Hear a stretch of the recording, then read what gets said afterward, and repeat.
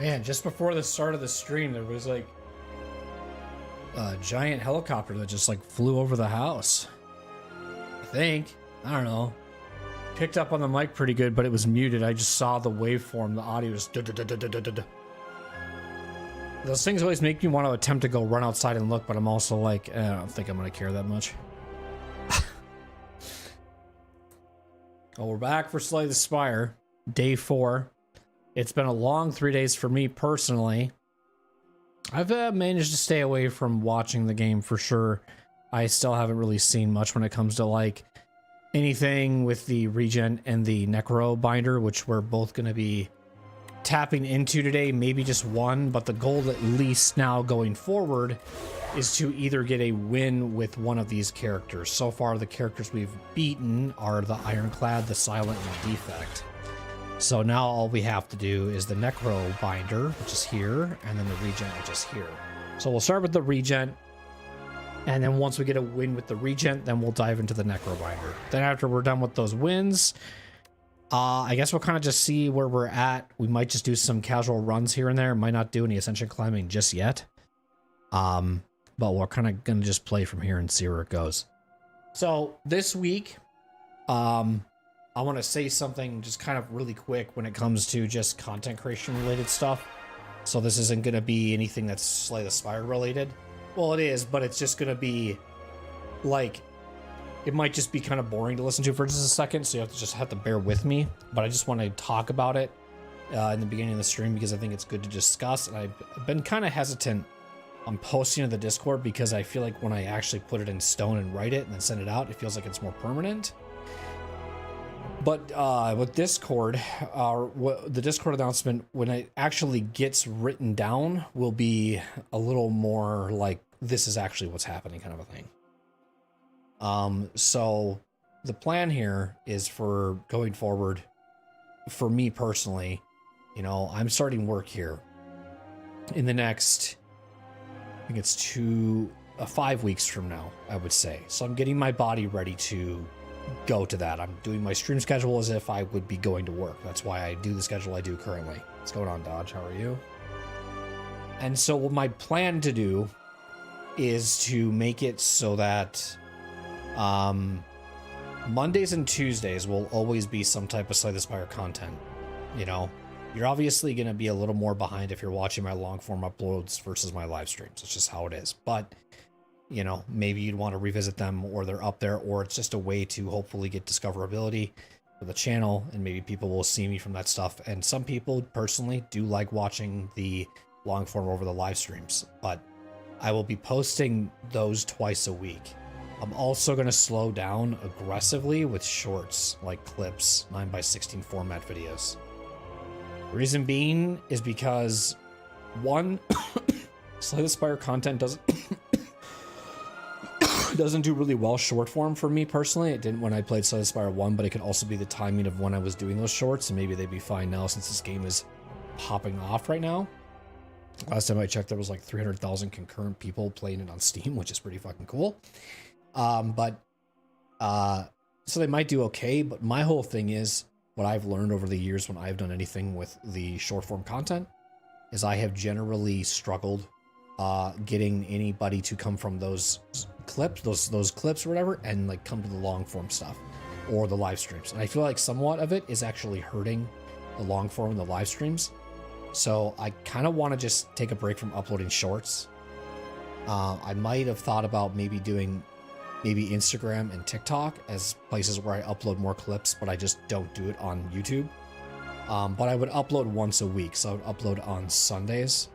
And it could just be of anything. It's not going to be Slay the Spire related. It could be from a random playthrough that I did. It could be just something completely random. And maybe I'll let that clip just sit for a whole week, and maybe it'll bring in an audience.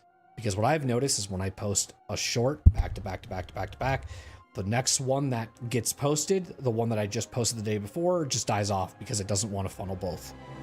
So if you are seeing what you guys are watching on YouTube, if you guys are seeing more longer form uploads and less short form, this is why. But I'll also be putting a post on it on Discord, and I'll also be putting a post on the YouTube community page, just so that everybody is aware of what's going on. So that's that. But yeah, I am loving editing again personally.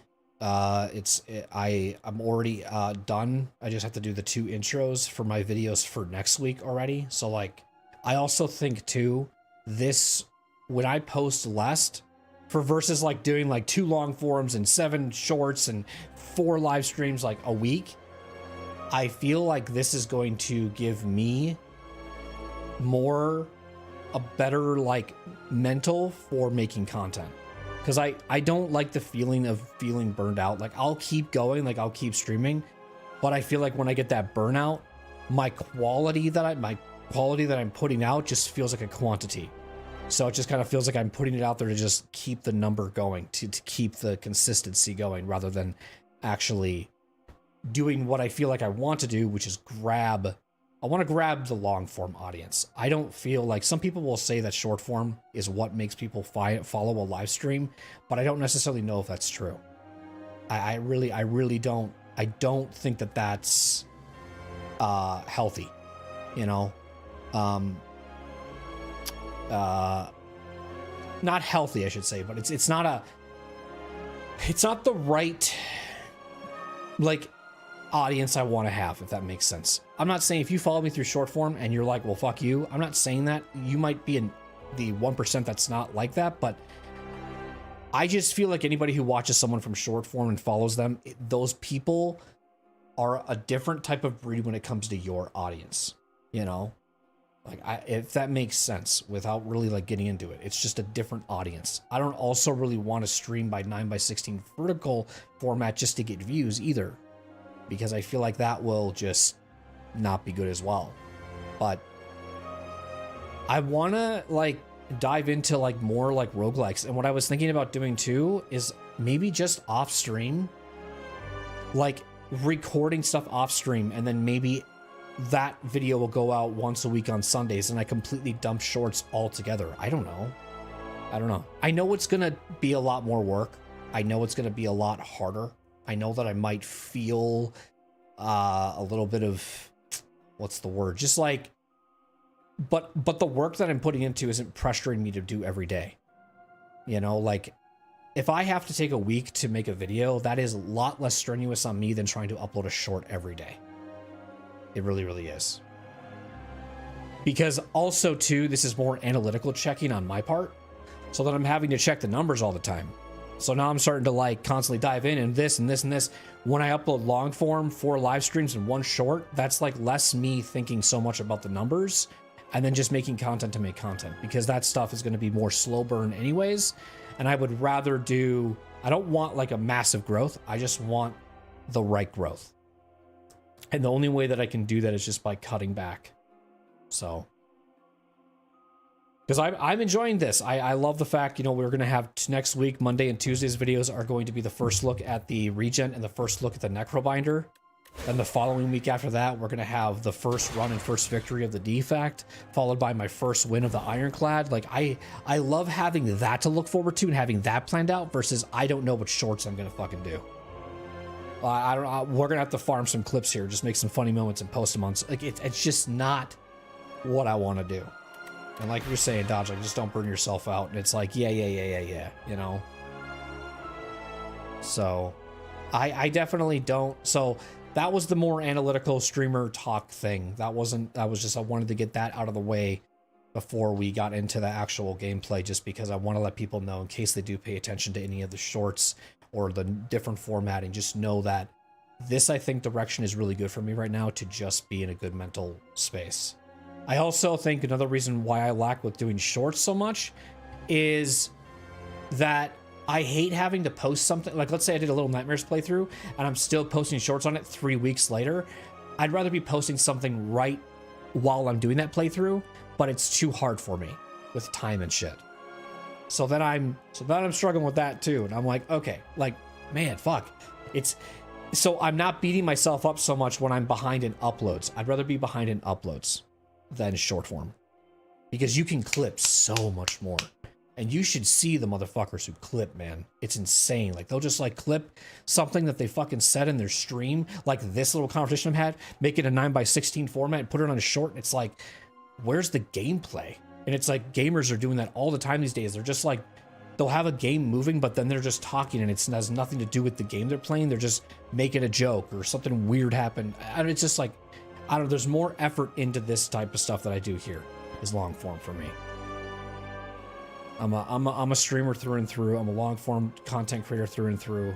I think it's just time for me to take a break from shorts. So, if you're not having fun that I'm not, don't get lost in the sauce and the numbers. I know. I definitely have my moments. But I've been streaming consistently for, you know, I think probably for about almost 2 years at this point. I know for sure it's been a year. I've been pretty good with my Wednesday through Saturday schedule. The times might change, but I've been really good with that, with those days. So that tells me I'm enjoying what I do again, and I'm not stuck in stuff. It's just, I had to tell myself a few years ago, if you want to keep doing this, you also have to do YouTube. You also have to edit all of that, because I know you love it. So how can you make time for it? And so when I'm going back again, the short form stuff is making me fall out of love of editing, which then will make me fall out of love of streaming, and we'll be back to square one again. So this is why I'm doing it this way, so that I definitely can still do what I enjoy with the editing, but not burning myself out to the point where I don't like it anymore. I hate that burnout feeling. I hate it. Like, it's good to have mental resets here and there. Like, I'm not, you know, I love this game. I'm still having a fucking blast playing Slay the Spire, but there might be a day where I'm like, guys, I just need a reset. We're gonna go play something else. Doesn't mean I'm done forever, you know? But another thing I thought about this too, chat, the reason why I think I'm gonna like this more too, like this formatting, is I think this is gonna give me more time to play games off stream. So when I'm doing all the shorts and this blah blah, like, I'm never having time to separate, you know? I don't want to spend like every fucking day doing this shit, you know what I mean? I definitely want to like separate for sure. Definitely want to separate. I was thinking about actually making a separate profile for Slay the Spire. This will be like the stream one, and then another one will be my alt, just so that I can play this off stream too.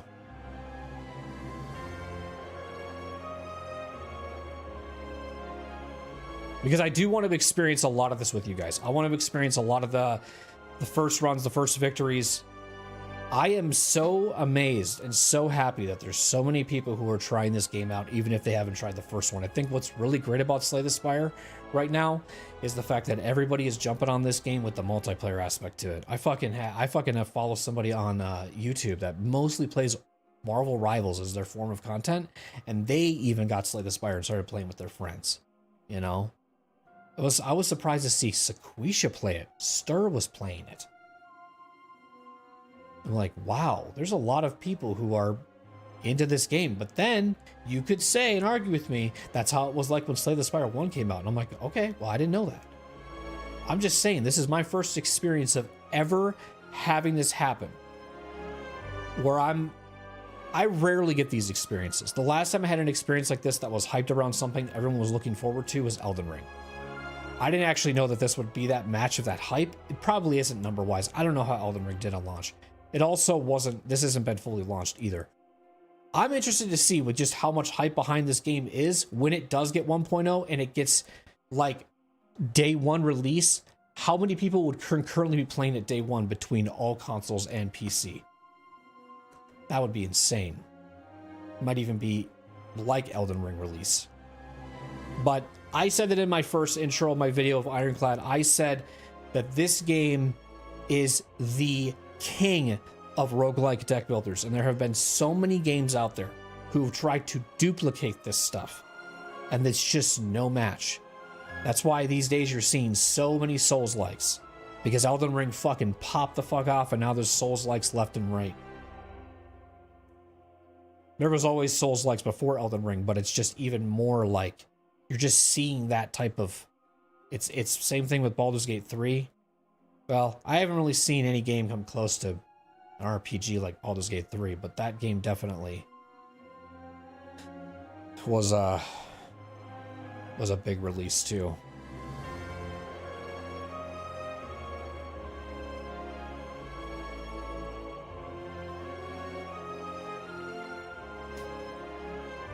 Have you played anybody else or just the Ironclad dodge? Are you still doing, still fucking around with that? Are you doing Ascensions at all, or? I can't remember how long it took me to unlock all the cards either. So, like I was saying earlier, I don't know if I'm going to, with Ascensions, I don't know if I'm going to, you're on Ascension 9 already? Damn, bro, you're cruising. Nice.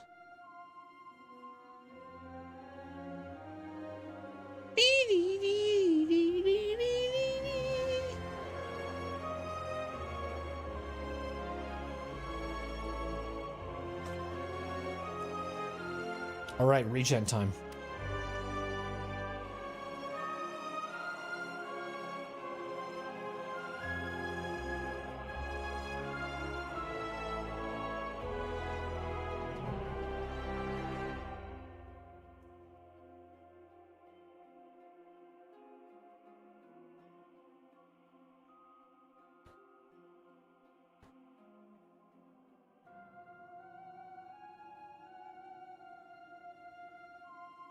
All right, where am I going?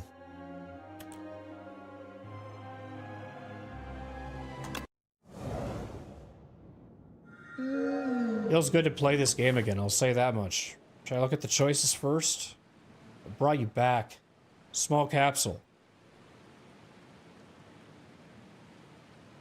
Choose one of 2 packs of cards to add to your deck. Lose all gold.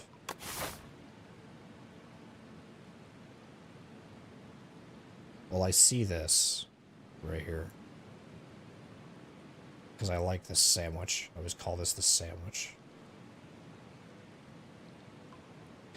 And then we could do this, because I love fighting at least 2 elites regardless of what I'm doing. And then it looks like we're fighting the soulfish.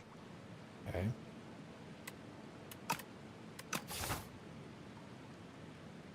I'm gonna do the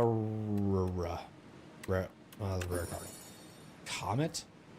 Okay, so I have to remember these things are stars. And I need to make sure that I have stars to play these cards and things. Hold on one second.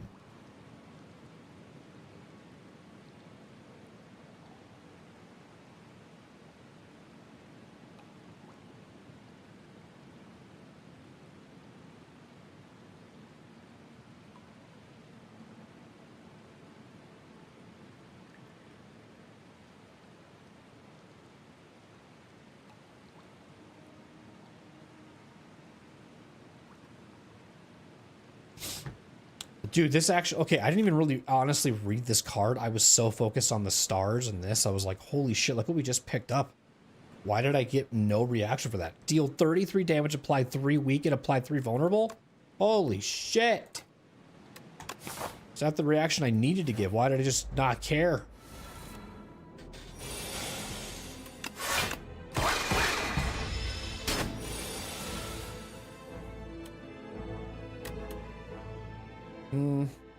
I think we scale for a little bit and we just block.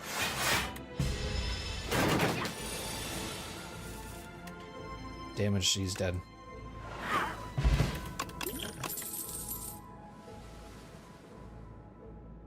Oh shit. Sure. Just honestly, focus your energy just around that. No joke. This is a huge card for Act 1. What do you mean? Oh, fuck. You have to scale it? Oh, I really wish I had that retain card there. That would have been nice. So next turn, gain this, and then retain your hand. So I should play this.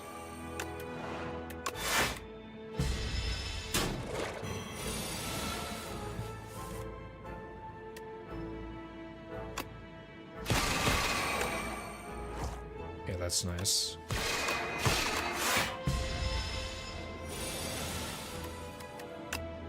Ah, the comets again, bro. You gotta really... Okay, that's what I suffer with, is that I gotta pay attention to that energy, for sure.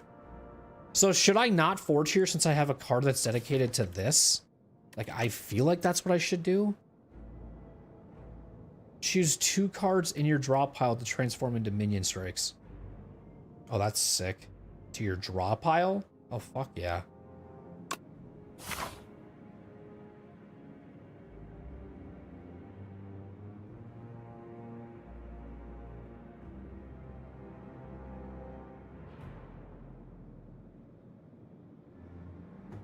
I played both the Divinity games before Baldur's Gate came out. I was so happy to see the game studio get the fame they deserve. Both the Divinity games are goated. Yeah, for sure. For sure. I really want to check out their first games too. And then they're making a new one, which is pretty cool as well. I don't know. Okay. The next turn, draw 2 cards from your draw pile into your hand. Wow. Card manipulation.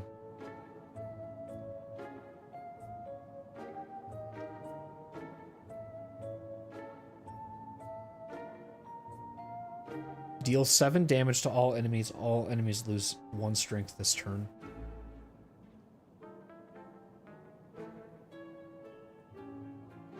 I think we do this. And then we do... Let's not. As much as that seems good, I'm only thinking about that one card I want to play. So I can retain, which is good. So we'll just retain this.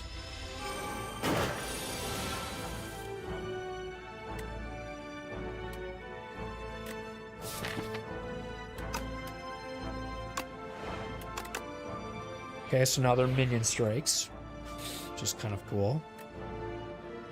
Next turn, to put 2 cards. I don't think it really matters here because we're gonna have 4 draws, so it's not really worth. So we'll do this to gain this so we can kill him. And there's no reason to draw that, I guess. So 7 and draw. That's also 0 energy, which is really good. So now that stays that way. Right. So only for that fight, I should say. Deal 6 damage, deal 2 additional damage for all cards that have a whatever cost. I think we do that. We're getting some damage here right now. But I have not thinking about the blocking right now. Hasn't been too scary, but we are at half.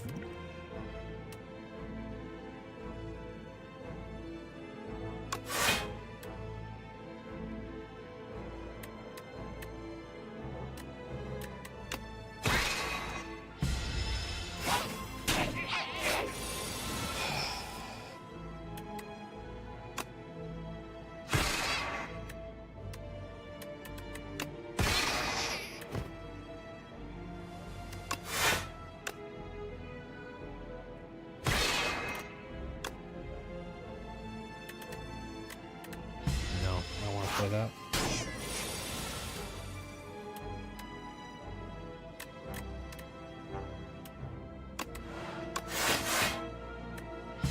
Weird. Well, I had nothing in my draw pile that would have been a pointless card. That guy came back.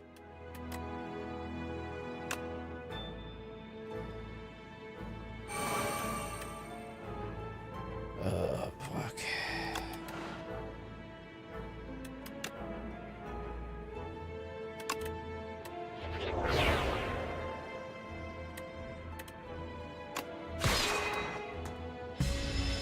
This is not looking good. Why is there so many of them? Help!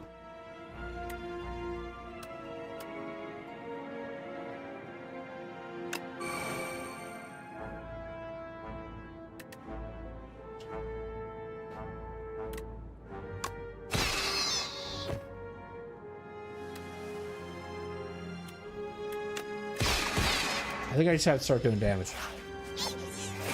The card looks so fucking fun, too.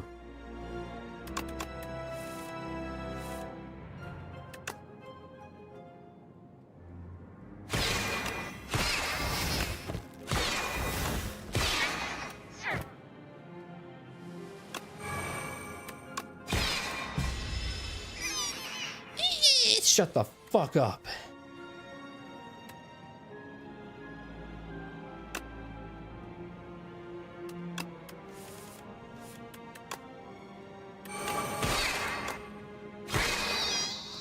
This is crazy. What's actually happening right now?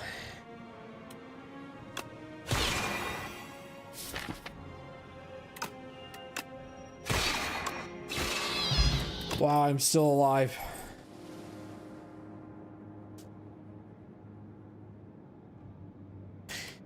Every 4 energy you spend, gain this. Gain 7 block and add 1 colorless to your hand.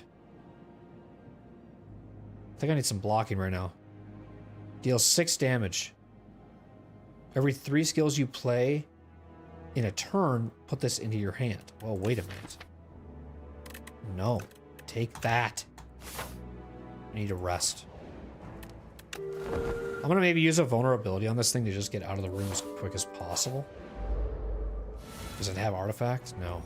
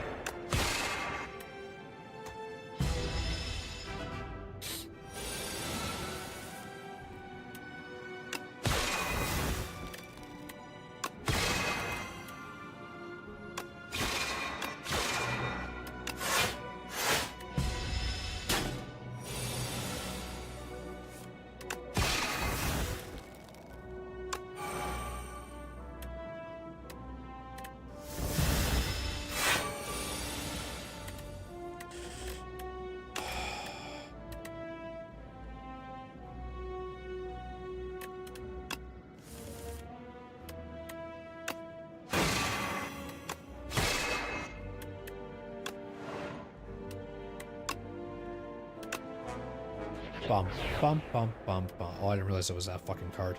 Ha ha ha ha ha ha ha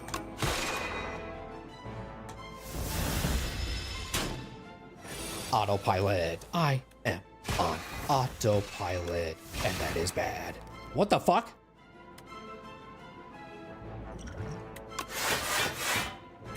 Dead! Wait, what? Oh, that's so annoying as fuck.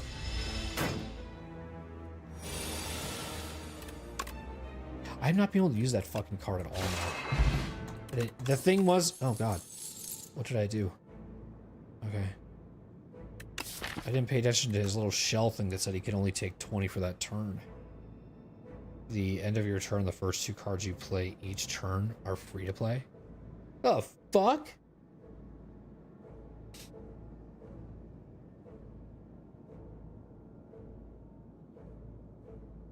At the start of your turn, draw 1 card and exhaust 1 card from your hand.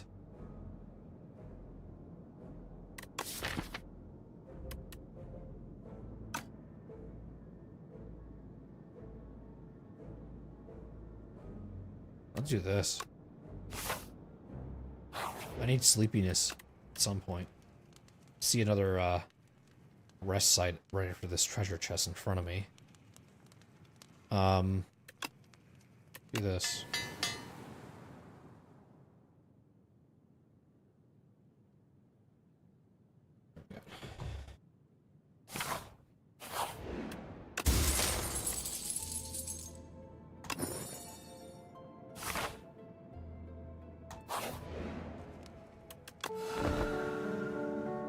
Okay.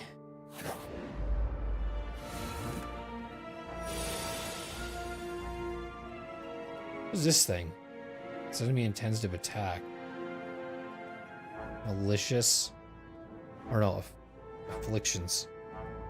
Well, it says malicious. This enemy intends to apply afflictions on your cards. Good.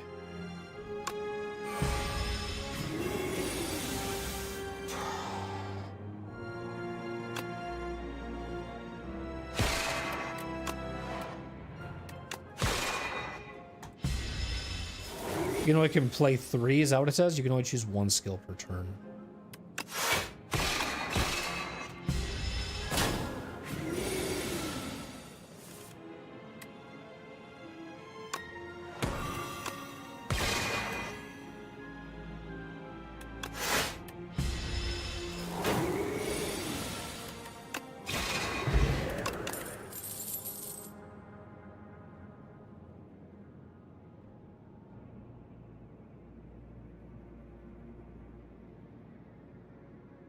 Add debris.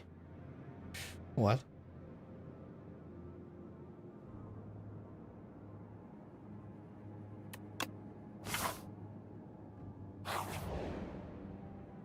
Arms suddenly jut out from a nearby hole, clutching a suspicious bag of riches and clearly cursed relic, this or that. I'll take the clumsy. I'll take it. I have Regal Pillow now, too.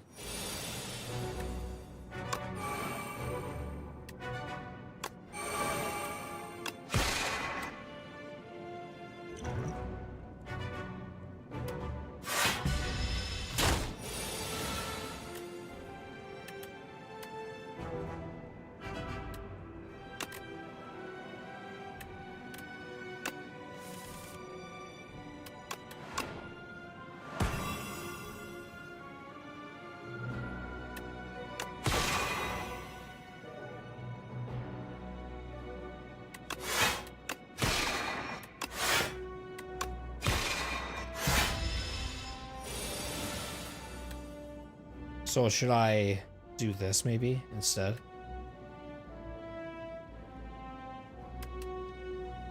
Yeah.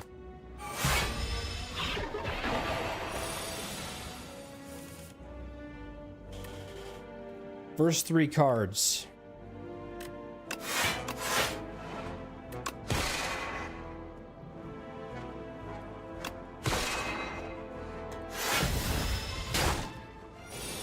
On the edge of your seat type action.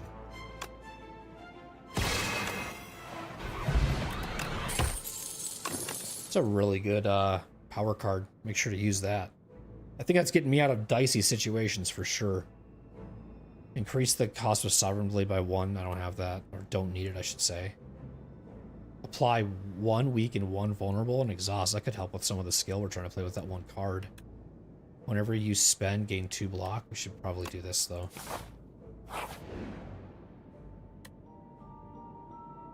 Next act? Sure. Okay, we're resting.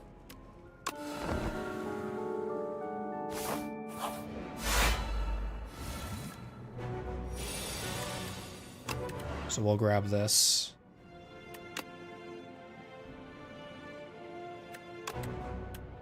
No!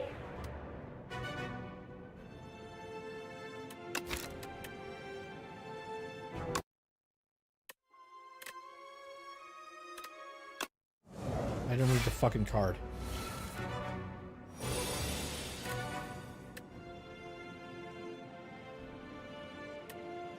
Choose 2 cards to transform. Okay.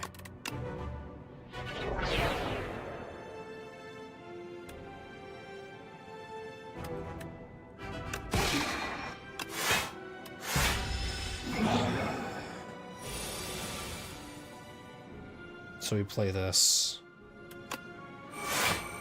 Just let it happen.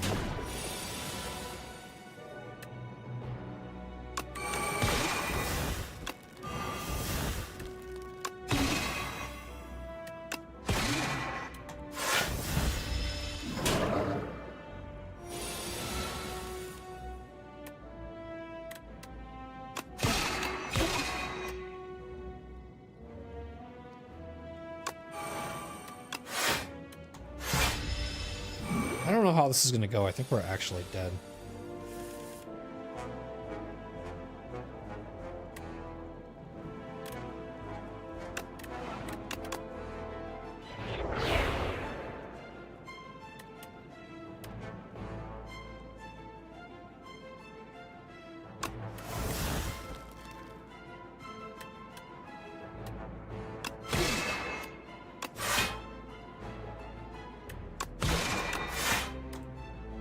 Maybe not, I don't know.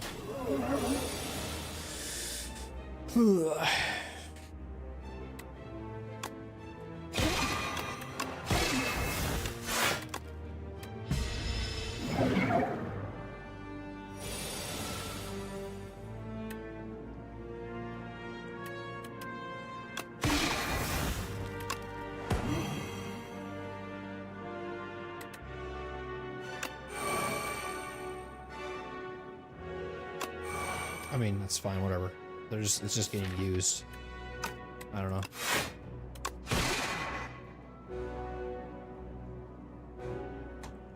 I don't know if this kills me. I think it does. Yeah.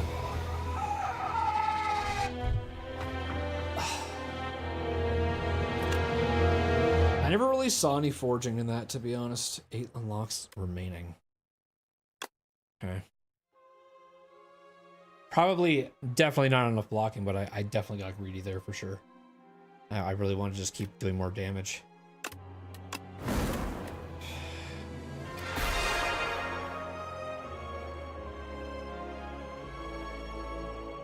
Oh, fuck.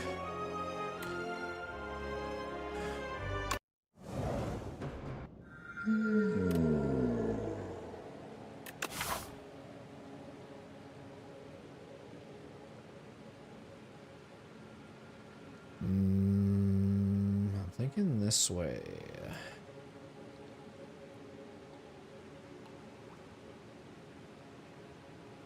Don't know if I want to go that way or go up and fight that elite. We'll see what my deck is doing and see how confident I feel.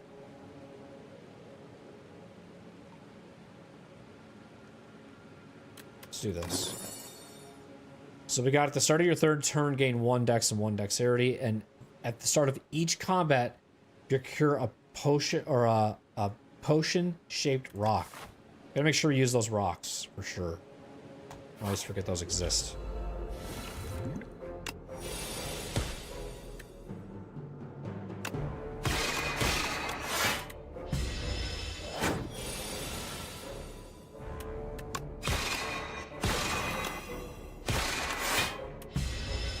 I think it's more fitting to do that with the ironclad because he can throw boulders.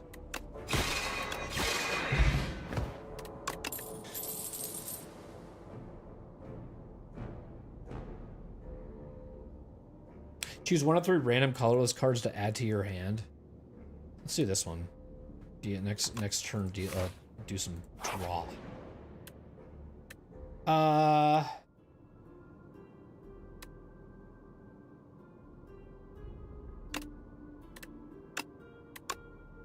Try it.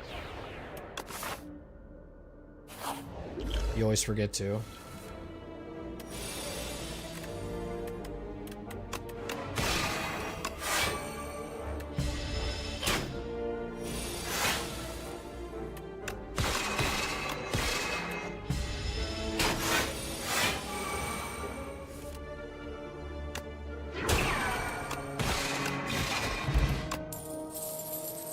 This turn, your next card is played twice. We don't have Sovereign Blade yet, but should we do it? I think that would go really good with Toric Toughness, honestly.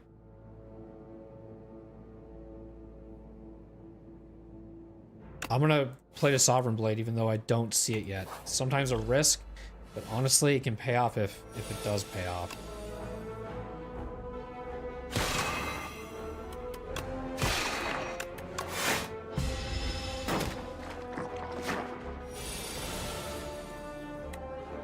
We're not gonna play because we don't need it just yet.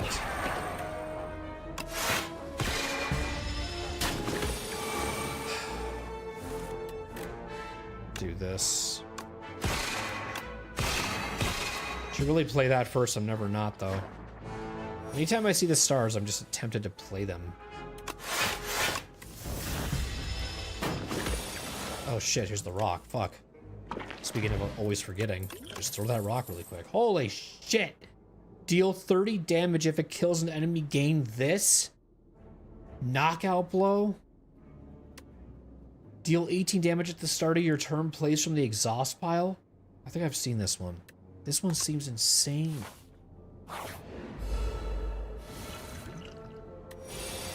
It kills the enemy.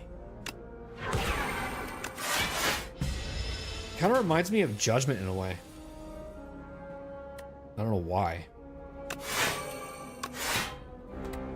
And like any of that. So what does this do? It costs an additional. We're not playing Sovereign Blade. I don't know what to do here.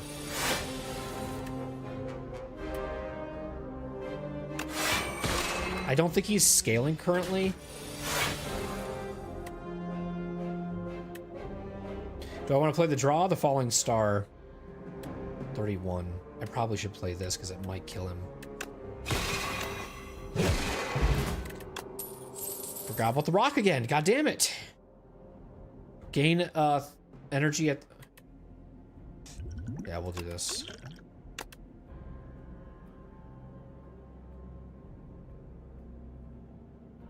Gain 6 block. Put a disc.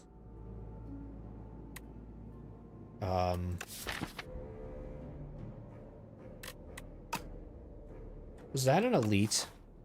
Then I'm skipping.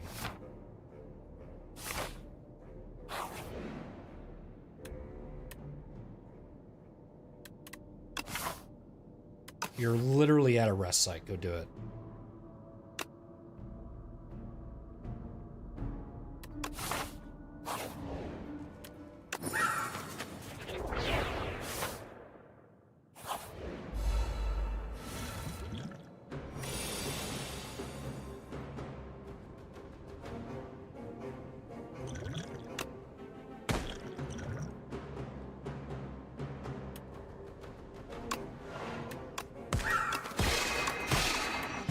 That was great. Holy shit. It's also... No, never mind. It's not that. Easy. Never mind. He's still alive. I forget about that. Getting all cocky here. 10.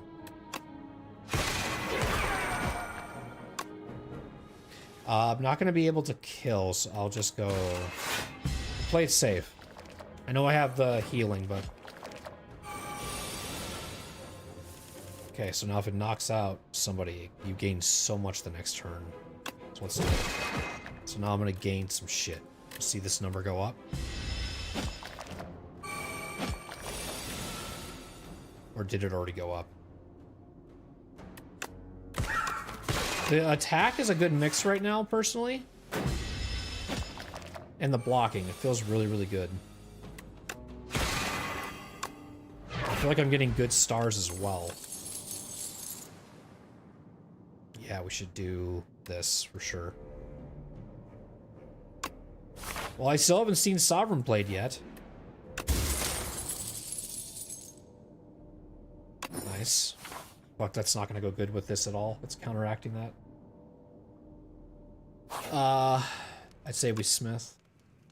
Right now, do you want to fight another elite, though?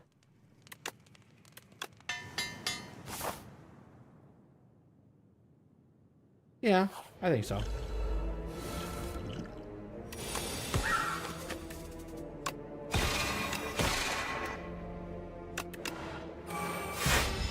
I probably should play that first, honestly, but I always forget. But see, now I'm gonna draw. I'm gonna... No, do I do this? Yeah, there we go. Okay, so it does do that. So it should... So it's there already. Okay.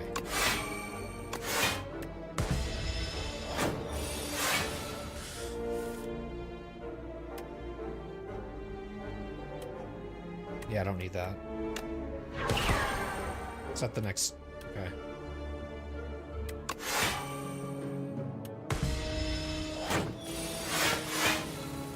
Torque toughness, if it can get comboed, is really OP as well. That card's coming in clutch. Yeah, yeah. Get some nice cards here.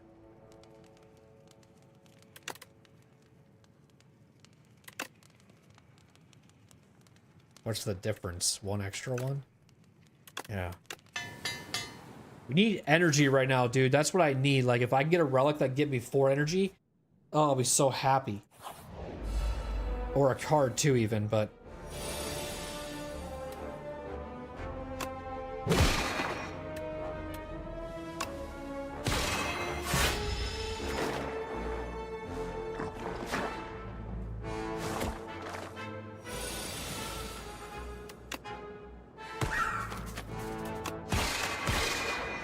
That sucks.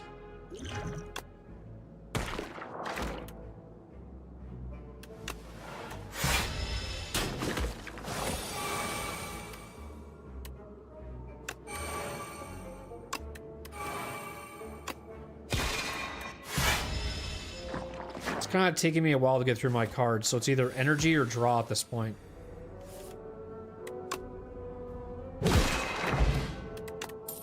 That worked out really cool.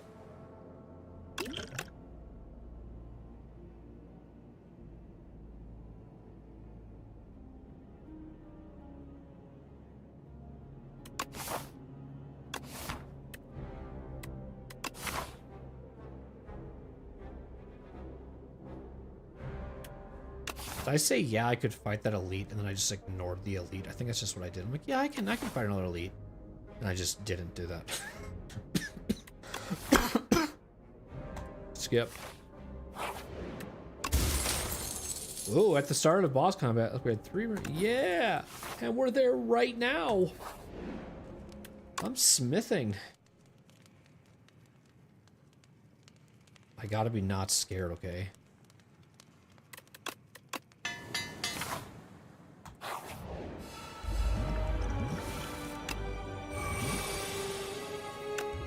By not scared, I mean putting on a bunch of shit.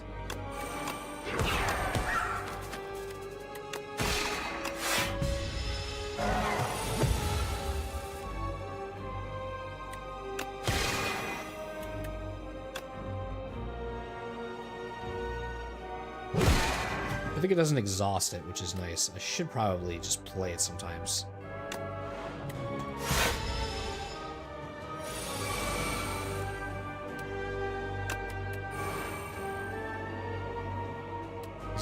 He's gonna ring bind me or whatever, I think, this next turn. Binding. So I gotta play something smart here. Do I take the 15 or do I take the energy? I take the 15 and just do some damage here. 17 again.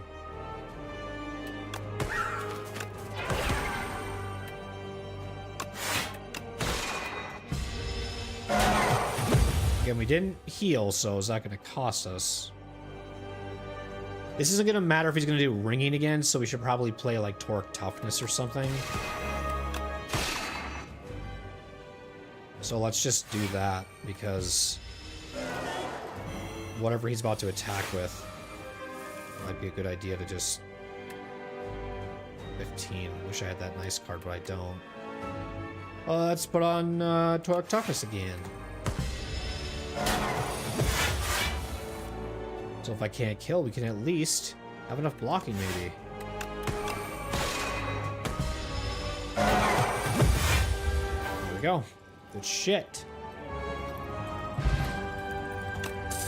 He's like, I'm out of here. I'm fading away. Bye-bye. At the end of combat, gain 30 gold. End your turn. The first 2 cards you play each turn are free. Transform any number of cards into your hand into minion sacrifice. What the fuck? We could do that. That's manipulative. That's kind of interesting. Does that hurt me though?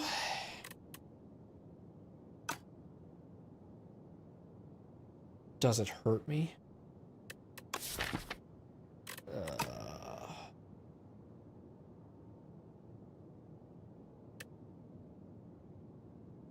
Let's do this. The Hive. Have I been? Oh, it's gonna be this guy. The Knowledge Demon.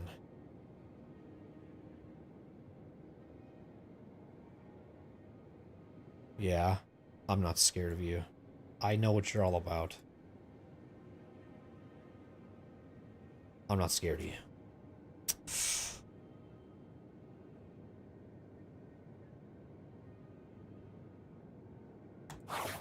Is this guy new? Where did I put it? Oh, come to see my collection. Take anything from that pile over there and put it to good use. Transform 3 cards and upgrade them. At the end of your turn, you no longer discard your hand. Oh, Runic Pyramid. Oh, Runic Pyramid.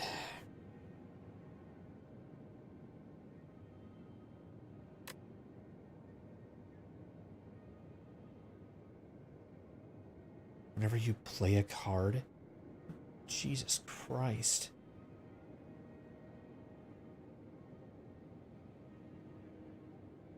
I mean, that's huge. You need the draw, bro. Take this. You have to take. You need the draw. You're gonna take a card. It's not gonna be this one, buddy.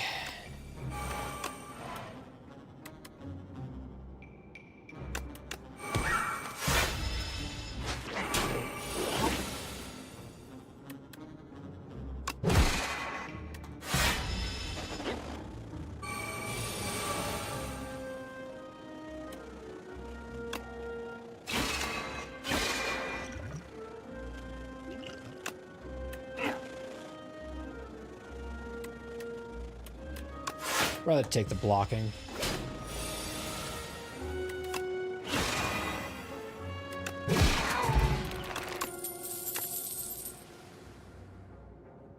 Black hole sun, won't you come and wash away the... You could have totally took that forward, you idiot. I want to get rid of that card.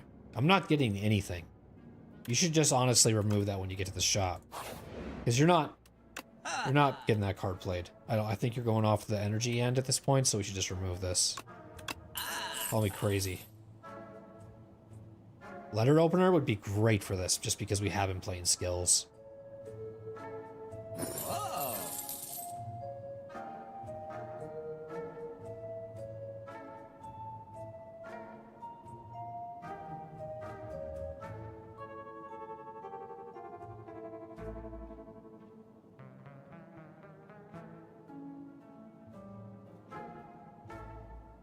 Deal 11 damage at the start of your next turn. Return this to your hand.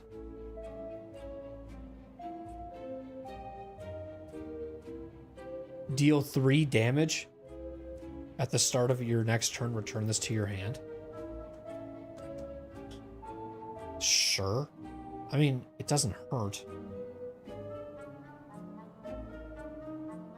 I don't know, man. I don't know. Do I have another shop? I do. Let's wait then.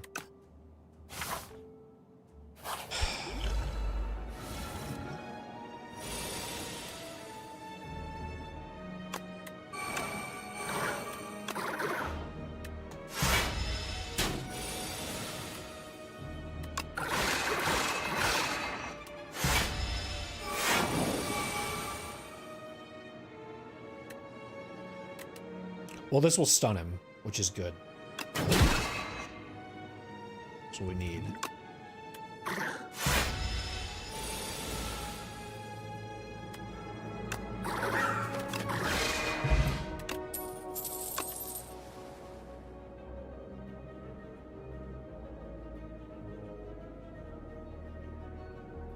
Do this, maybe?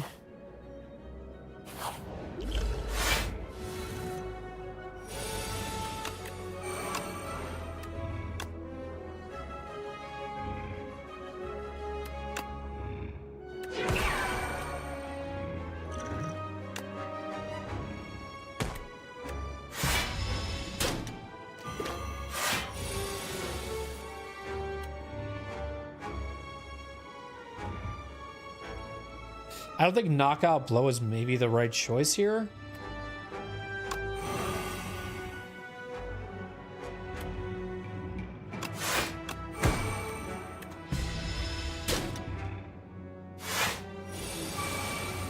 I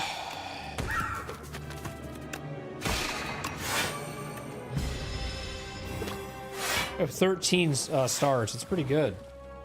So I'm not seeing that until last minute.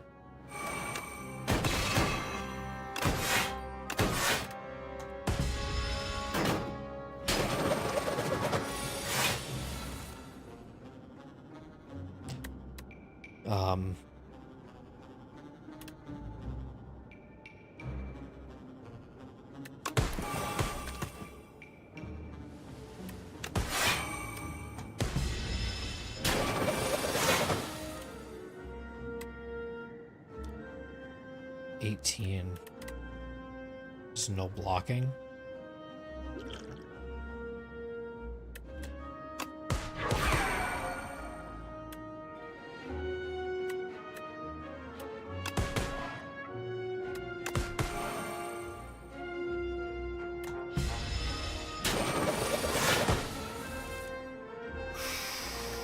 How am I still here?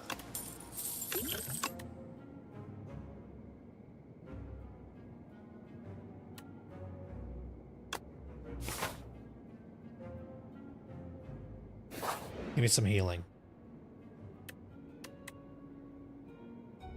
What is this? Sudden sight of massive field gouge with large outlines of bodies stops you in the tracks. One of these outlines matches your own. Enchant a card with perfect fit.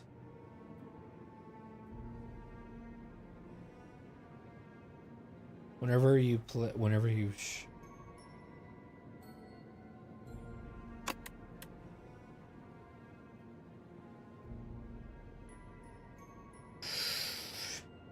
it's got to be a card you play regularly, I feel like.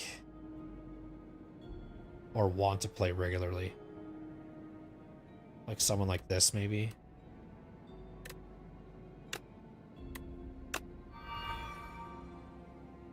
The stock fit, but you squeeze yourself into a hole. The further you go, the darker it becomes. Eventually, you see a faint light grow brighter and reveal the other side. You step out and change, but now understand the intimate secrets of life.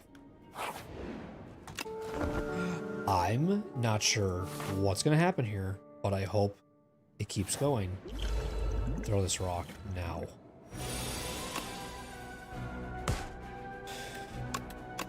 Ugh.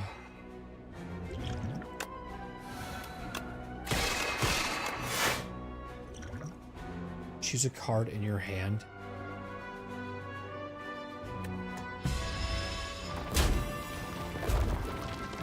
It's looking really good, guys. I have faith. There's not enough blocking right now.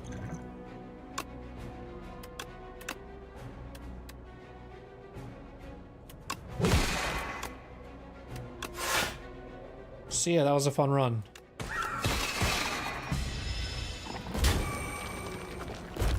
What was the issue?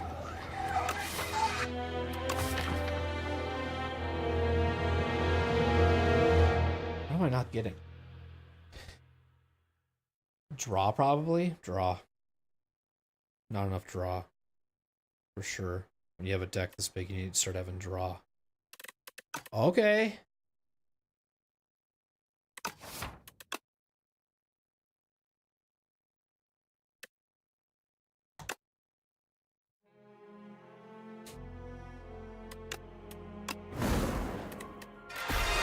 The Regent. Why am I reading that again like it's an intro?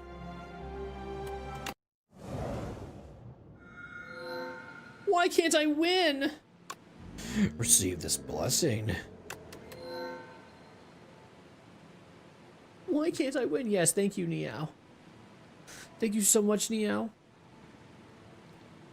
Transform one of your strikes and one of your defense.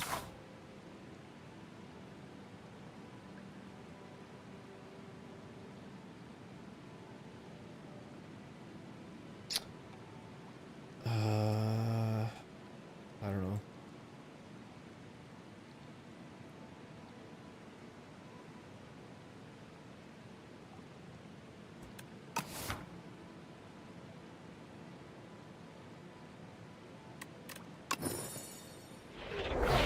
Big bang, and what else? Deal 18 damage at the start of your turn, plays from exhaust pile.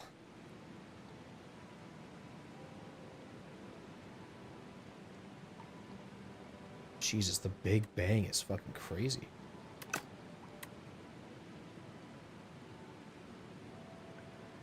Okay.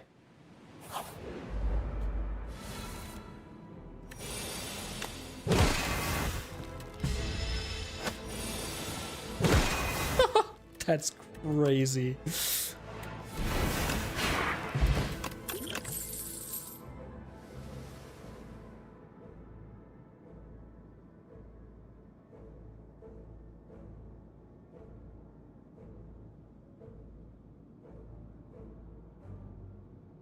I'm going for this.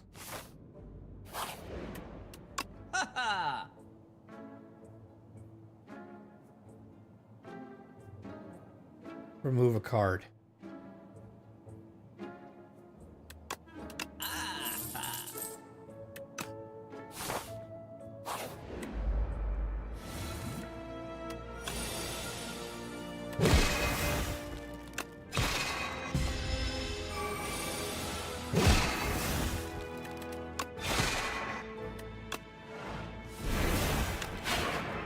This is gonna be nice. Ooh, Forge 10.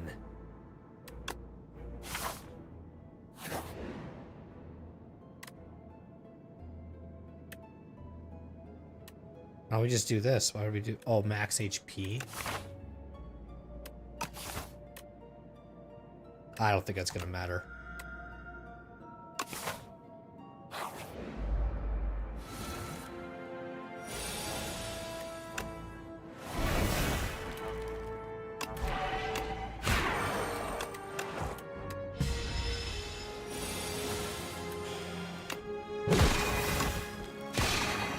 Should always play that first, but I never do.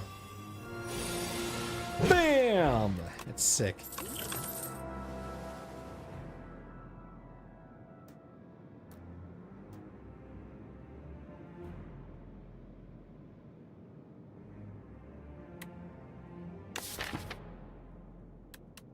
Sure.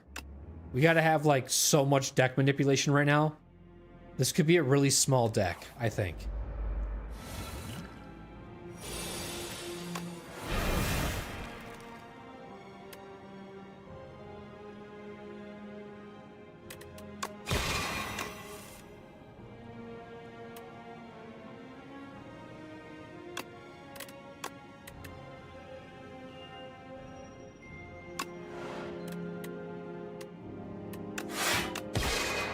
Let's retain for now because I want to do I want to do more damage with it.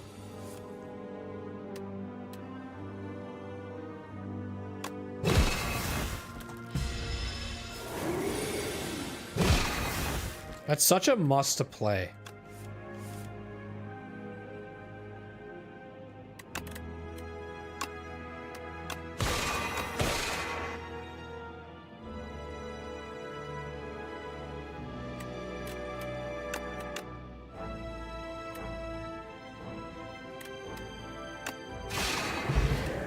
All right.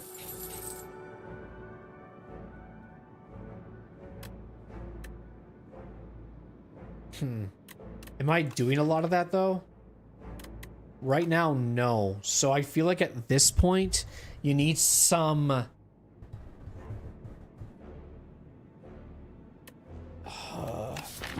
This might encourage you to, because I feel like you need something like this. Because right now you have the forging. You have bombardment, which is something that I want to play almost every time I see it.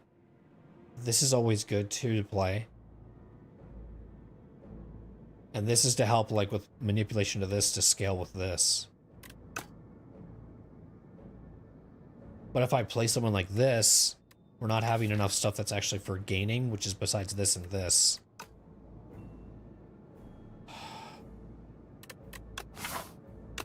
I mean, do I just skip maybe? Because all of these might actually hurt me rather than help me. And adds more to my deck.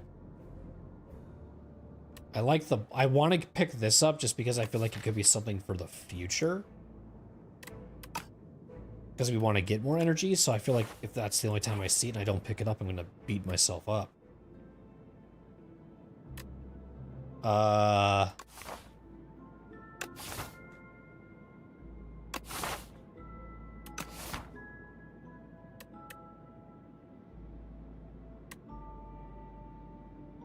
Do this. Give me that gold. Innate? Huge. Yeah. I'm gonna be playing to that a lot, so I feel like starting with that's a big deal. Cool.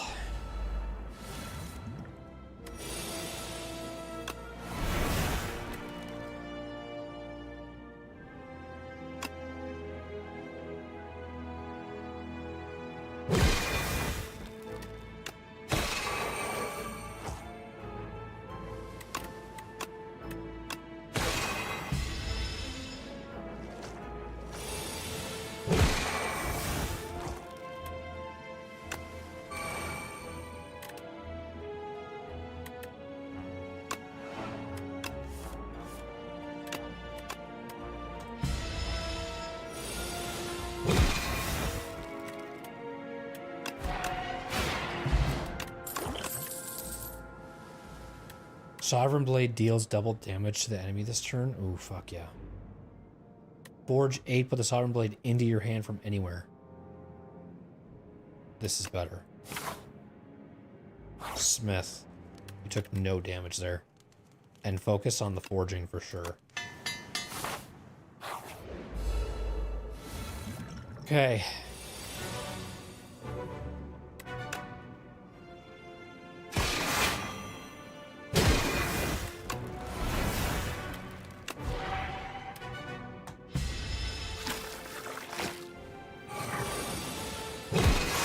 Nice.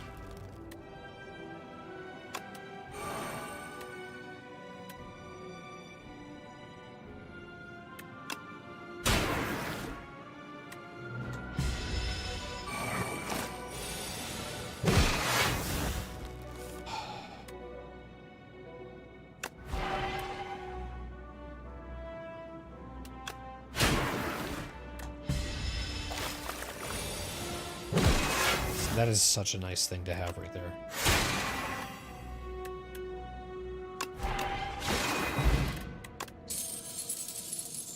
Head nib is awesome.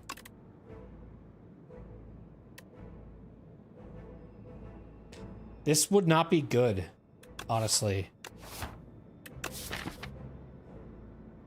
Maybe it will? It's just, you have to play it in the order that is like this and then that. But that's the only way you could really play it. I don't know if it's worth it.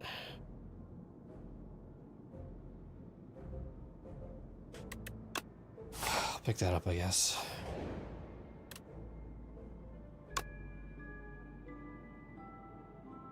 Here we go. I was kind of looking for something like that. So this deck so far is telling me it's really playing into the forging, which is awesome.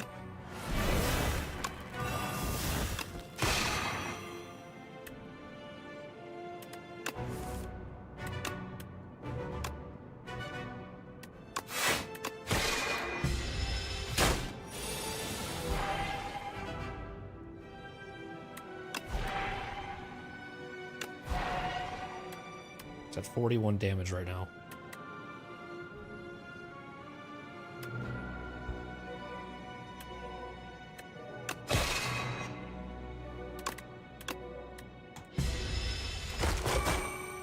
$41. 24. Reaches below.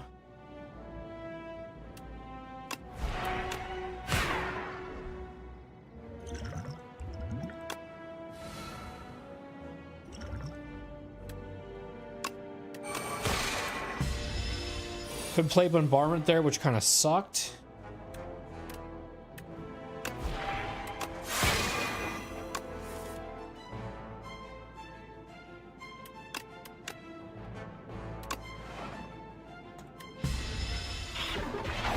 I think I can kill him though if I get the blade again. 73.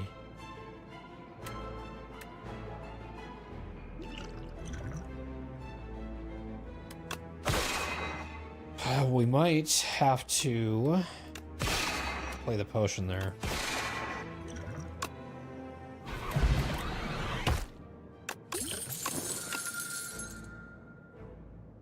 Do this. Rest. I'm not really rest. I'm not like, I am kind of going this very confidently as well, which is probably my problem too. Good.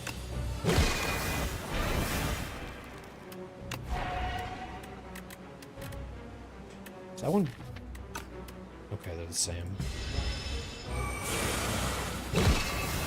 I like that every time.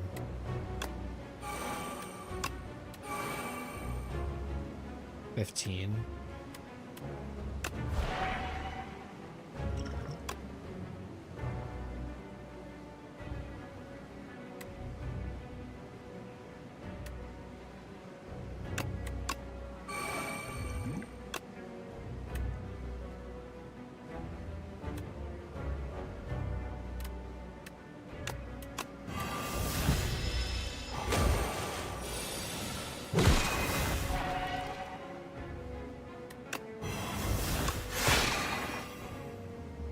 $7.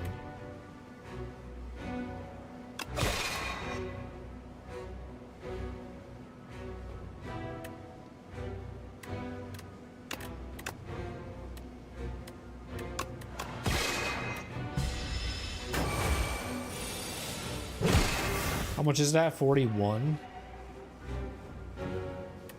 It's healing? Or what?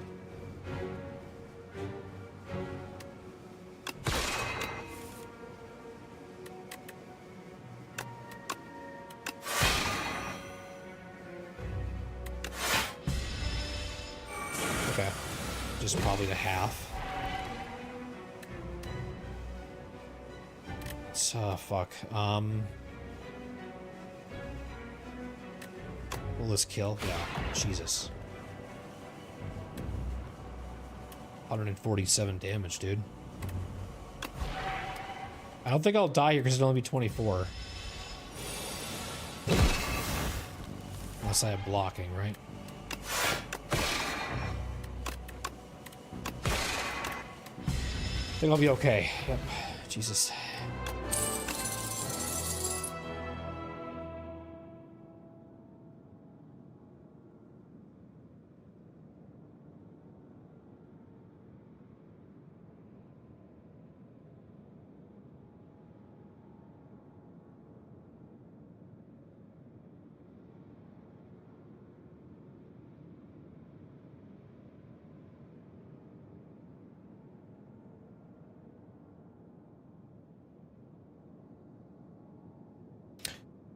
Okay, let's see.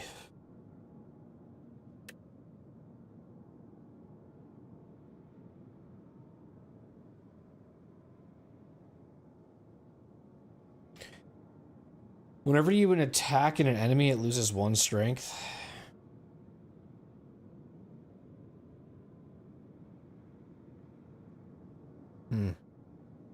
Increase the cost of Sovereign Blade by 1. Sovereign Blade now hits an additional time. Ooh. Yeah. Let's see what we... Well, we're fighting this guy. What do you offer? Upgrading 4 cards. Ooh. Brightest Flame. It might be something I need, honestly. Extinguishes at the... Oh. So it's only for this act, the pumpkin candle? I feel like this might be your call, storybook.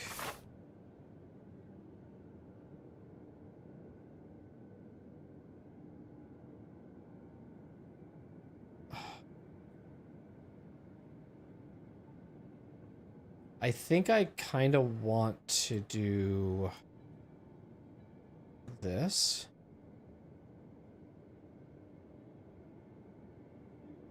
We'll see. I don't know what I want to do after that.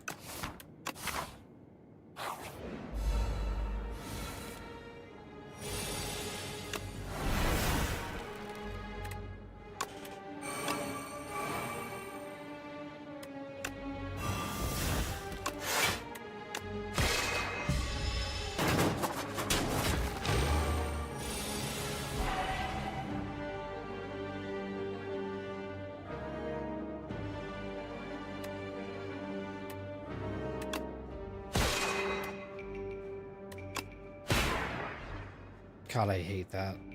Forgot that that was a thing. Ugh.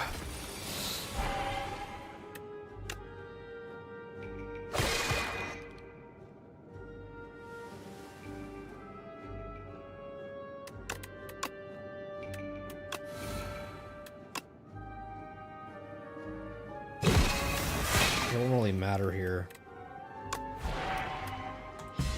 Because I could have 70 damage on this motherfucker and it's still going to do 9, so it doesn't matter.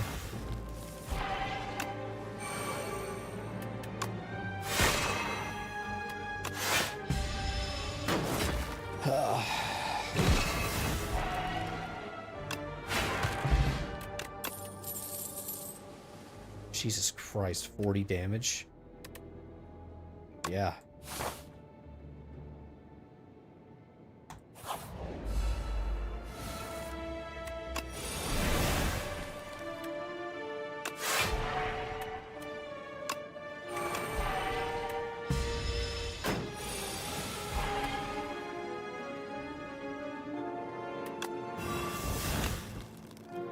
60.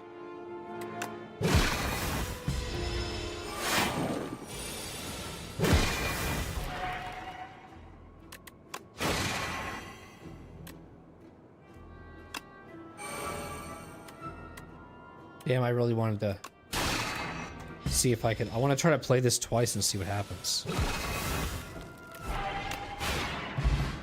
Other than 48 too, that'd been 96 damage.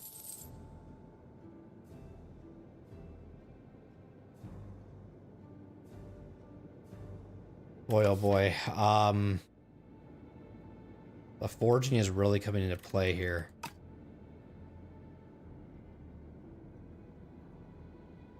But I feel like this is a good card. The Crush Under seems really good. But I'm also like, I have this, dude.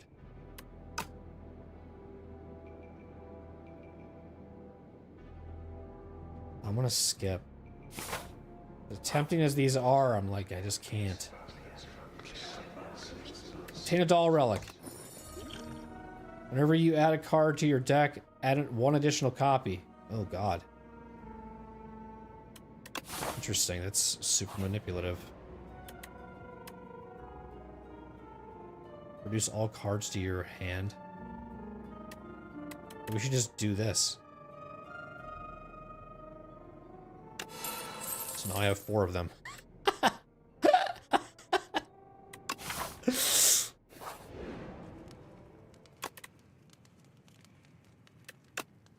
Do this. You don't even lose max HP, which is kind of nice.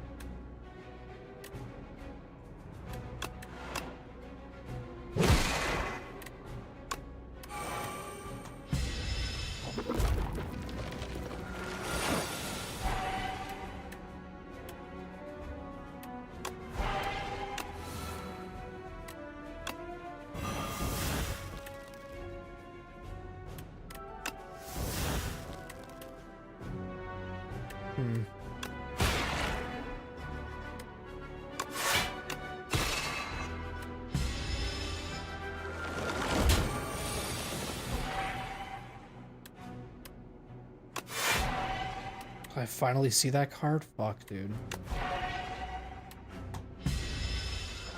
I really need that card, and it didn't come into my hand. Now I have nothing. It's just over like that. I said this gotta be a fucking struggle.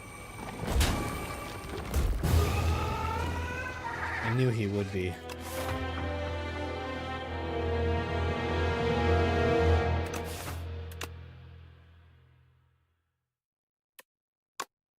I don't know. I'm gonna look at my deck again. I don't know what I'm...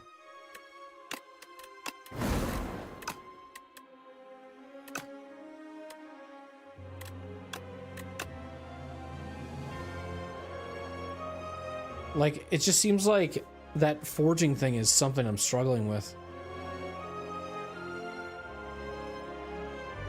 When I always feel like I have a synergy going, it just dies off at the second act, and I'm not sure why. The same thing happened last run, too. I literally died at the same spot. I don't know if maybe I'm not healing.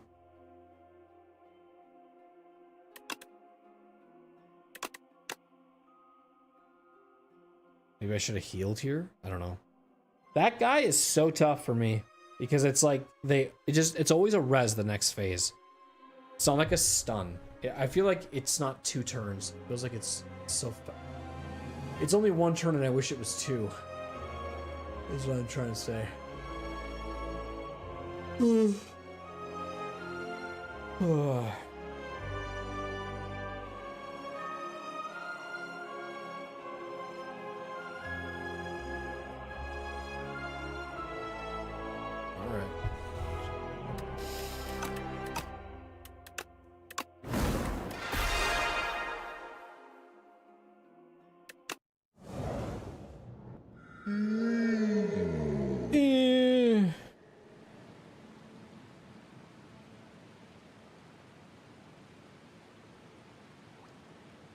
I don't have.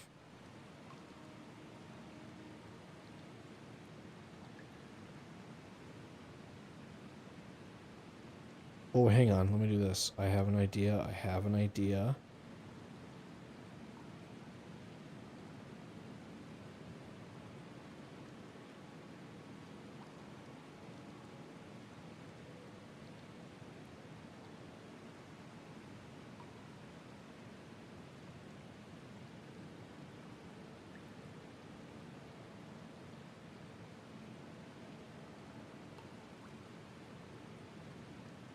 What the fuck? Where is it? Hang on.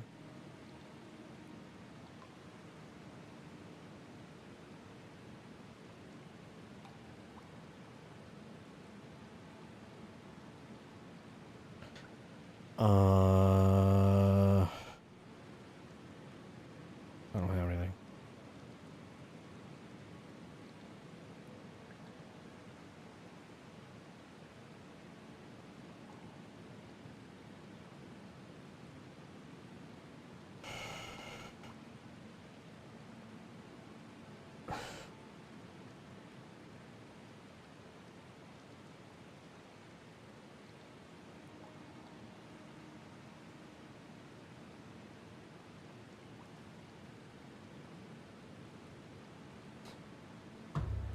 Shit.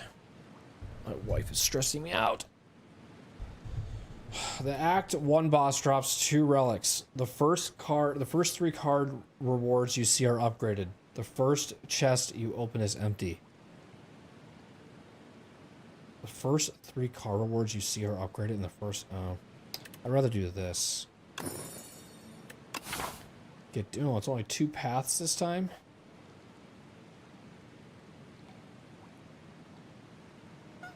Let's do, this.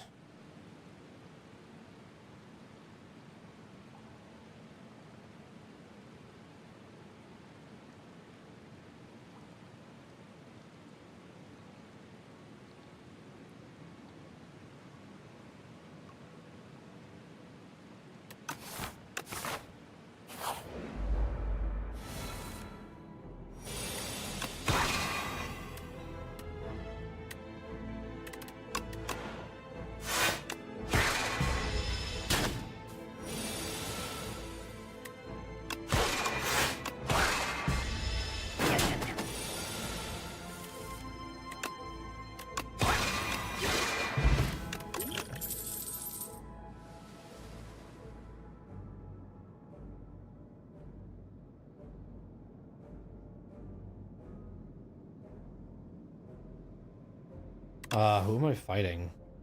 A guy who likes to explode.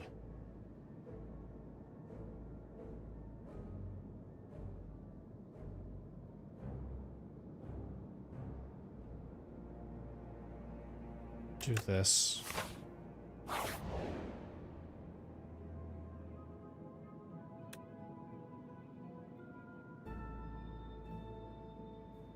Ooh. Ooh. This is new. The sunken statue. You spot an aged statue half submerged in a pond. Its hands gently rest upon a stone sword. Something is also glittering at the bottom of the pond. Votive offering, perhaps? You could really use some money. Grab the sword. Obtain this sword of stone. Yeah. You wrestle the sword out of the statue's hands and the whole thing crumbles apart. Nice. That's the relic right there. So I have to fight 5 elites. Jeez. This is such a, like, early... This would be so nice to have, like, early. Right when you pick it up. Because we're in Act... Oh, we are in Act 1. Aren't we? Oh, then perfect. Oh, I'm tripping. Holy shit.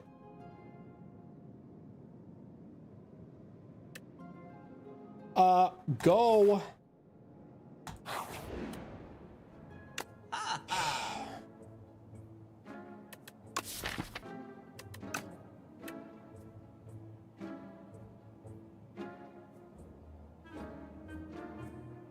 This seems like a must.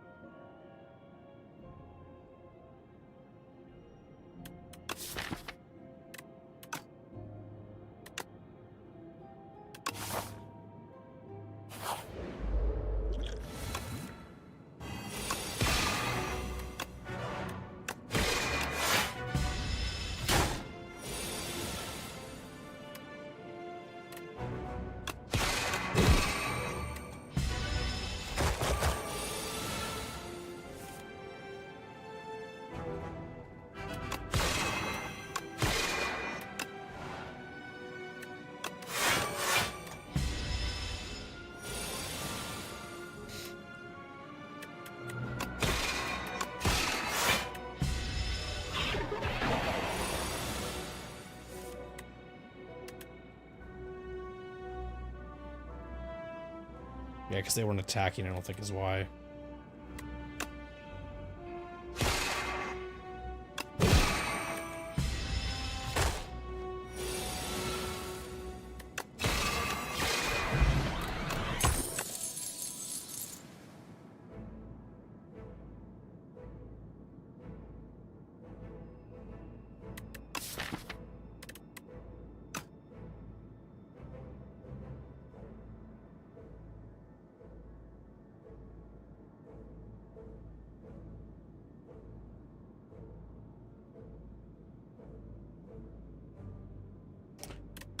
Whoops.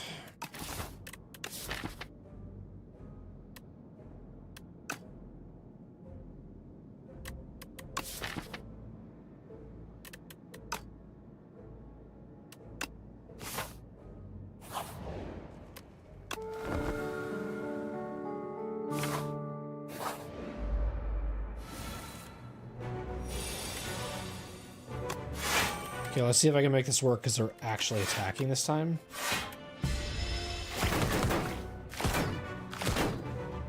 Got it. So what they're attacking for, that makes sense now. That's very nice.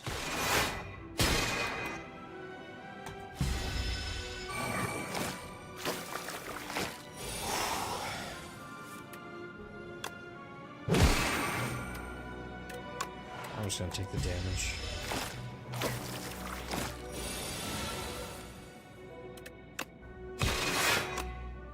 Like, should I play like that maybe? Like, is the maybe I need to, like, with that enemy, like, not always attack the person who's blocking.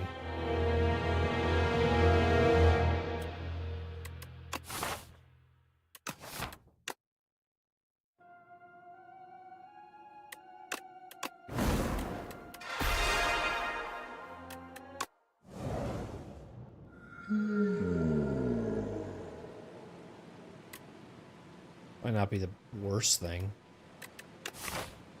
Or you can do greed. Pathing has felt super meh today.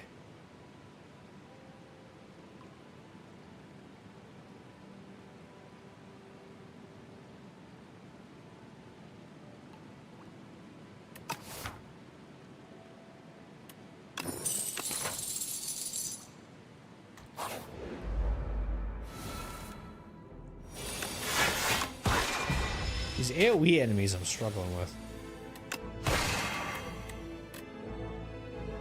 So I would want to play that and then... because I feel like you need to have stars.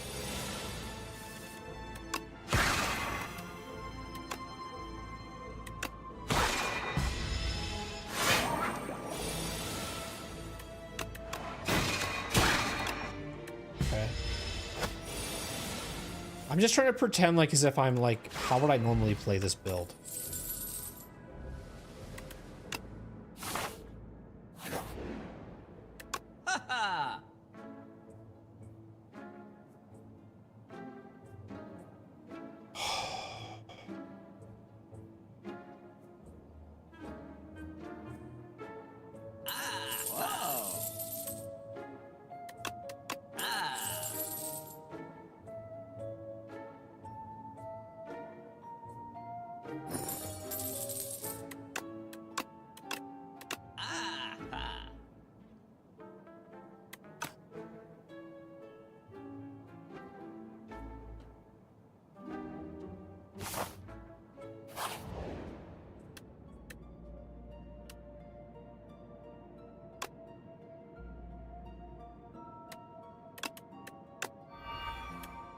Jeez.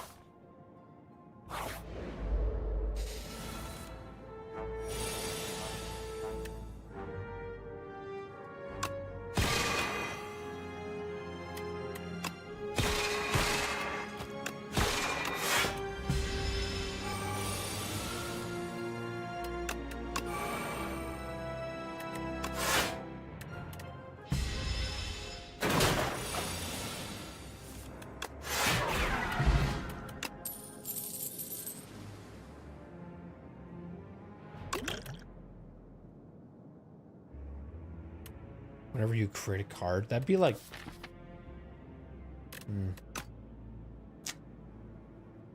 Do this.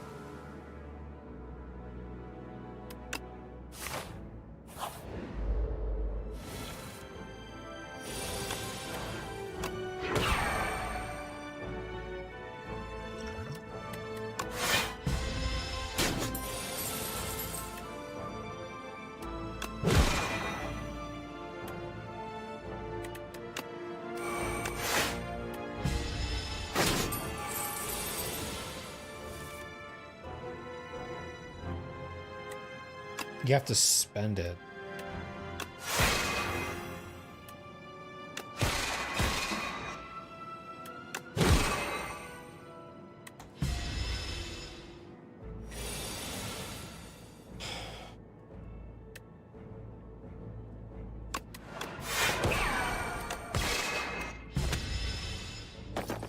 See ya.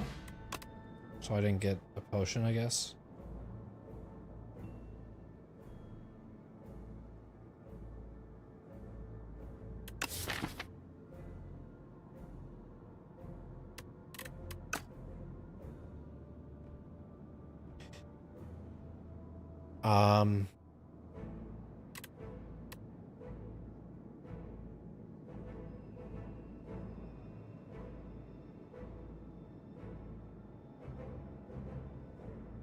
God, do I really want that though? Is that maybe?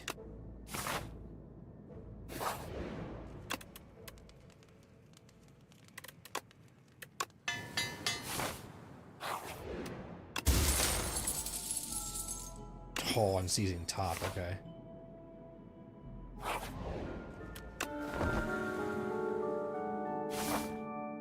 Okay, video game, I see you.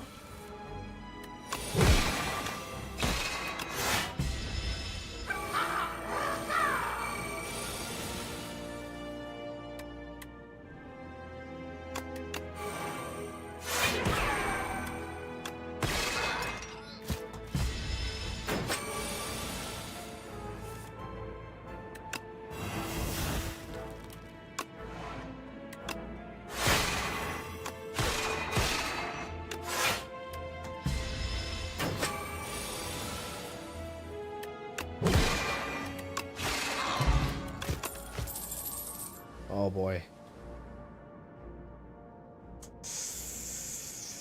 That's really good with what I need in the whole blocking scheme of things. I'm gonna heal so that I can just, you know, be okay.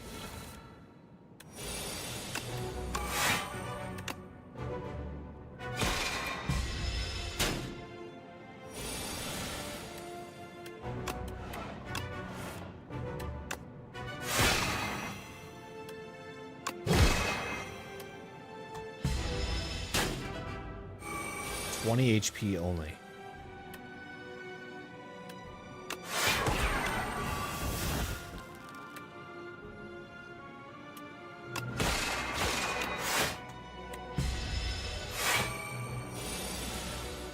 I mean, I should have done it maybe, but at the same time, it's okay.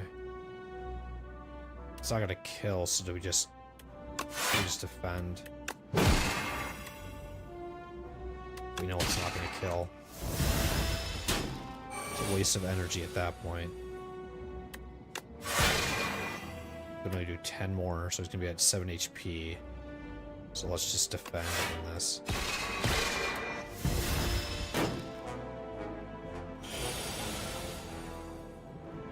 And then, perfect.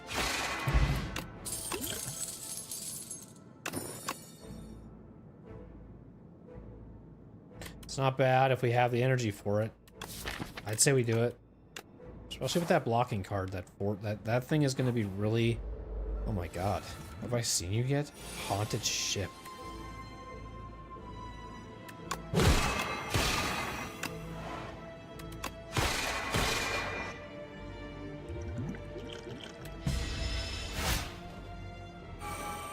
So big. You're so big.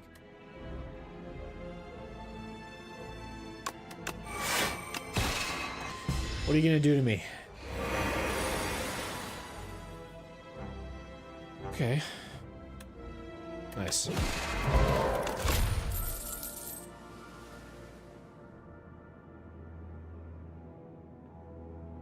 That'd be a good mix. And it's spending or gaining? Spend or gain, so it's some benefit to that at least. I'm gonna rest. Goes with this too. It says enters though. So you'll have 5 energy to start this fight.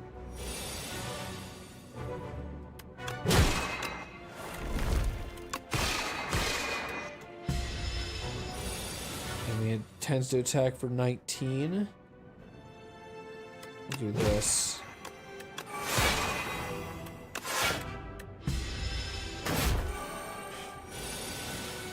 So I think we'll play Black Hole.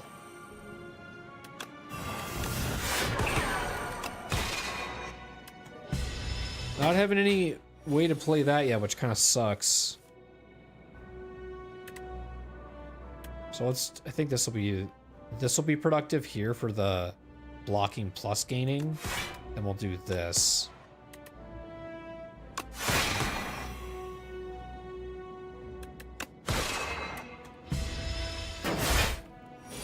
So I don't know what he's gonna do now, but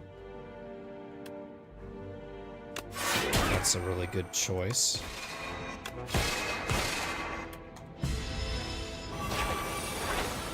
So he's hurting my strength and my whatever right now currently. I'm not getting any play for this. 21 damage.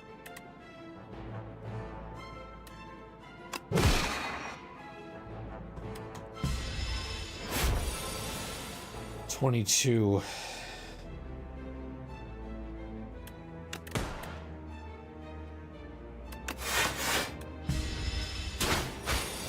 $14.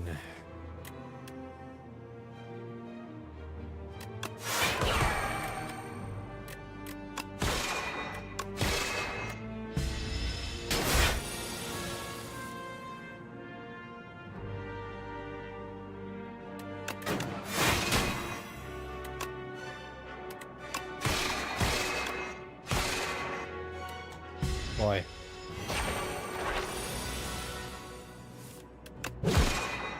Not good.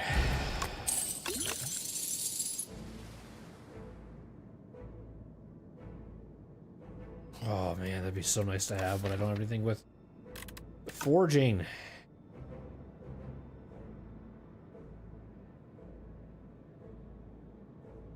Sure.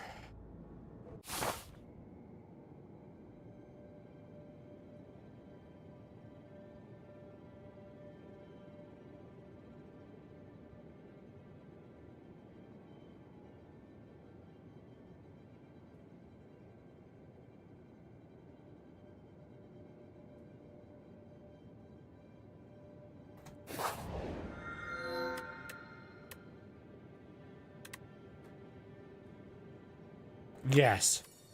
Sure. I've never done it before. Actually, yes, I have.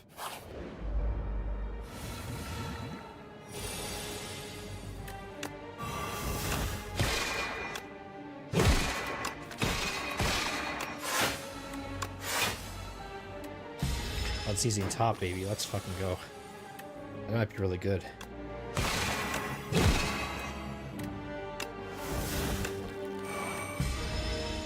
Could have probably killed him there, actually.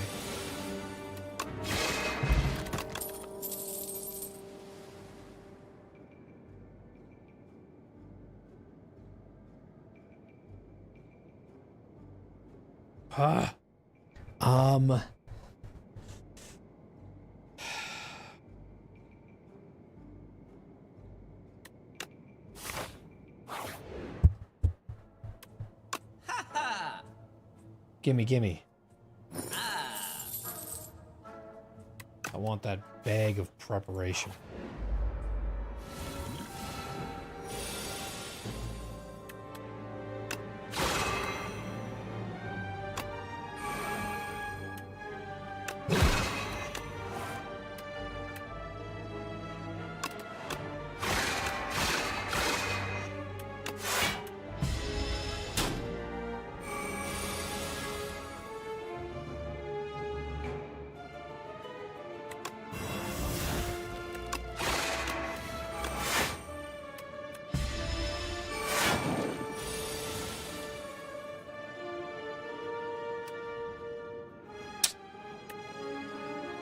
It's not gonna kill him.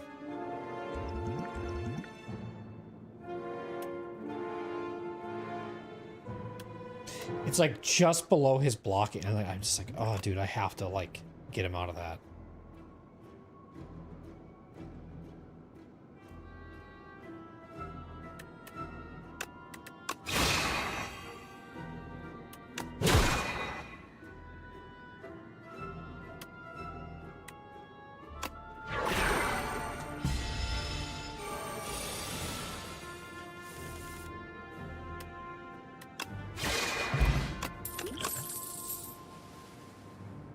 Yeah, sure.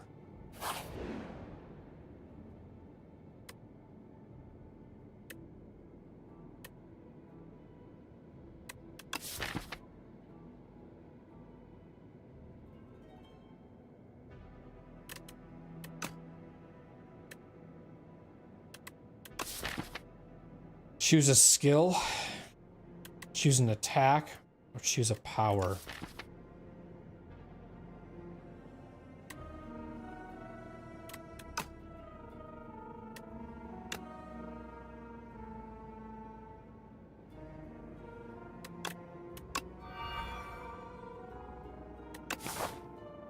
Okay. We usually die to this guy.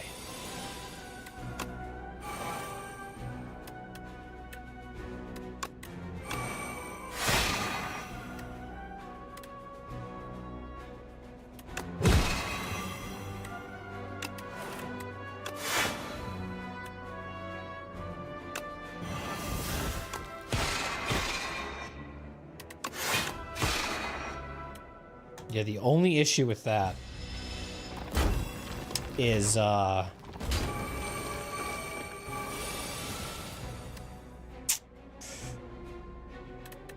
sometimes that curse card can hurt me with Unseizing Top. Might be at the card we might have to remove.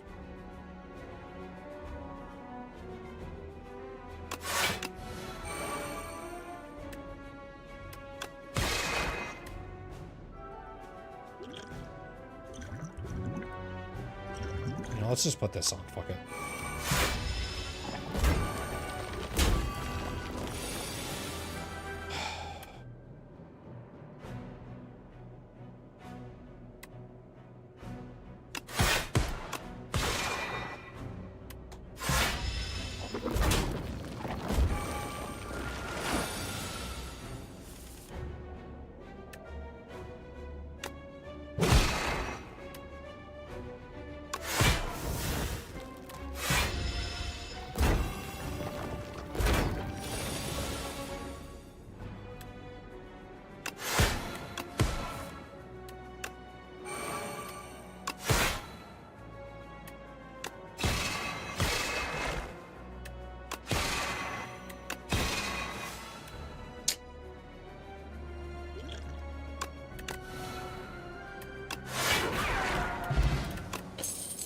Just rather get out of that as quick as possible.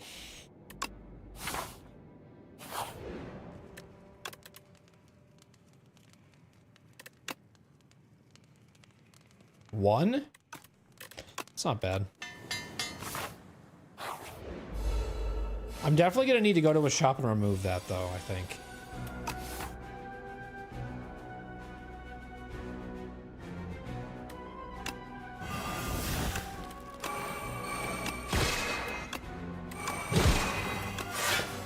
See? Because that sucks when that happens.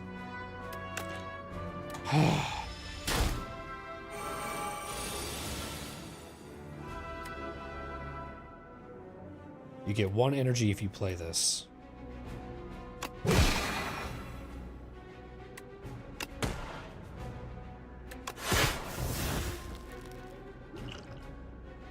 Okay.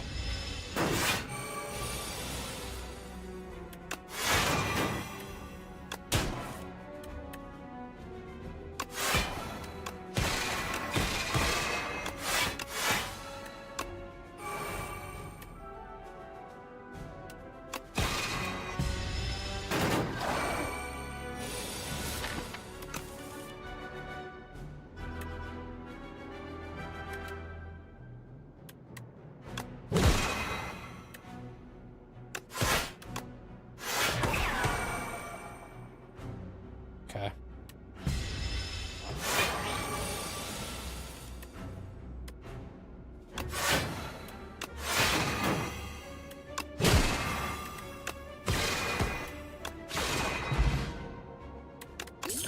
Okay.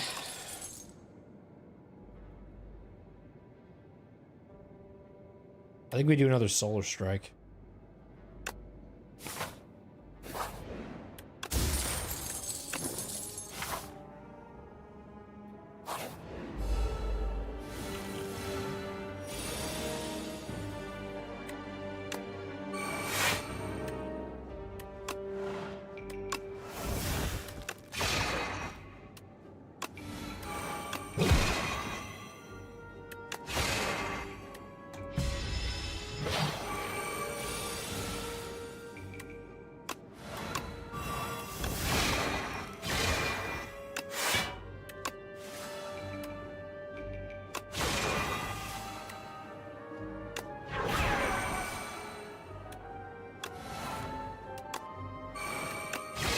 No, I know I'm doing no damage right now.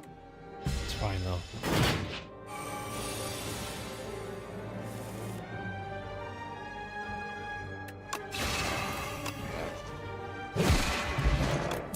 Woohoo, baby.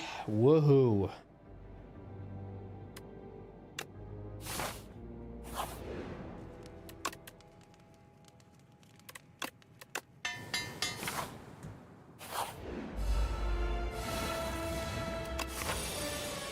Oh, it's gonna be my favorite enemy in the world.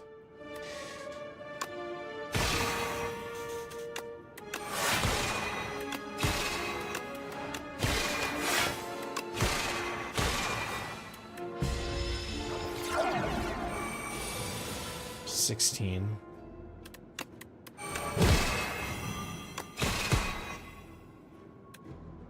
Boy, that's a fucking rough one.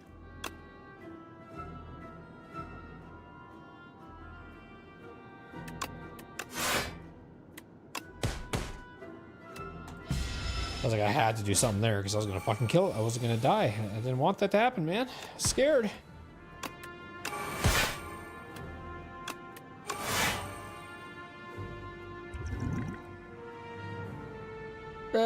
No.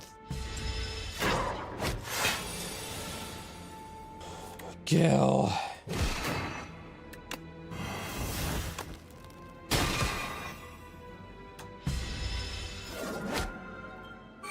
I think I have to focus him now. Try to get the kill. Okay.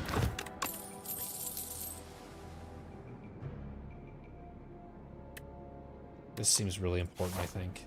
An elite now? Fuck.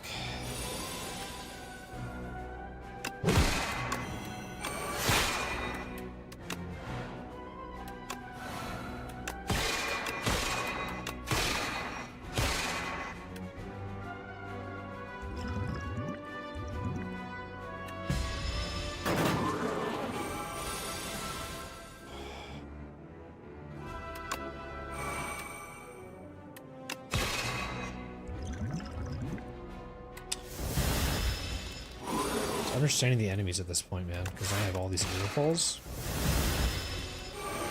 Or ethereals, as they are actually called.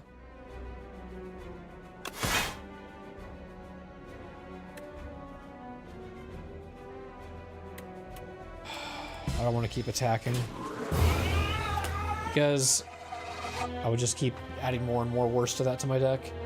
Poop!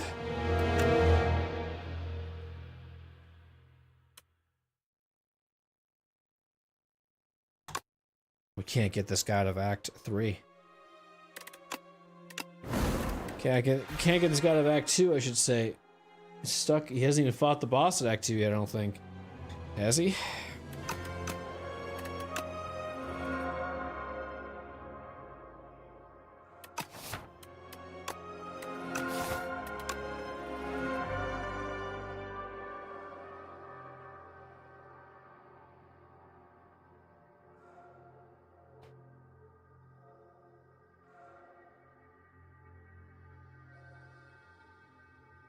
I might get this before I even get the achievement. Yeah, we haven't beat Act 2 boss with the Regent yet. So we're struggling. I did say in one of my videos that I made for the first time playing the Regent that I think this one was going to be a struggle. Just because it was gonna take me a little bit to understand that synergy and how it works. What's the record? Just out of curiosity, because I know the Ironclad took us a little bit too.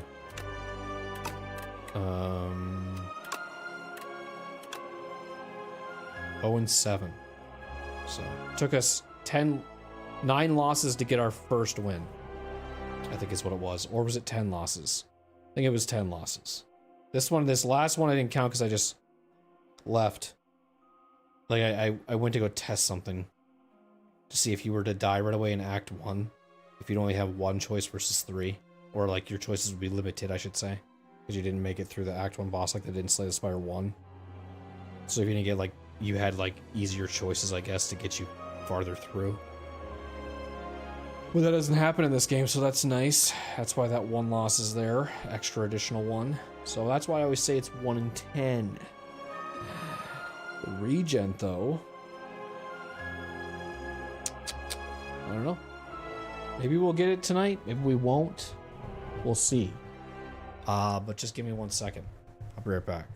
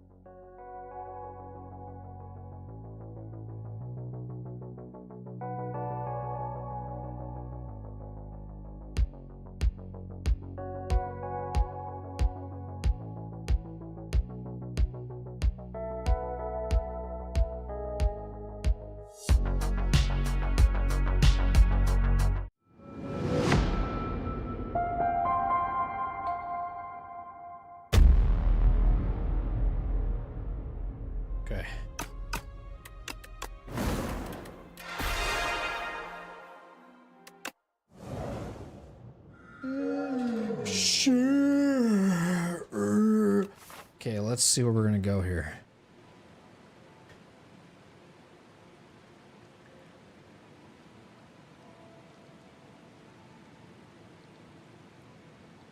You see that noise really tilting me if I'm ever on like a horrible losing streak. I'm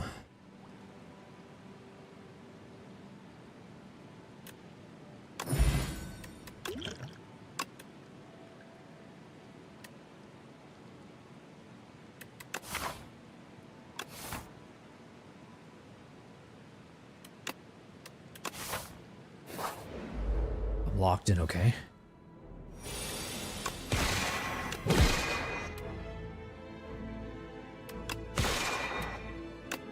Get out of my game.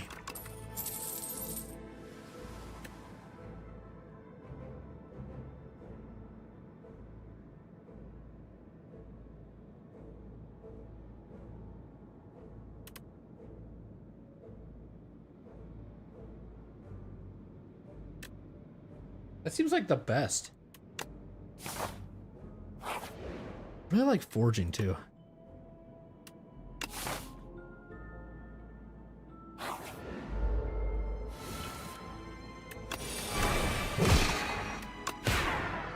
What?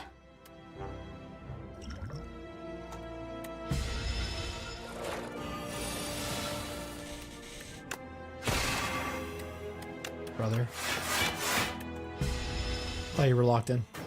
This one seemed very locked into me.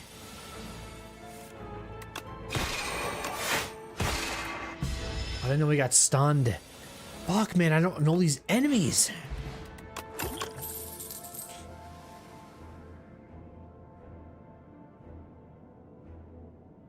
Oh, jeez. Whenever you draw this card, reduce it by 1. Sure. Seems like a interesting concept.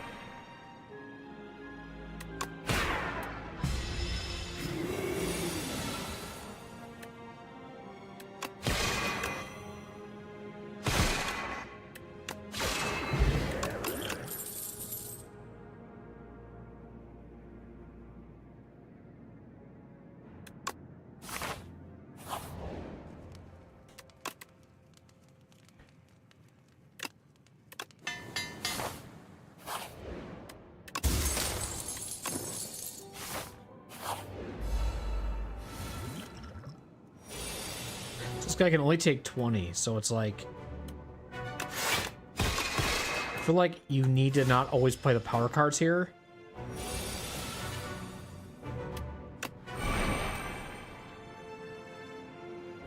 So here you could play 20, but you're going to take 16 if you do.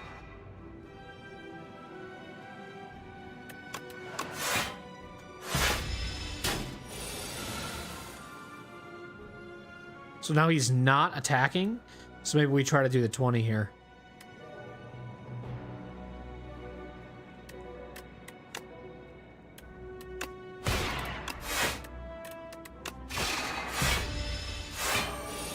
Oh, he's attacking, so we probably want to defend.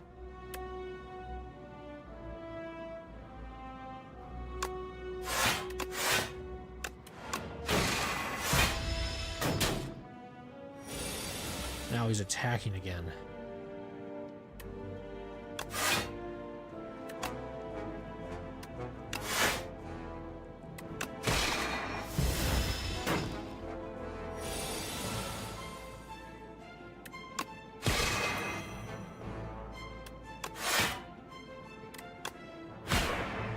He'll at least be dead next turn.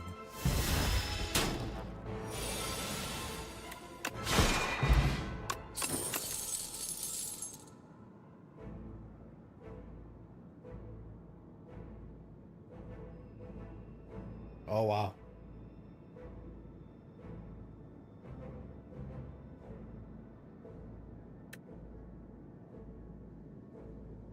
Wow, that's very situational.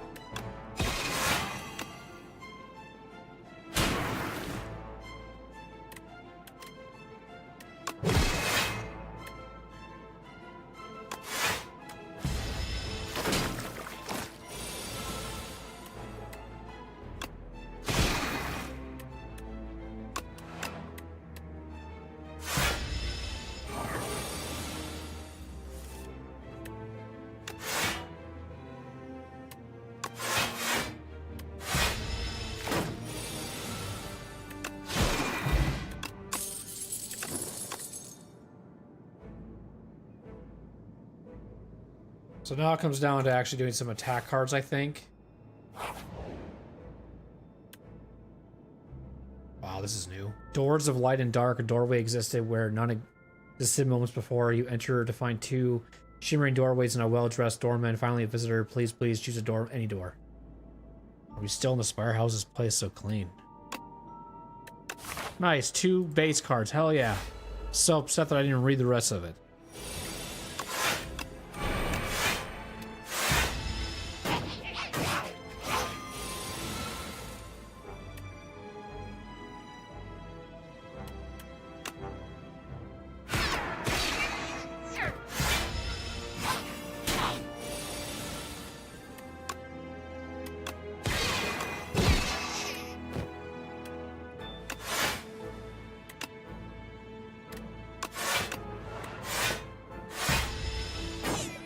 Good card manipulation, holy shit.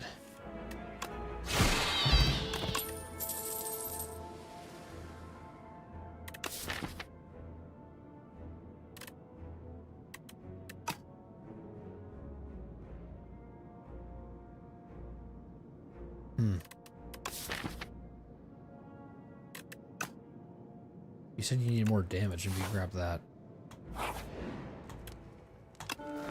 Oh boy.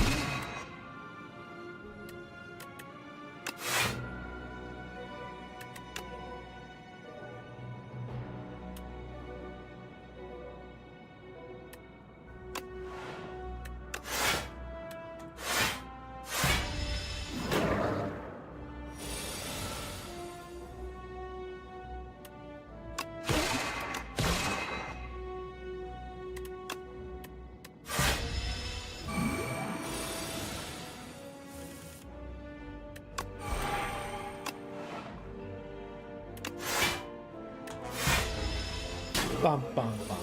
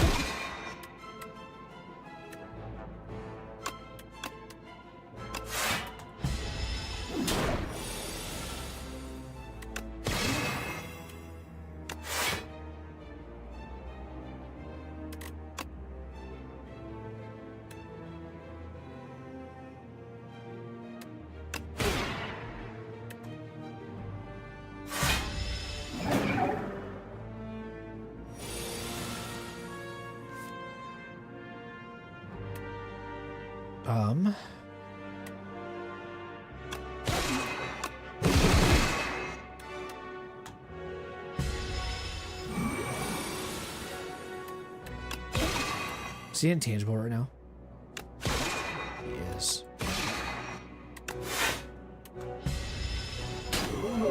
Son of a bitch.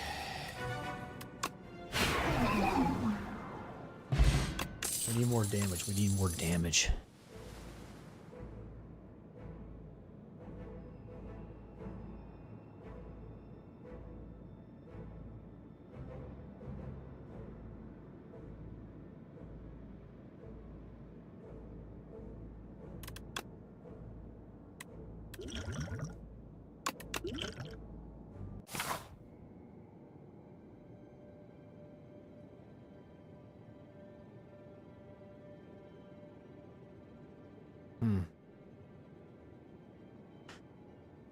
You know what I kind of want to do?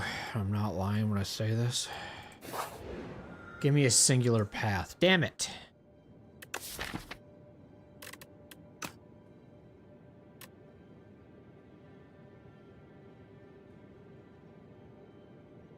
It might be something we need.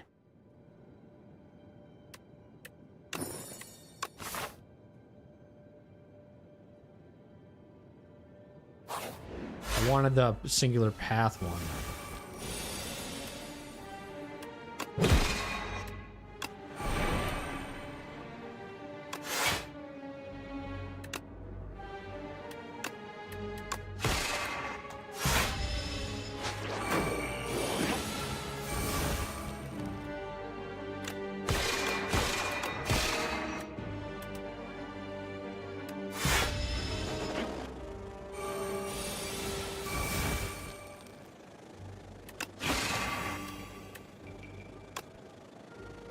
$17.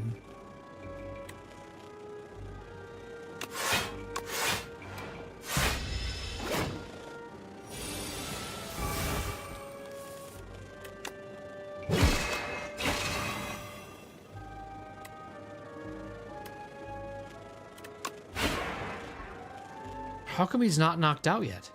Are you serious?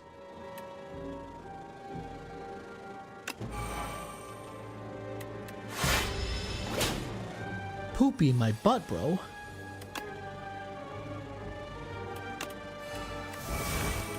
The scaling will be nice, I think. That little touch of those mittens might be something we need. We're fighting the guy that sucks me in.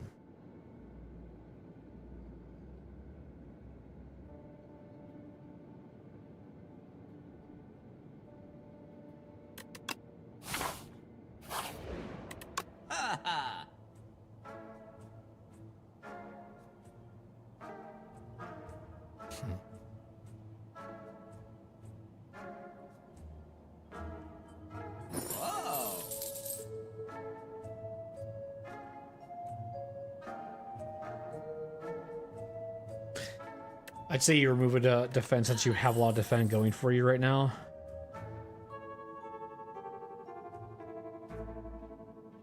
Oh, I'm happy with that.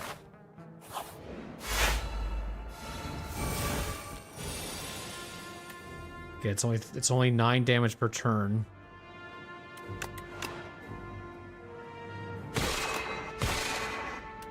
I only do so much.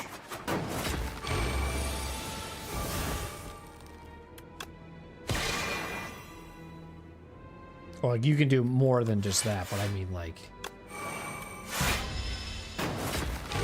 per hit.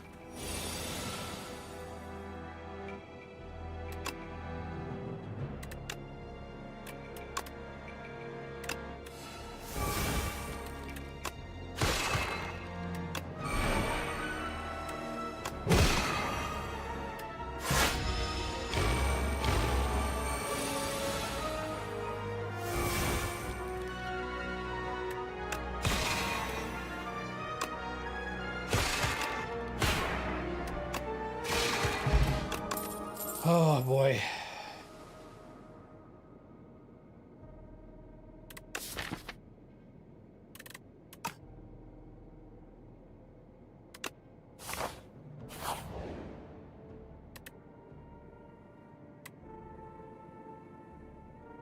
Do this.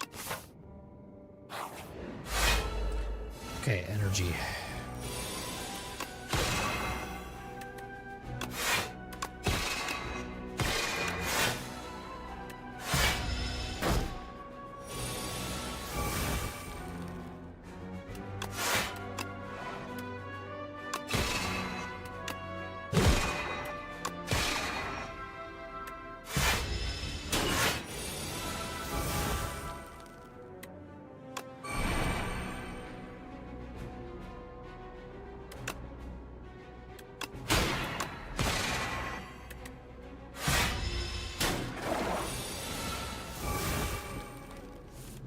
It's exhausting right now. Okay.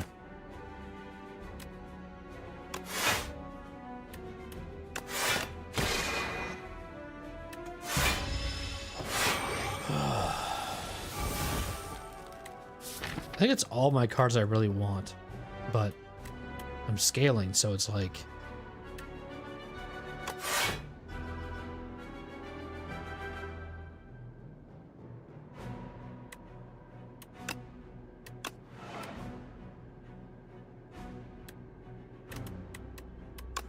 You have to do that even if you can't block forward.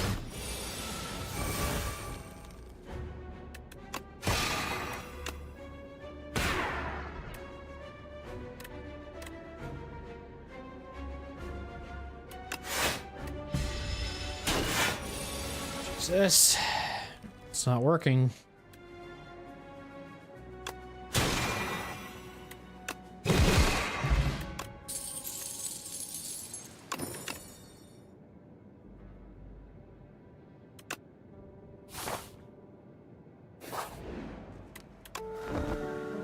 Those mittens kind of fucked me there.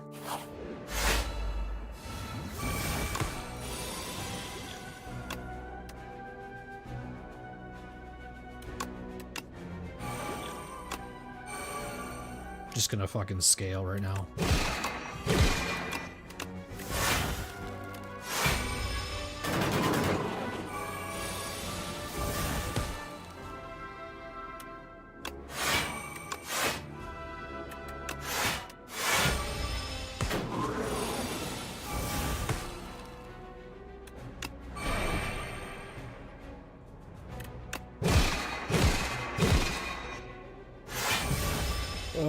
B guy.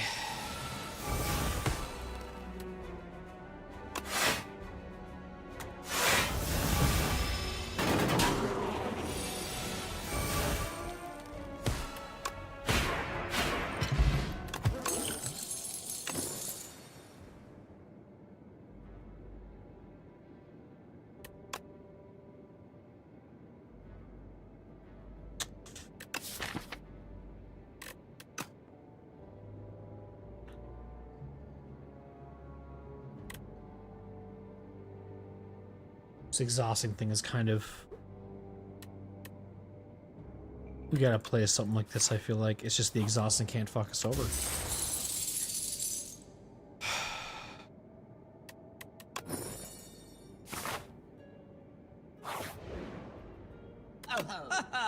Ew, ew,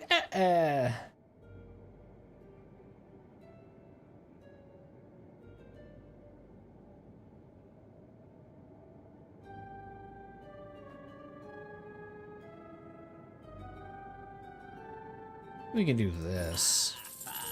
Sure. Everything else I don't care about. I'm resting again.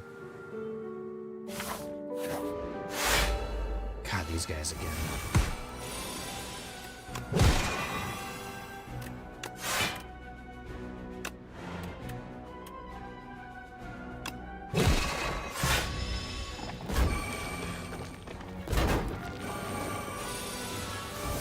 Crush under.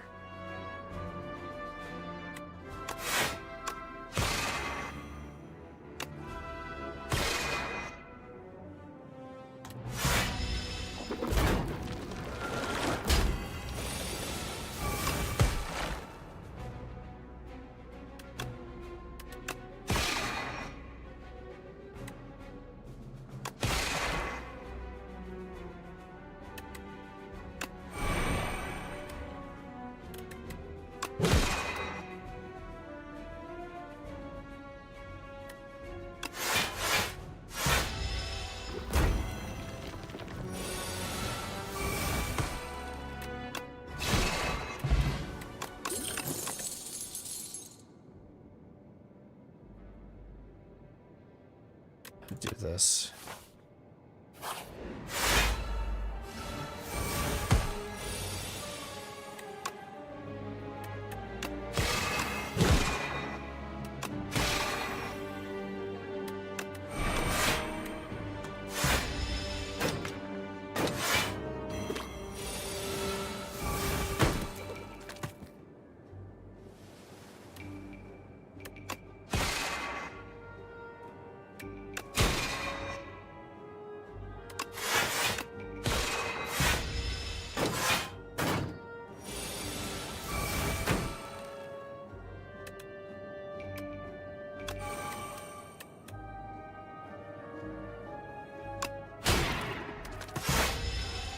I mean, the scaling is nice. It's just sometimes scary, I feel like. But it might be something I need. Jeez.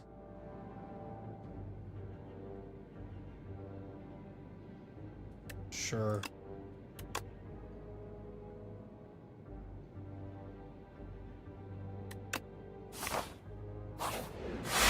Oh boy.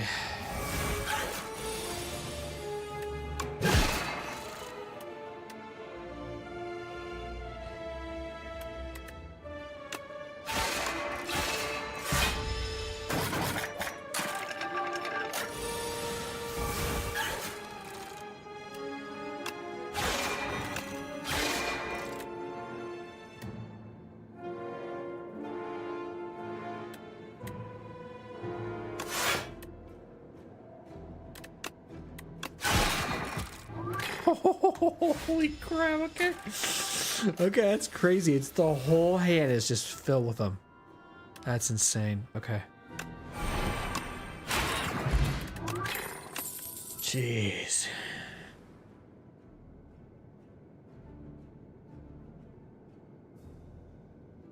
That's actually nice.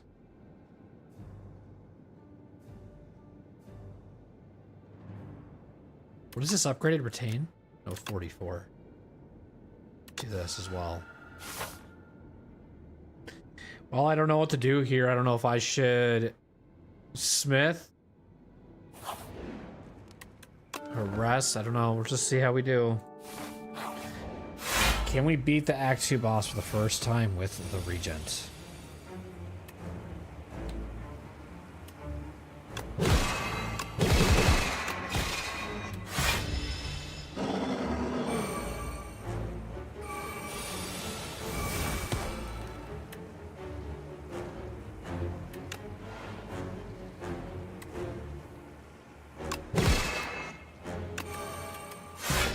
Should have played that first. That sucks. Monologue went away. God.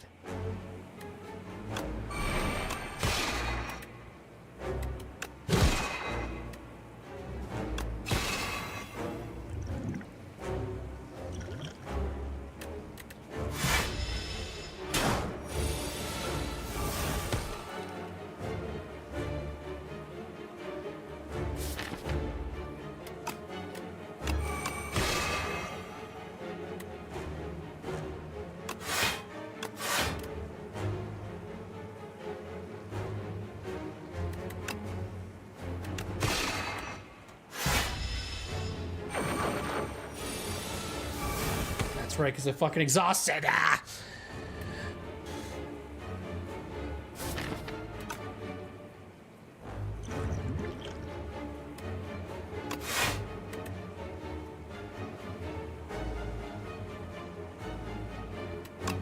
Gotta play this.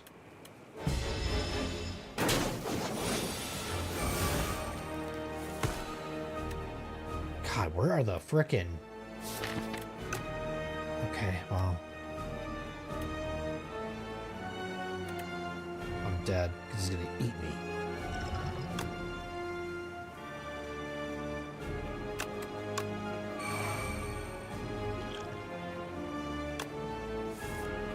That sucks even more.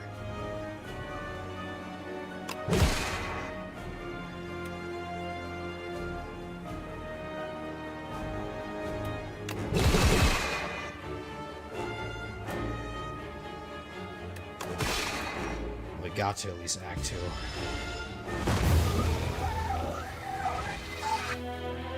Oh, fuck.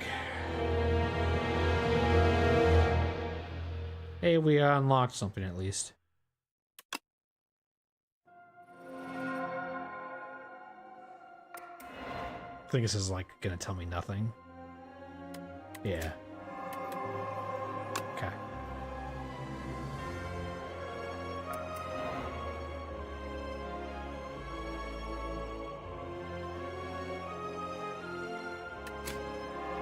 So new cards as well. So now what did we get? Deal 4 damage, choose a card in your hand to transform into a minion.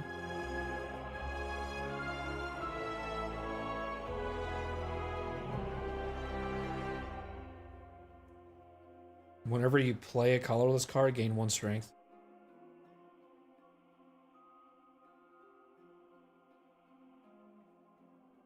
Deal 5 damage, it deals with...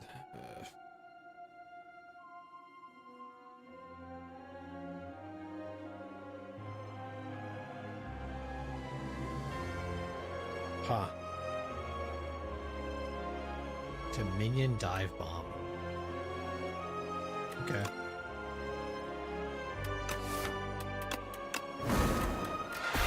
Oh, okay.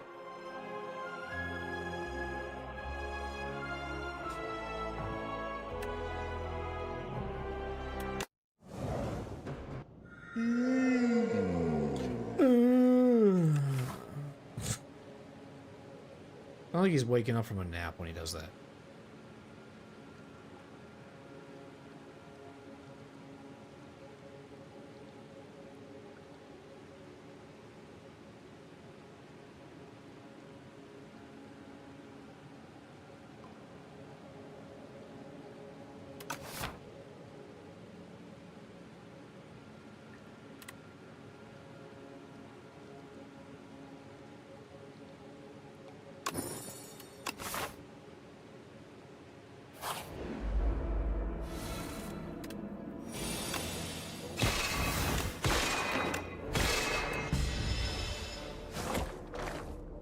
I think this is my first time seeing this act tonight. Am I crazy?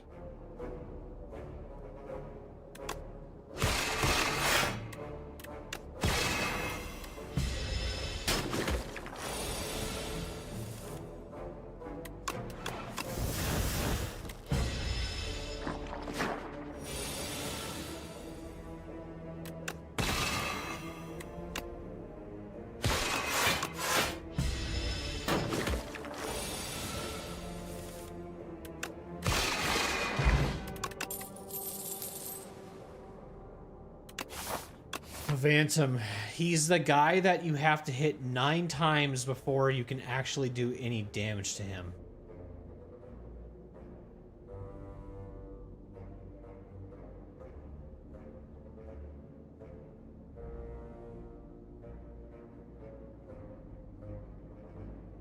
Might be the best thing to get something like this.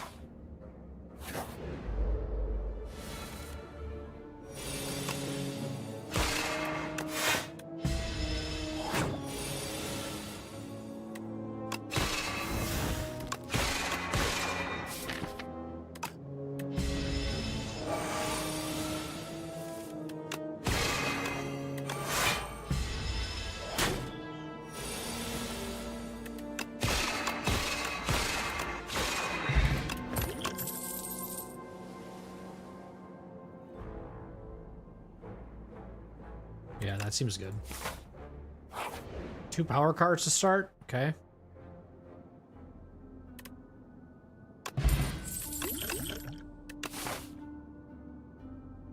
Not much for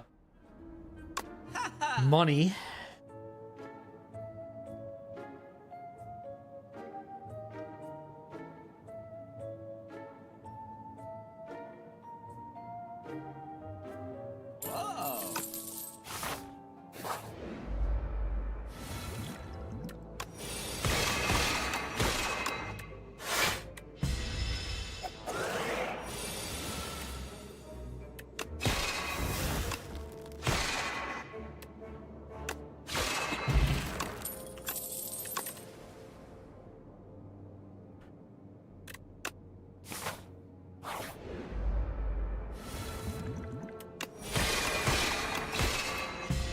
Take my 8, I don't care.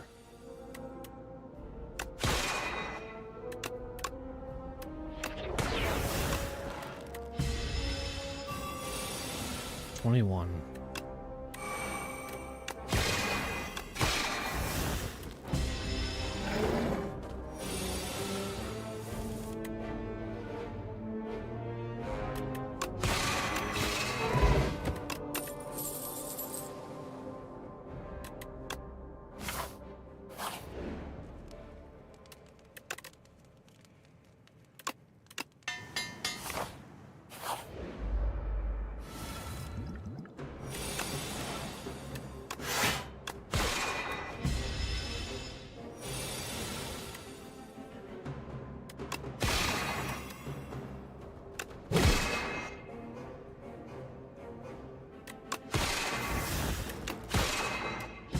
Really had a good turn. Holy shit.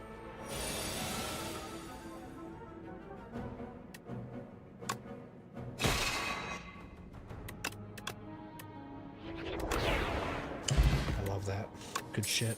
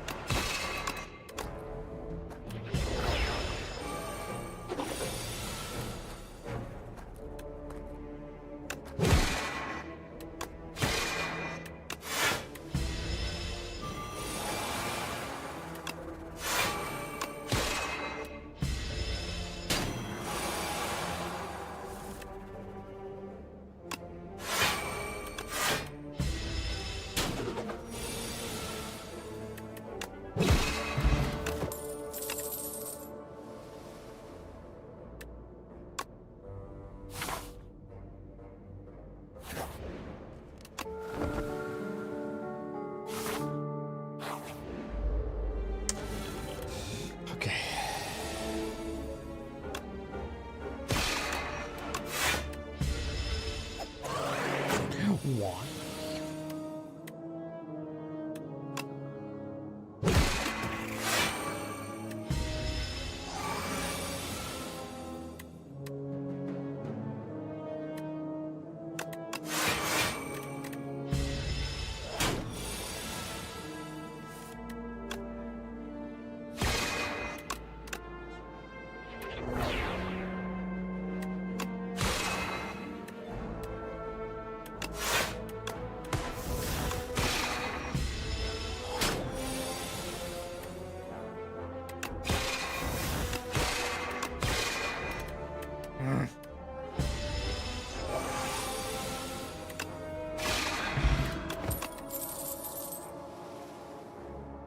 Gotta do that for sure.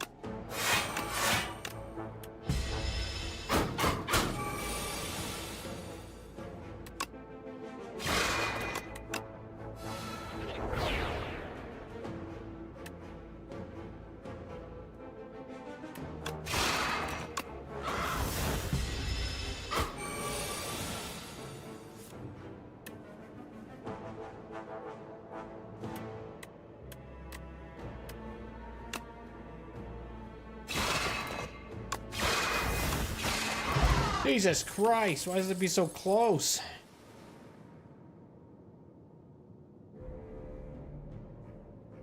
Jesus Christ, try it.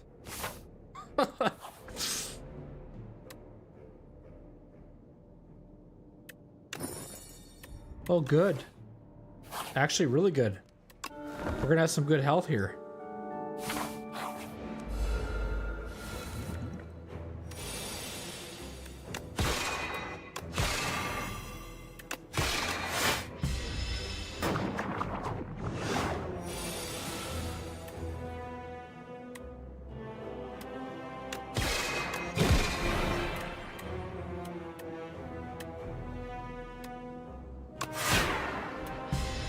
I think I just need to be aggressive in these first few turns. I have to.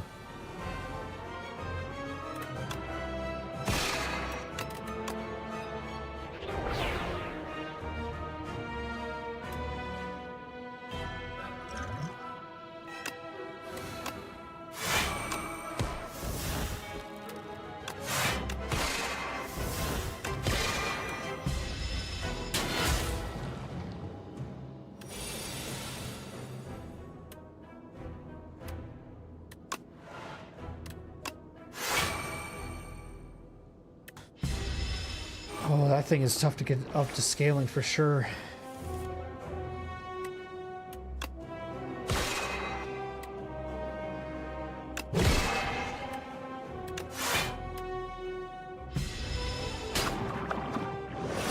It's gonna have a big attack again.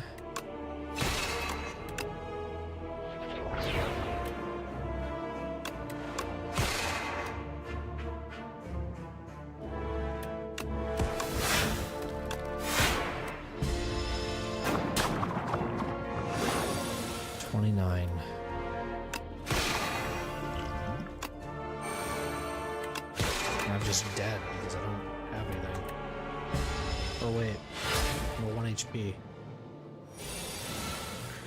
Holy fuck, 7 times.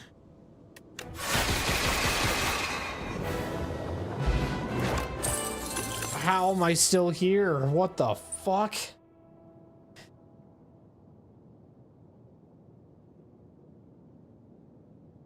I need energy so fucking bad right now, man. I need energy so fucking bad. Oh. Hello, I am the Hello, I am the Regent. Hello, hello. Quiet down now. Take a part of me and be on your way.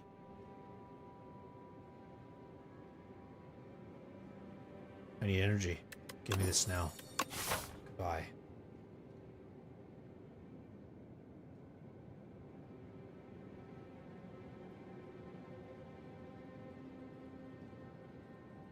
I'm going this way, but I don't know how it's gonna go. Okay.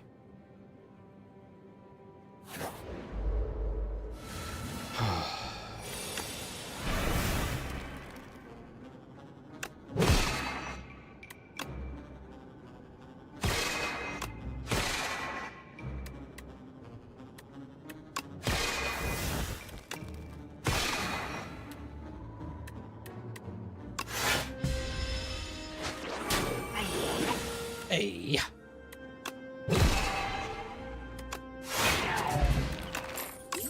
you're not taking my card at all.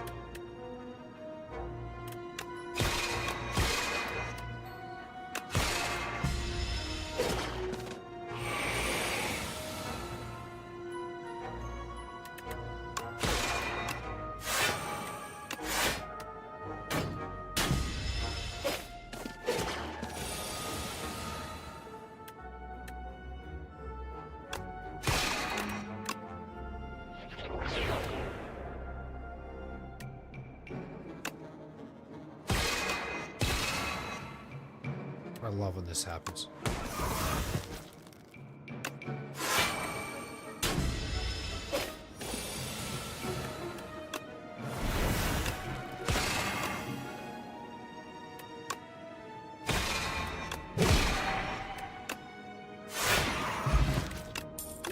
Oh boy. I need some blocking, please.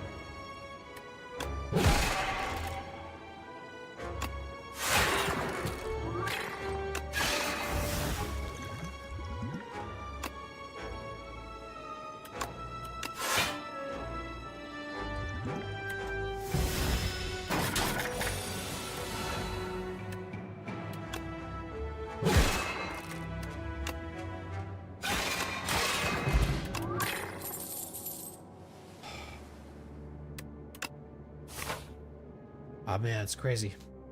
It's crazy.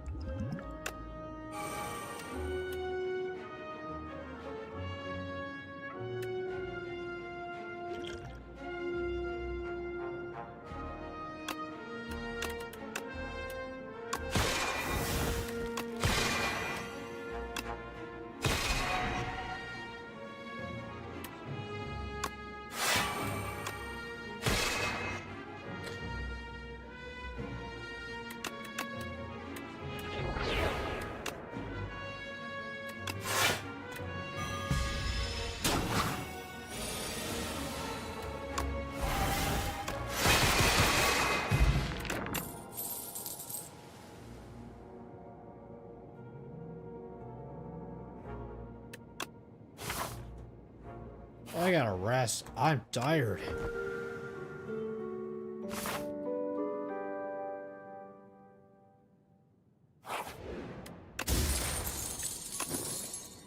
Jeez.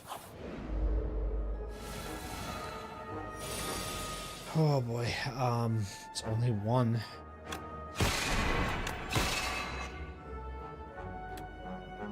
It's not gonna kill him because it doesn't do 9.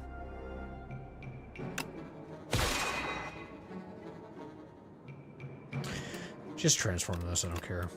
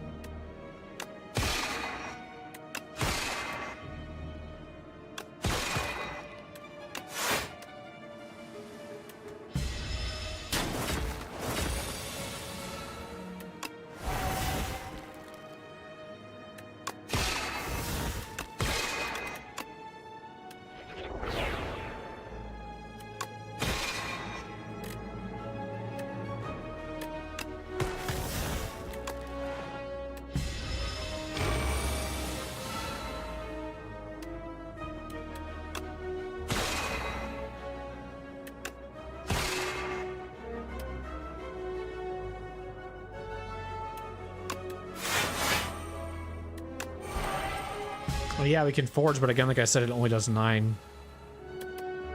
So, like, this could do 38, but it's not going to kill. It's better to play the lower cost cards there. Deal 17 damage to a colorless card in your hand. Add a copy of that card in your hand.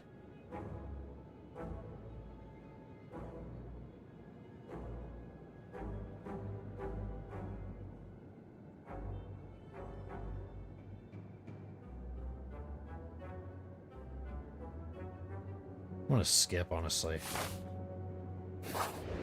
Stop being enemies.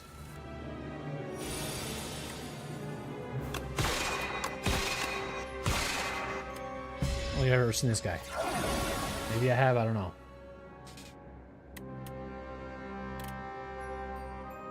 They do 16 damage to me.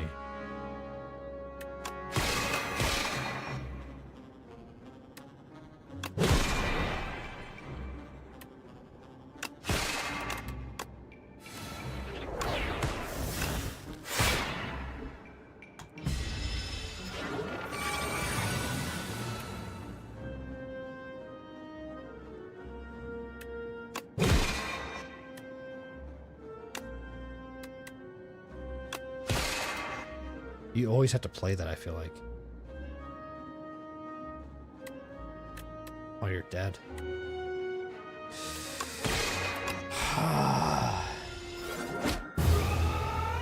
Fuck! Fuck, dude, fuck!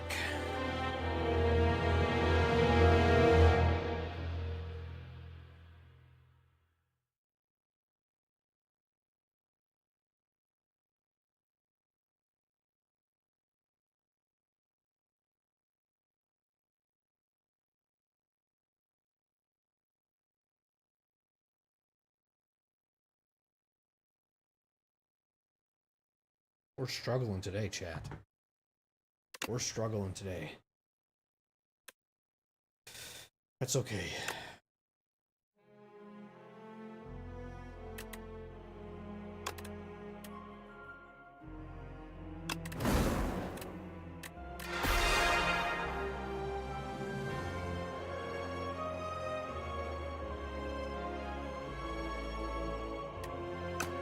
Let me look at his cards quick.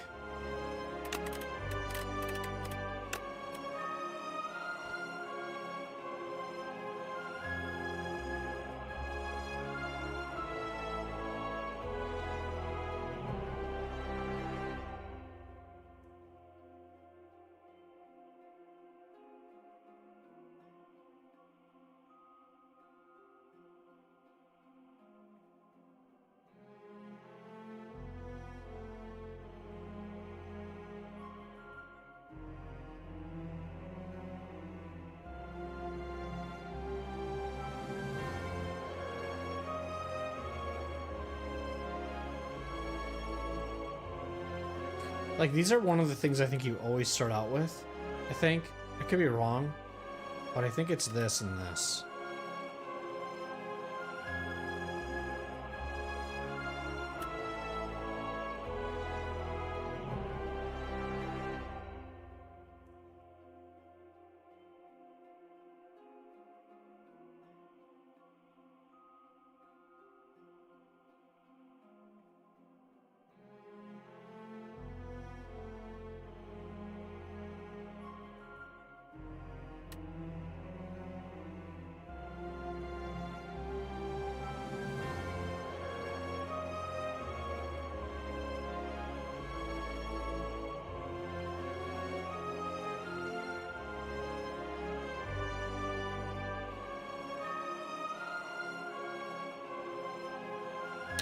Like, I'm thinking here, like, the energy and the forging.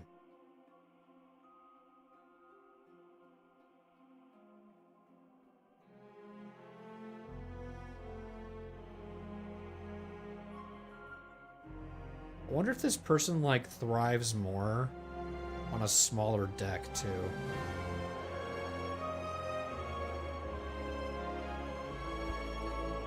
Because I don't think in a build, I'm just thinking Because what I'm learning about forging is that you will swing down, you know, hit the person, but then it will go in your discard. But then I think when it goes to your draw pile, back from the discard to the draw, I think it's in the very bottom of the deck. So it's like a really good thing to have so that you play that card is... like, this isn't bad. This is good for, like, exhausting. Or like, making your deck smaller to what you want it to be. It's like, that one with the... There's a few synergies I saw that when I was playing, like, these could work really good together. Would be...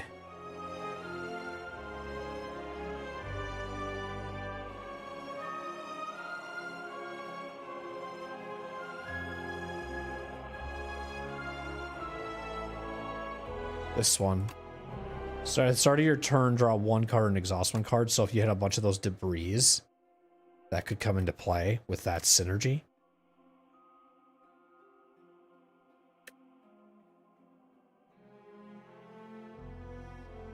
I mean, that seems really like a must, honestly, with this character, I feel like.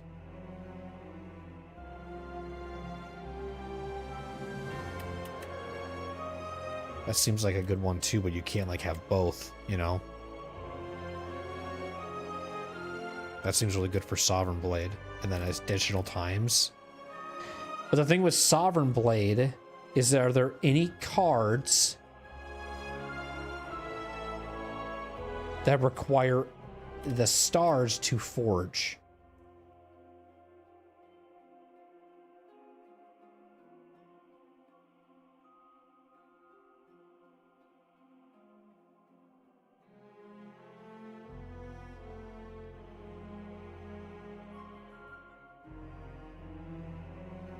I'm saying no to that. So like this one here, it's not even energy. So you either got to go with the Forge build, or you got to go with the Stars build. Can't go with both.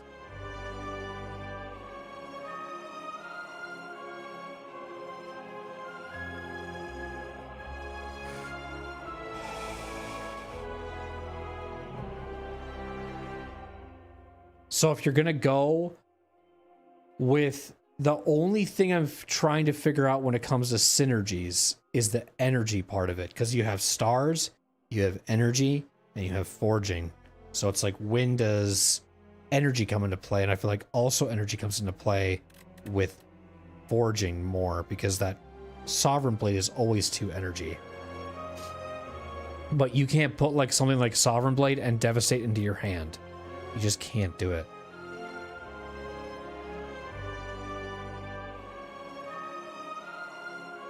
But it seems like this deck has more, like, here's Forge as well. So that's another thing that also might hint to you a little bit, is if you have a Forge build going, play something like this on top of something like this. Or even, like, see, this is the only thing I'm noticing with stars that do this. But what else could you scale with stars?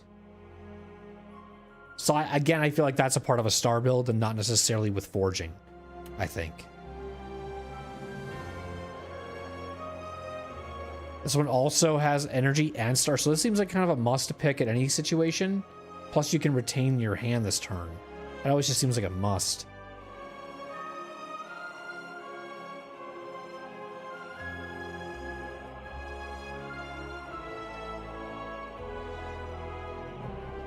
I think that's how I have to do it. With a few of these losses, I'm kind of noticing that my issue is, like, this is a huge card to play, but you have to play it when you see it.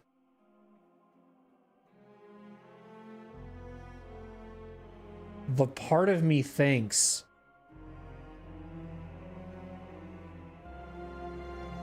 like energy is the way to, like, if you're gonna see that first, like, go energy first.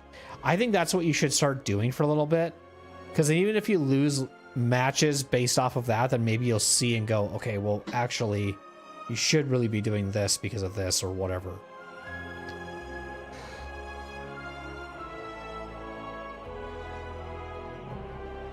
But one thing I'm kind of noticing too is, like, blocking wise, is this is a block card. That's a block card.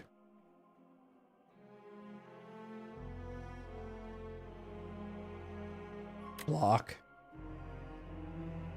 Block.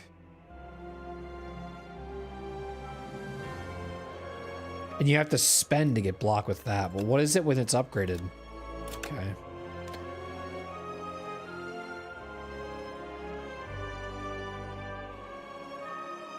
There's not a lot of blocking cards with this character.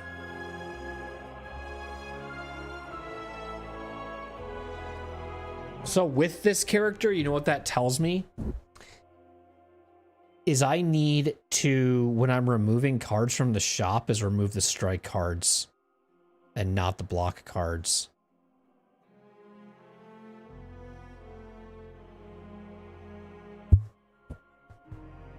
Seems like there's more. I mean, I don't know. I'm seeing, when I'm looking, I'm not seeing a lot of damage cards or blocking cards. Like here's one out of 88 cards here, right? And what I see, this is 1, 2, 3,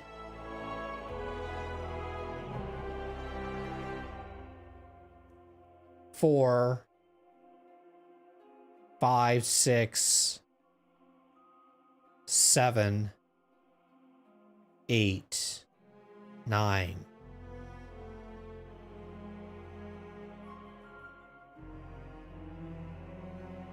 10.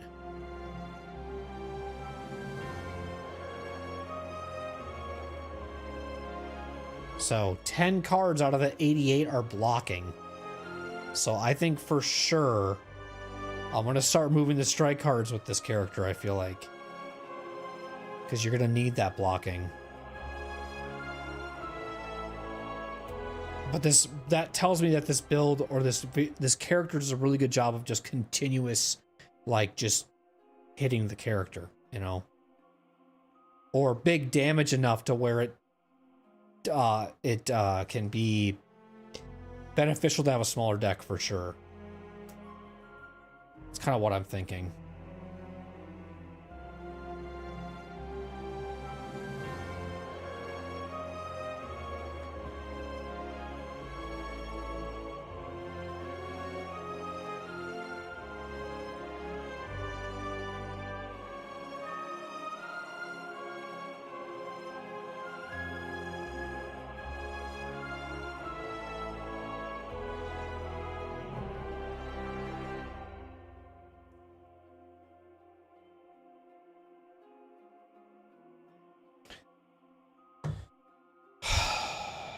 Let's try one more, and then that's probably going to be it for tonight. And then I can come back tomorrow with a longer stream, because I'll be...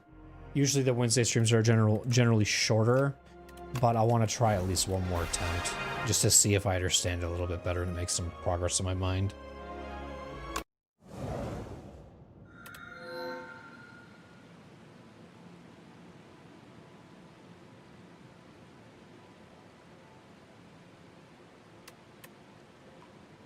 Kind of want to go with the rare card, I think. And I kind of want to push the events. Looks like we have the rock guy, so he's going to explode if we... That's... Okay, whatever. It's all good. Picked up the wrong thing. Good start so far.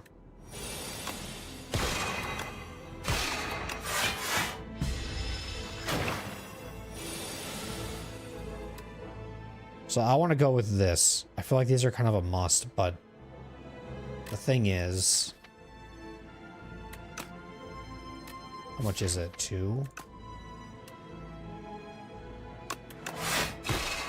Okay. 14.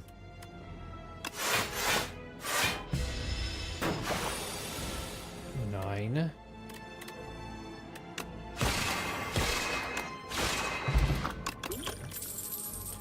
Okay, so here's where I'm gonna either have to pick up forging or glow.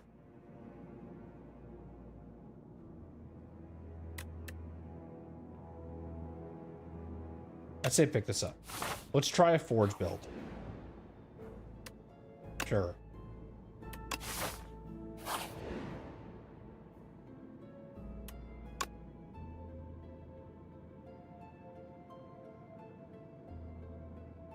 Let's go forge.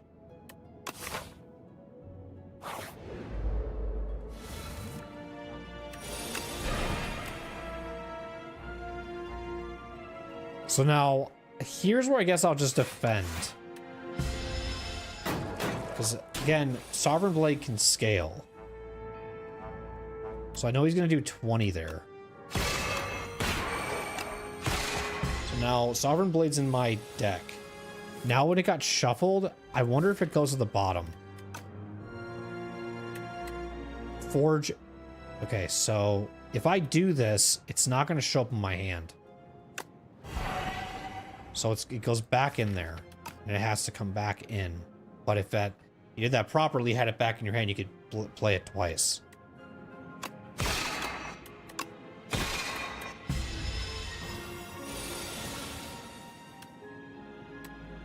So you can't get it back. So it definitely shows up in the bottom of your deck, I feel like, every time. So that's something you got to consider with forging as well. We're just going to pick up more forging, I guess.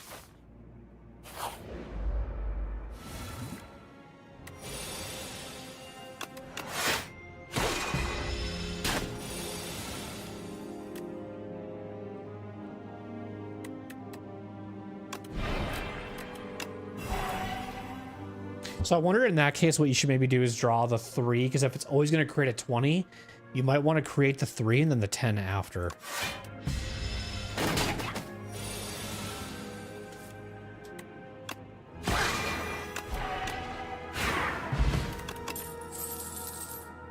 I will take one more forge.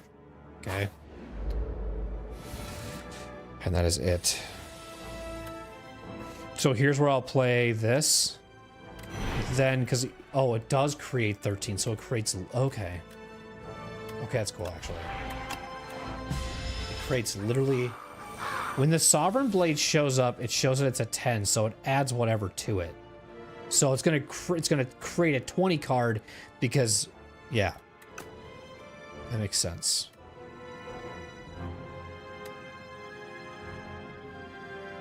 I say we just defend.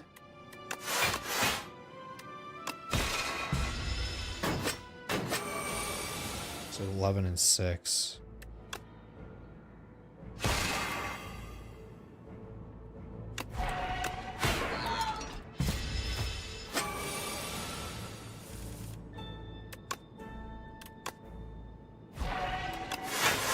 Yeah, I can play that way, don't you think? I can play defensive.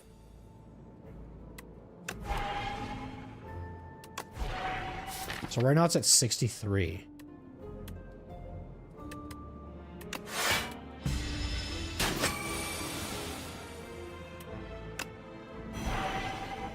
Yeah, it's always in the very bottom of your deck. It's a hard thing to do. Okay.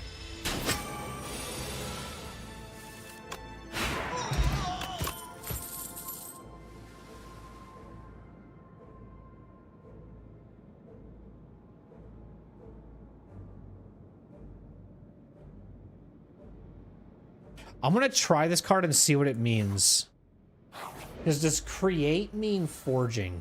Like if I make it stronger, does that mean it does what it's supposed to do?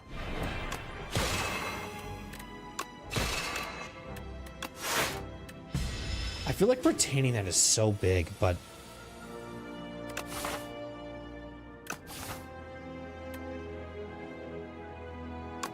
so we'll see what this means.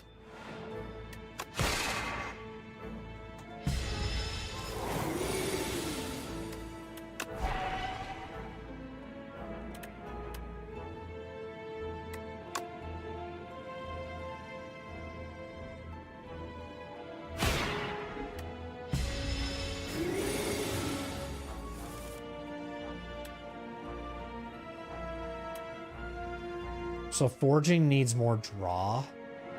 So smaller decks are definitely huge on this.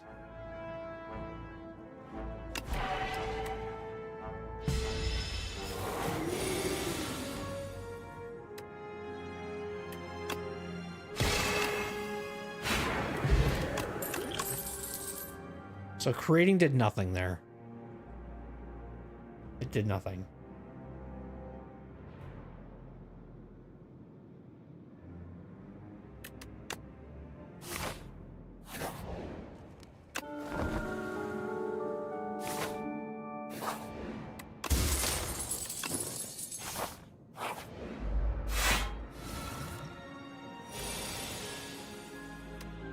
Because it's going to do this. Watch, I'll show you. I'll show you how to create it. Well, that creates it.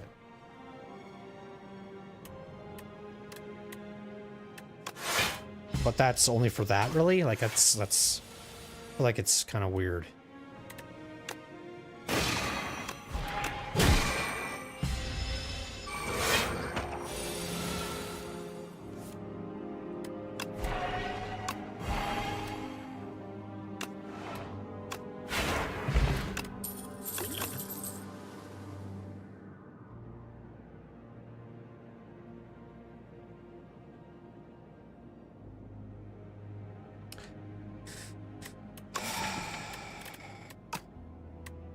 Do this.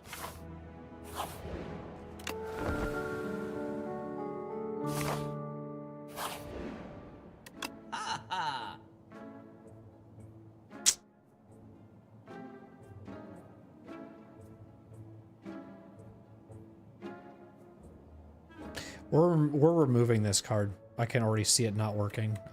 Where is it? This one.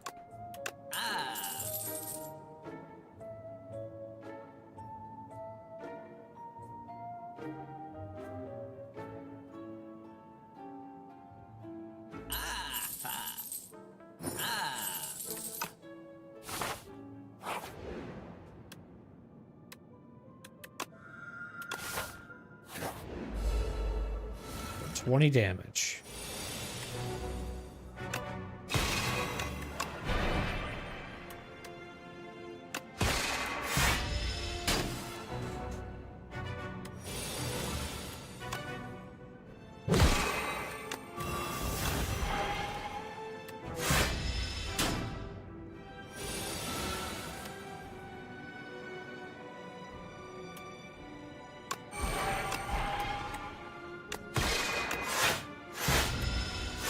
Scaling is good, but again, like I said, it's not enough.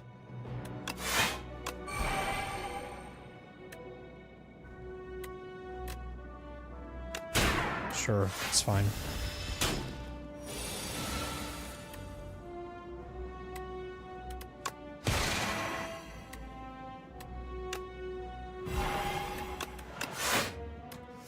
I'm seeing the benefit of forging, but I hate that it's always in the bottom of the deck.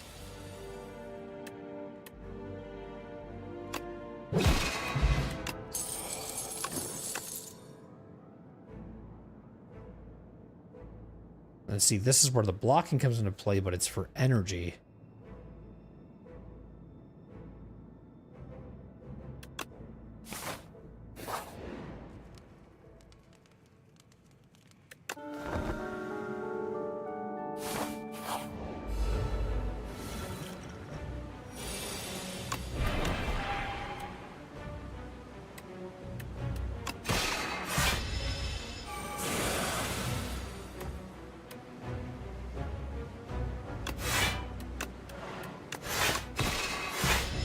I want to scale the fuck out of this card.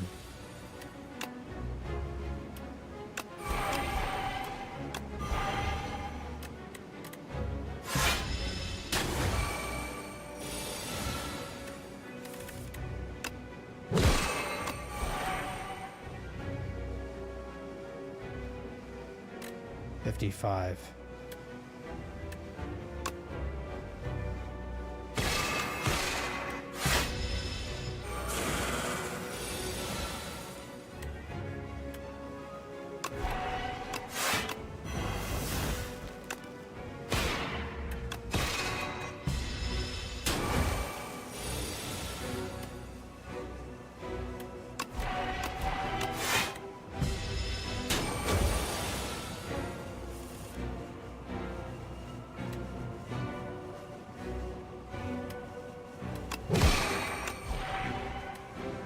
I'm seeing the synergy. I'm seeing it how it goes up, which is good.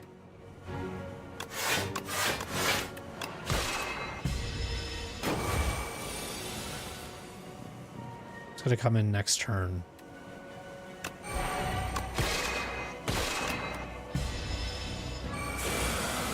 $39 though. 101 damage.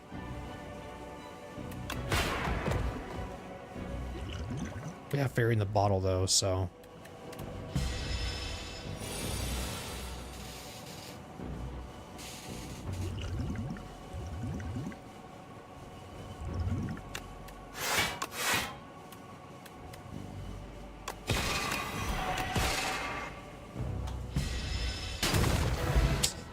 Good, I didn't have to use fairy in the bottle. Take it.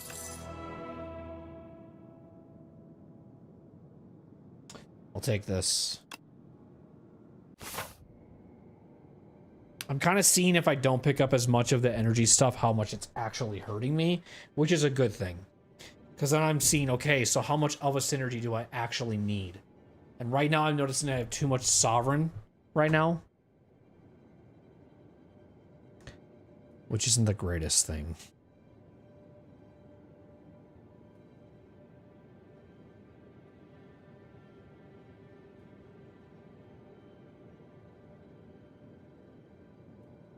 God, it's always this guy. Are there only two Act 2 bosses? The guy that sucks you in and then that person? I think that's it.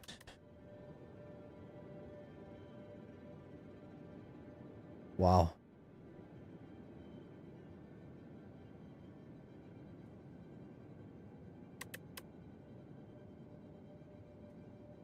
Oh, what the fuck?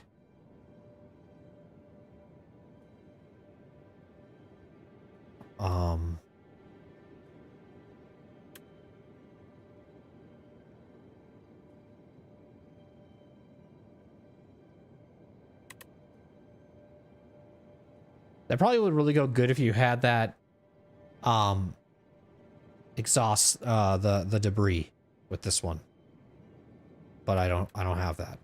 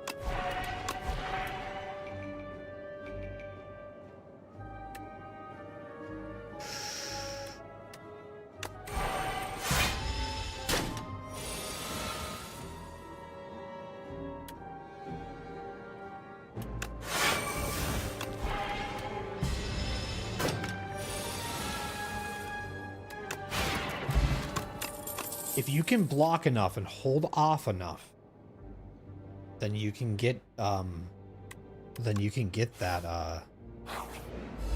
that going for you.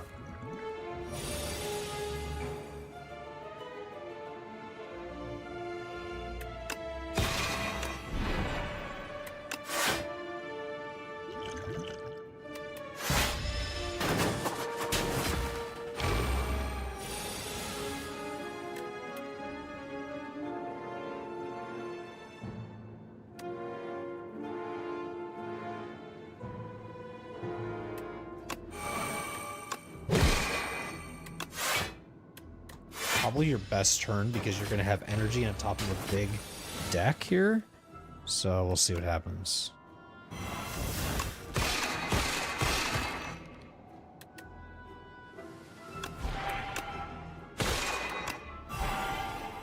So what's this doing right now? It's 33.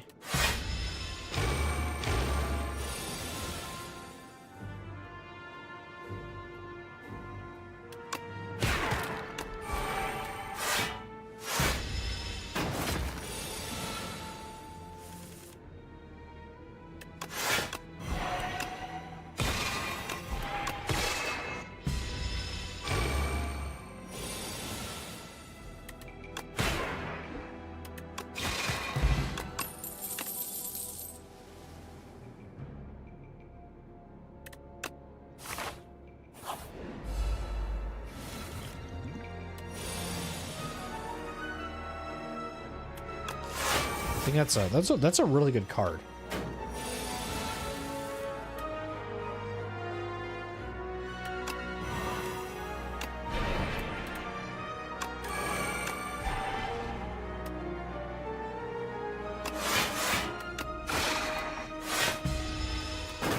$22, $30.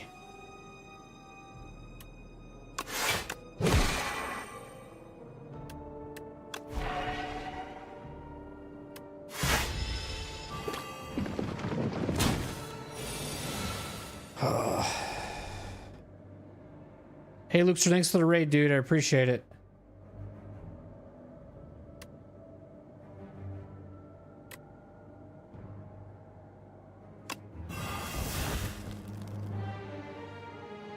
Oh, is it broken? I must have it off on accident. Sorry.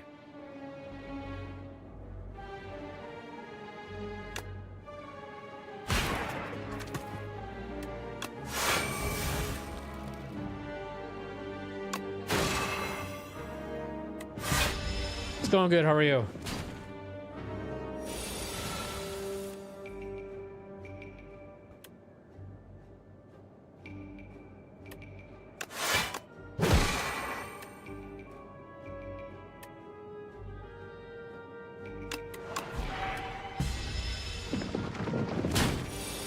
This is just not going good. So what am I learning here now? That it always goes to the... So, wait. Is every time I'm forging, is it moving it to the discard pile? Wait, no, that's not right.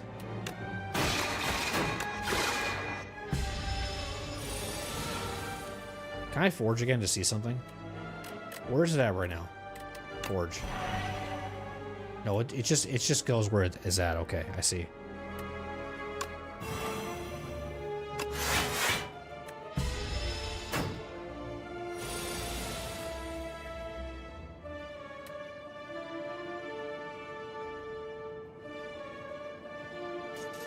I think I turned it off one time, but I don't remember why I did.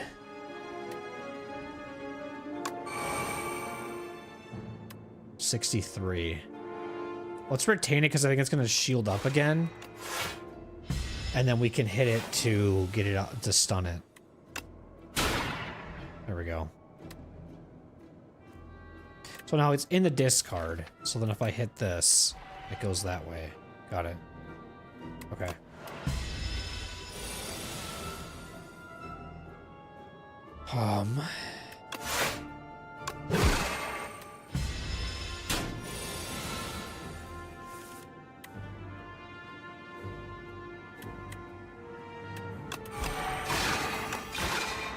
I definitely would say a smaller deck is really good for this. Because it sucks that I have to rely on that one specific card, and then it just stays there forever. So I guess I shouldn't have a heavy forge build, because if I have a heavy forge build,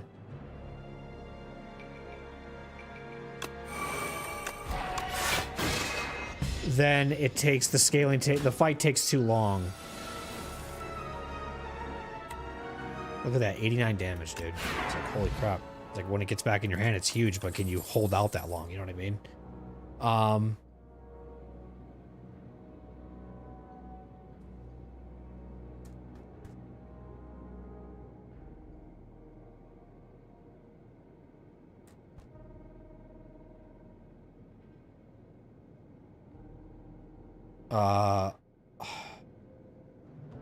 I guess I would do this if I'm heavily dependent on...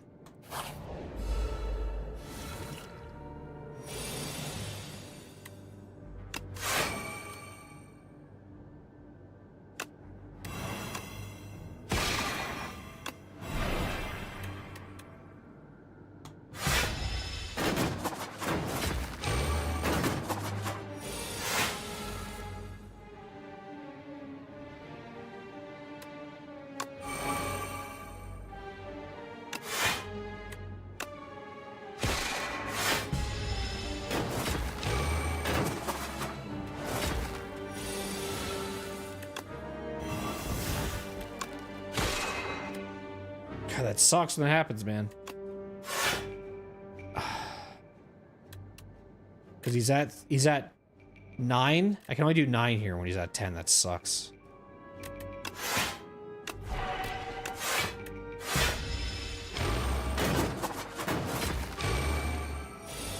Yeah, okay. Yeah, just kill me.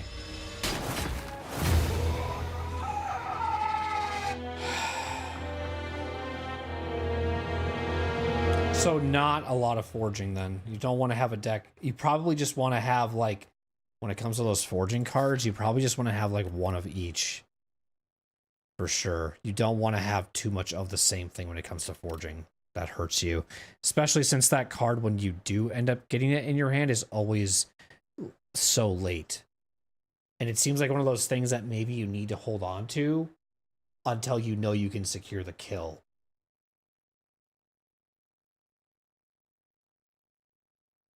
Not too bad, other than a very late night stream for the marathon stream.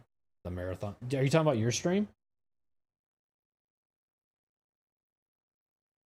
I've been kind of out of the loop lately. I'm sorry, Luke.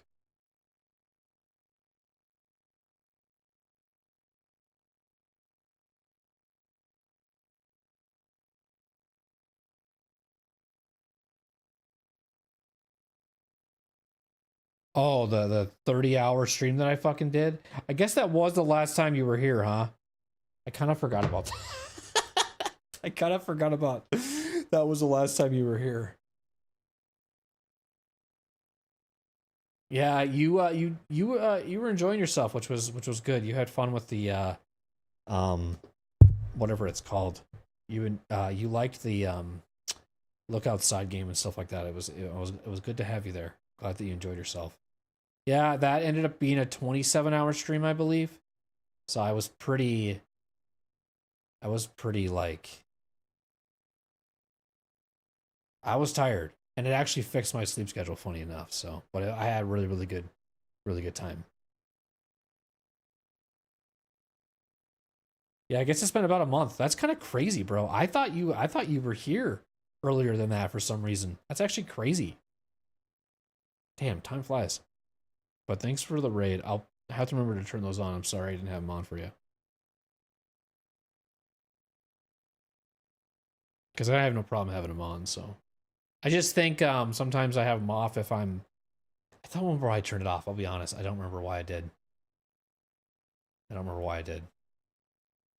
Sometimes if I'm playing a new game, especially like this, I think I turn them off because I don't want like randoms rating me. And then those like viewers start backseating the game I'm playing. Because then it gets really overwhelming. So, you know what I should do? I should make raids selective to certain people. Like, I'll maybe like make a list and go, these are the people who can raid me. If I can make that happen, I don't know. Or I think I can enable a raid where it's we have to be following each other. Because I know that people like to raid into someone they haven't followed them before, but I never really know for sure if sometimes those raids are like follow for follow kind of a thing. And then if like we raid and then we never hang out again or ever talk, it's like, I don't know, I kind of feel really weird getting raids like that because I'm like, did the streamer just come in and just try to cheek in some follows? Like, I don't know. Because that's been happening more to my streams lately, which kind of sucks. On Twitch, that is. Not so much on YouTube, obviously, but... So sometimes if that happens, I kind of get a little anxiety, I guess. I am trying to really think deeply on why I disabled it. But I wish there was a way I could put it on like just I think there's a way I can make it so either I can select people who can raid me or I can do the follow thing. But we get to be following each other.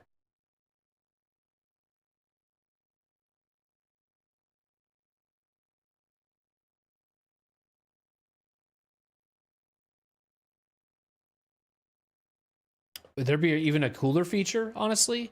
Is if like I can make it so that if we raided each other, it'd have to be like a follow limit, maybe. Like you have to be following me for like a month in order to raid me or something like that. I don't know. Or I could set a minimum number.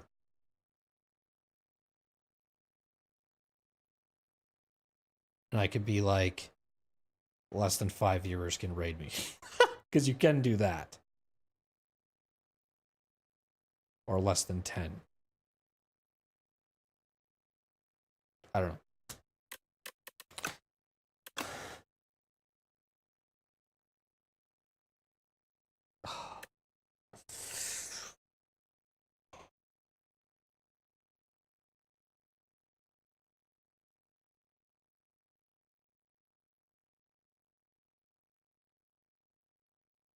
The addiction is back, chat. I'm addicted again.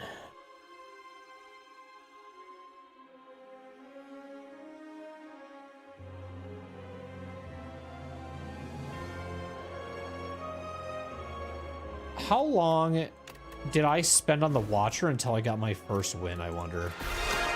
Because that would make me feel better. I know I've only played this character for 4 hours.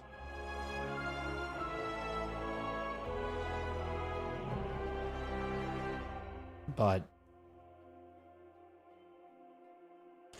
I do think this one's going to probably take me the longest to understand. I don't know why. I think it's because I'm trying to understand its like deck. I'm trying to understand its combos, its synergies. And so one thing I learned from that run is not taking too much forging. You still need to have, I feel like the cards that have the biggest damage output are like these kind of cards. Like the things with energy. Like stars, I should say.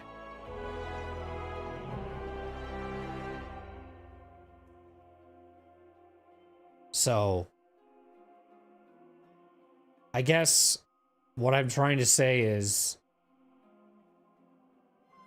the card by default starts out as 10.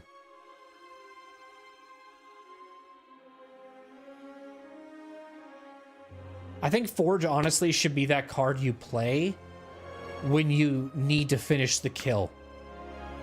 You need to secure the kill. But when you have those AoE rooms, which I think is what's screwing us the most in a lot of these runs, that sucks. Or the enemy that does, you can only hit for 9 HP and that's it, that sucks. Or the shell guy, like the dude that's like the urchin, he's a barnacle, I guess that's what you can call him almost. And you can only hit him from 20 HP, that sucks. Like, for this, like if you were to do a Sovereign Blade build. Because that does make it hard.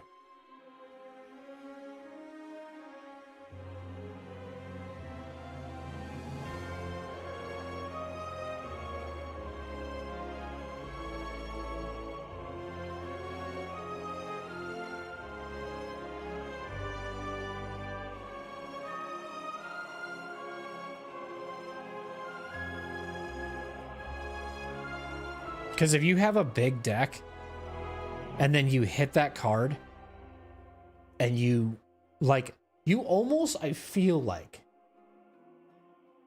the way to play Sovereign Blade, the smartest way to get the best utilization out of it is to pay attention to your draw pile. Because if you're playing Sovereign Blade and let's say you know that you can retain it, you'd have to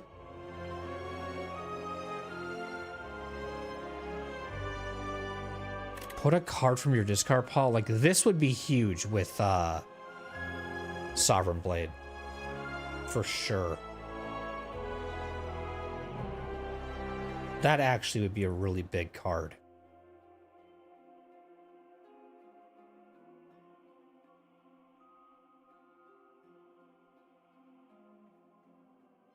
That's what I'm noticing, though. I don't know if maybe that was just bad RNG, but it seems like all the time when I'm playing Sovereign Blade, it's always on the bottom of my deck when it goes from my discard to my draw pile. But I was thinking of a strategy where I could do... The thing is, no matter what it's going to do when it goes, it's going to be in the discard once you play it. So you have to be able to have that Sovereign Blade played by the time your discard pile shuffles into your draw pile, so that you don't have to wait any extra turns. But the thing is, if you have a small deck or a large deck and you play it too early and you still have time to build up your discard pile, this is going to take a long time for it to come back into play. That's why you can't heavily rely on that one card. You can still put it a part of your deck, but I can't rely on it solely. That's what I learned from that last run.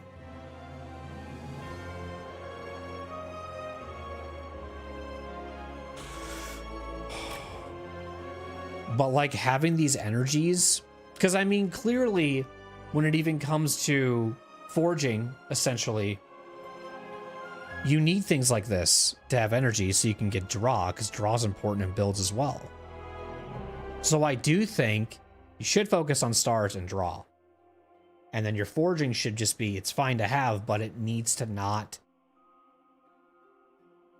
be insane like it just was.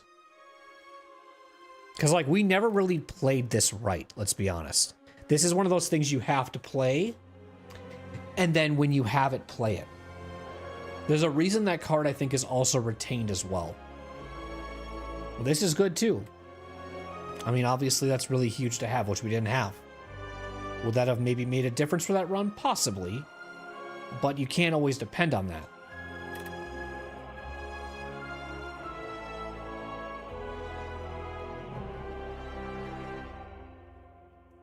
If we were to look at the legendary cards, which are these ones from here and down, you have a card that has 0 energy, or 0 energy but 5 stars, 0 energy. This is I mean, I don't know.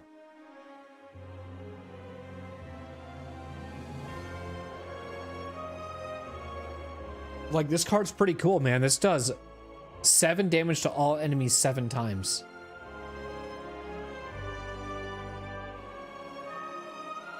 But you need so much stars. Like, I don't feel like, honestly, with stars, you can have something like this and this in your deck. You just can't. So this will have to be your best card you have, and then that's the card you play to. I'd even dare say even like this. Like, you can't have like this and that. You just can't.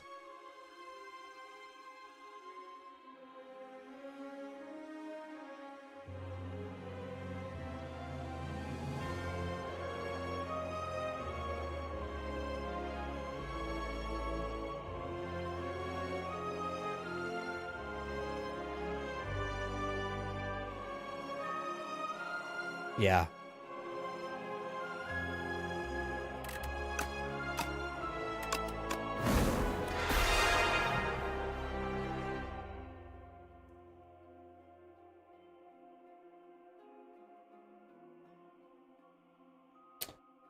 Aww. Okay, hang on, chat. I'll be right back.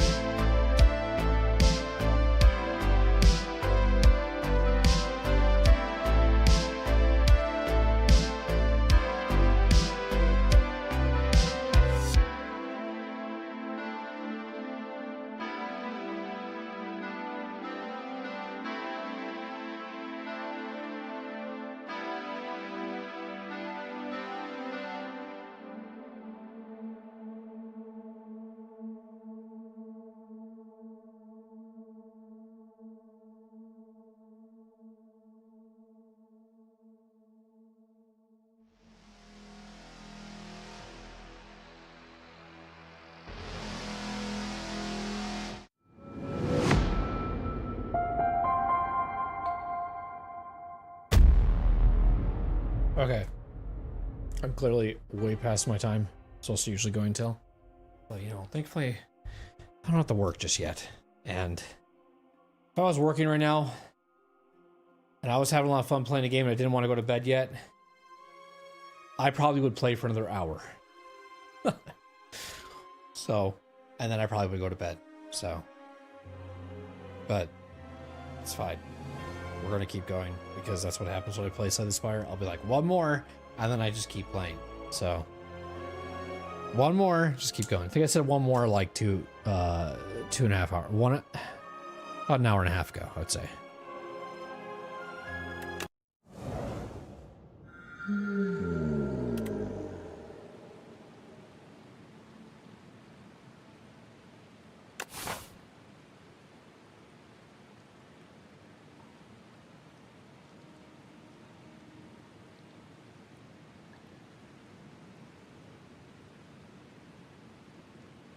I mean, I'm looking at the left.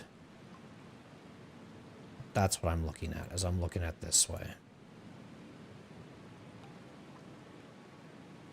Not really thinking too much about, like, shops. Just kind of what seems the most friendly.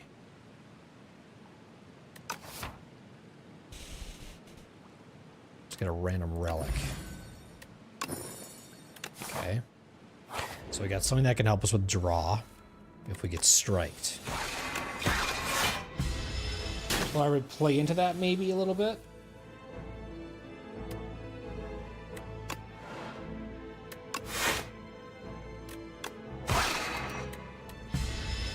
You know, see, I don't want to play that card until I know for sure I should play it. The vulnerability thing.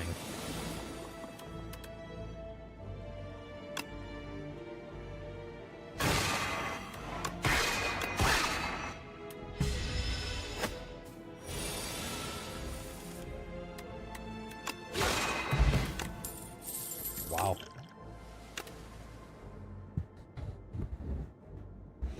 So I'm going to pick this up.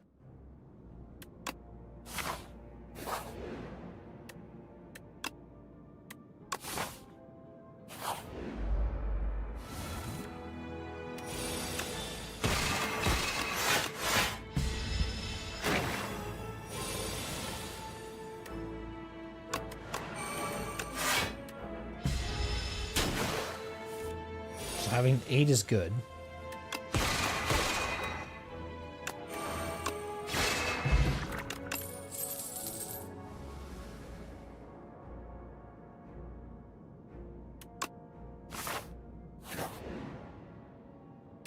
Sure. I haven't seen what this is yet.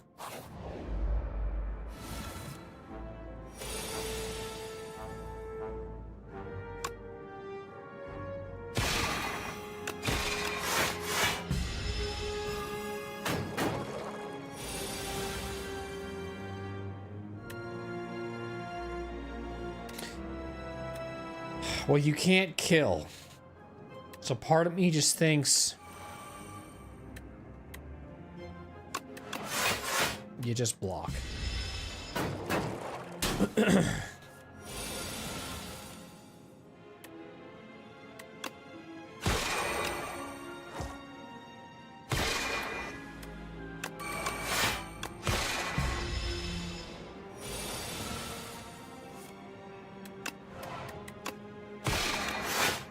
So right now I have a lot of stars scaling, but I don't have enough damage.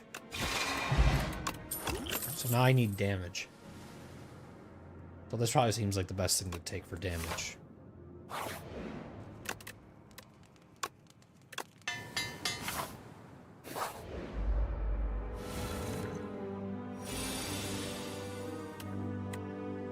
think we play this, and then this.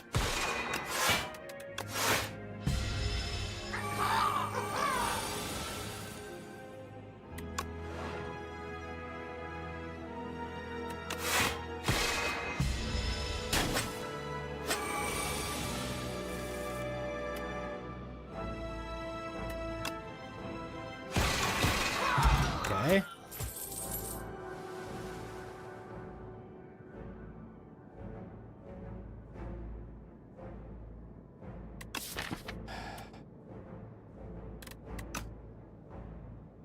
gonna skip for now. Having the noticing what I kind of am paying attention to with these rooms is that there's a lot of AoE rooms. And sometimes I feel like I need cards that are going to help with AoE like this, you know?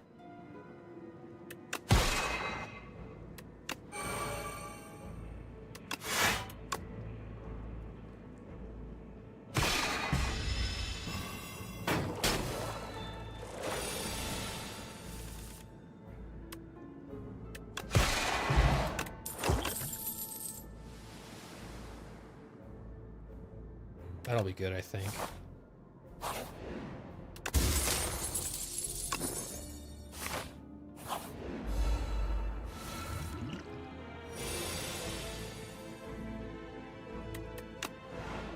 So you have no reason to play this because you have no draw. You can like play that and this. Should definitely play that.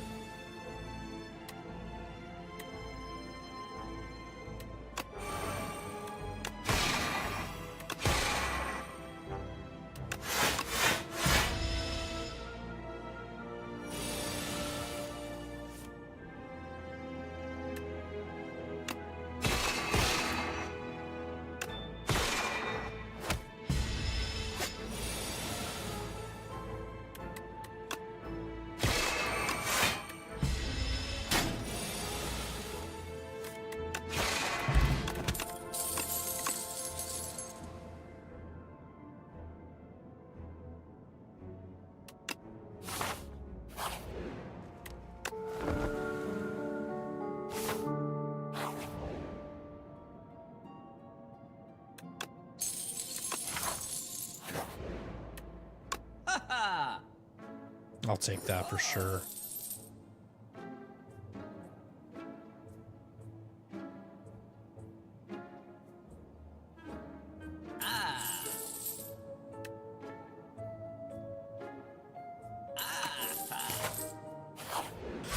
Okay, it's a good room.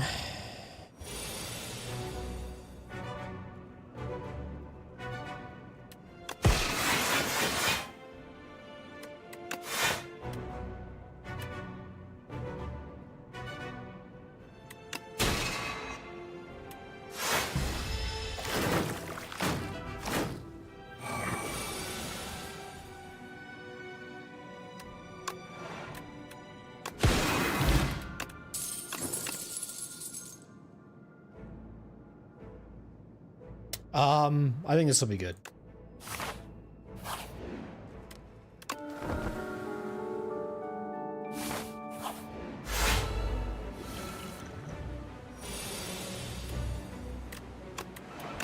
So I say we just scale that up.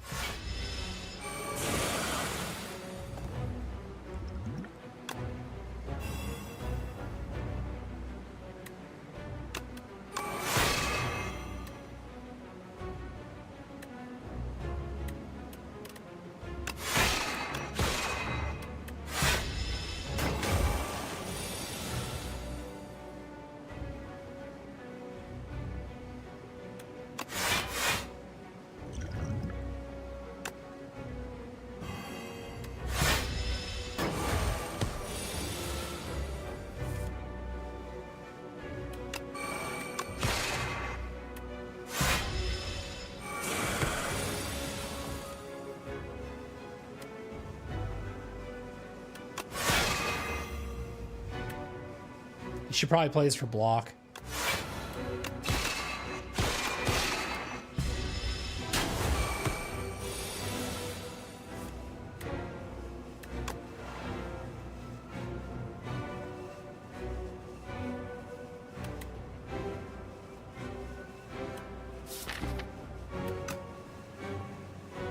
It's 13.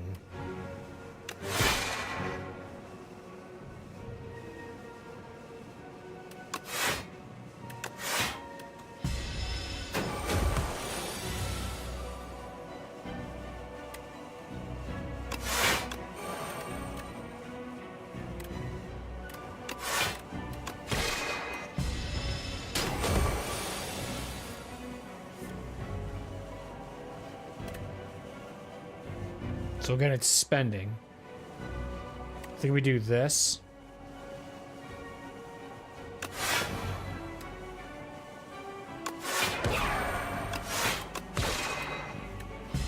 $33 damage.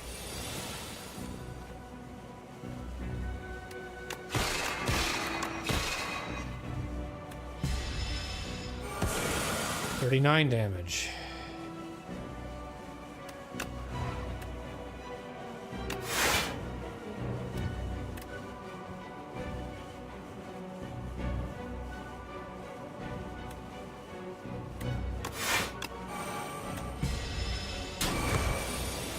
$42.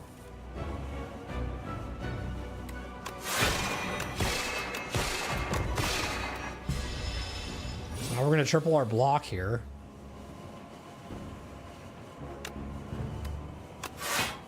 Oh, do you have to put that on fucking first? That's dumb.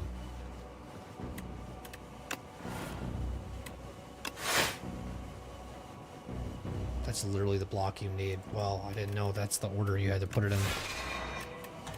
Dumb. Oh wait, never mind. I fucking used the energies for the power card, so I saved myself. Jesus.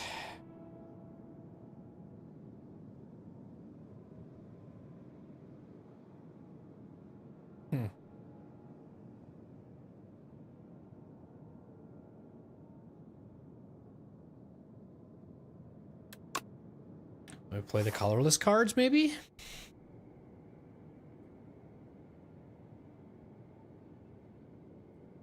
I want to play events. I want to play events. That's what I want to do. Events, events, events. So we're going to go like this.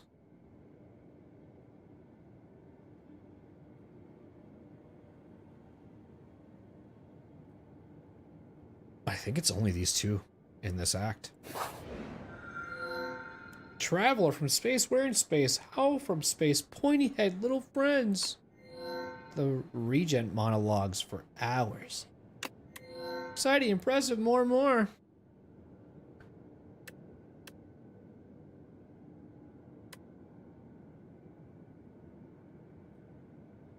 Let's do this. Oh, dude, that seems awesome.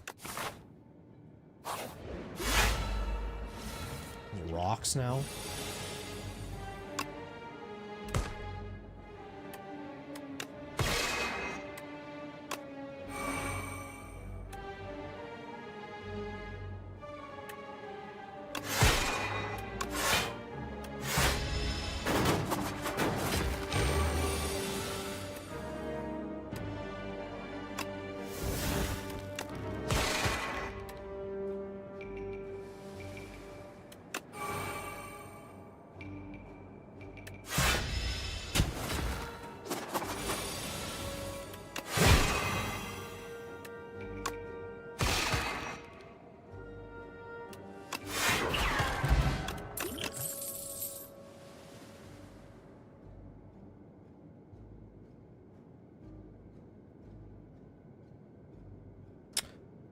I mean, at this point, do you want to have block?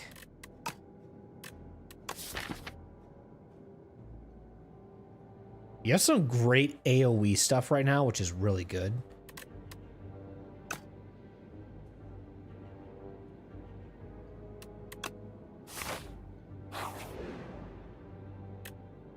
To obtain a random, what is this? Infested automaton. There's a chamber filled with dead robots. A lone automaton still has faintly glowing core, but is engulfed by a grotesque organic growth and doesn't respond. Let's do this. Okay. I'm gonna take the key from you.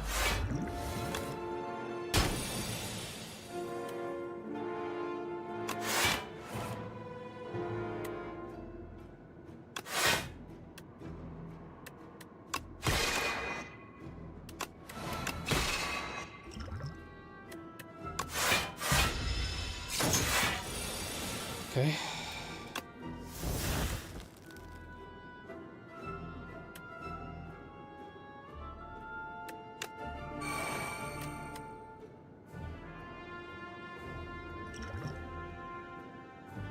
Okay.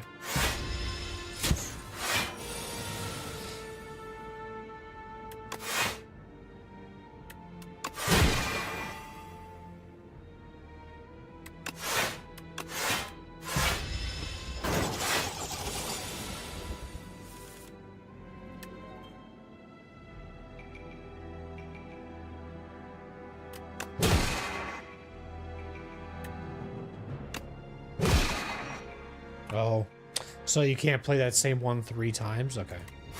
Thought you could.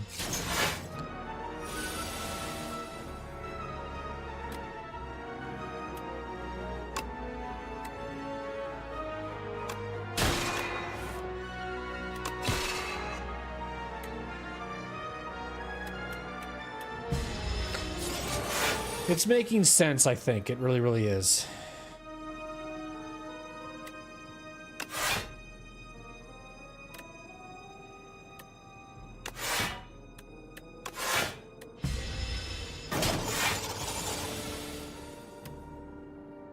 Even if I lose here, I think I'm starting to get it.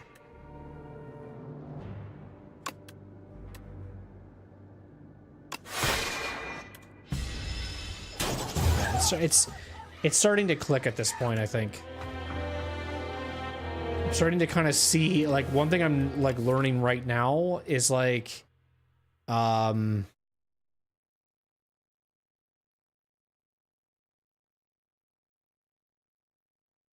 definitely not always feeling like you need to force to play these and sometimes set them up for other turns. Like, you don't always want to just pick it up constantly.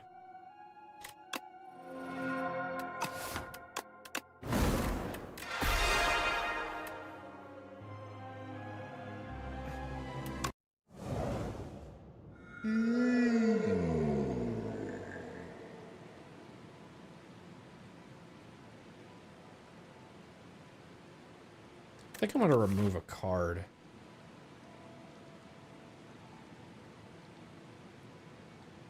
There's a lot of enemies in this one.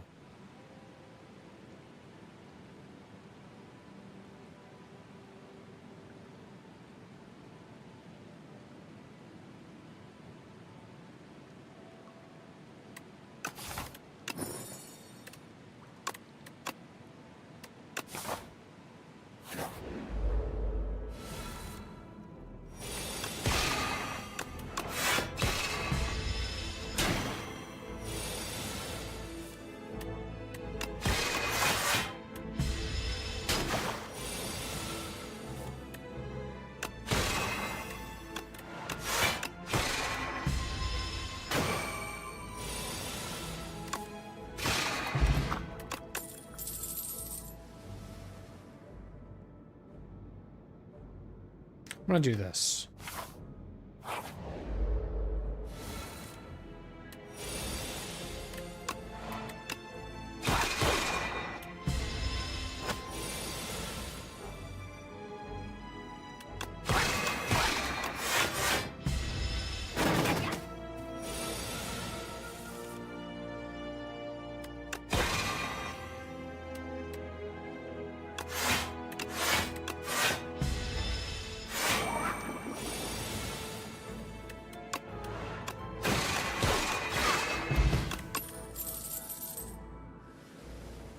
I'll do this.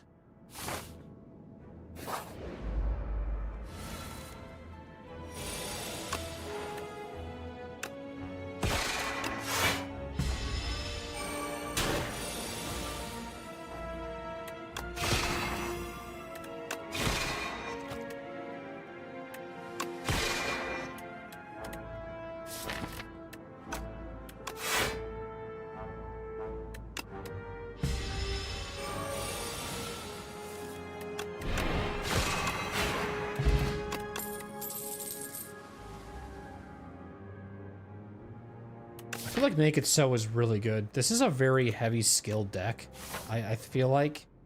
And it does come into play. So let's do it. Negates 1 debuff. Okay.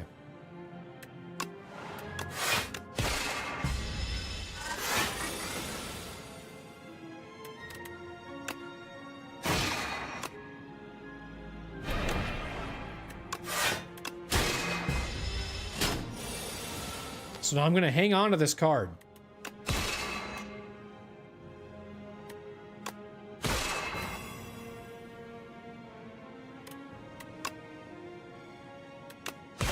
Until I know I can get the kill.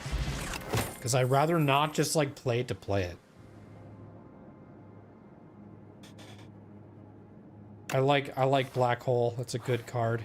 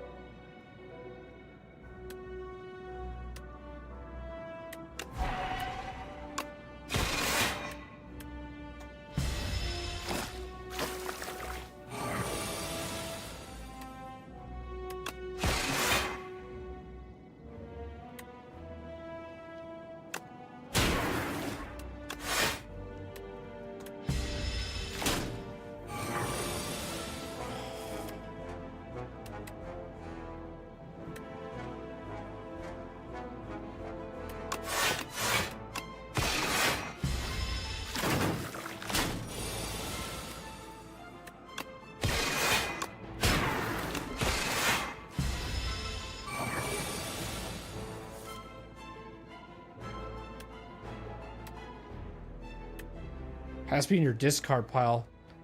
It's annoying.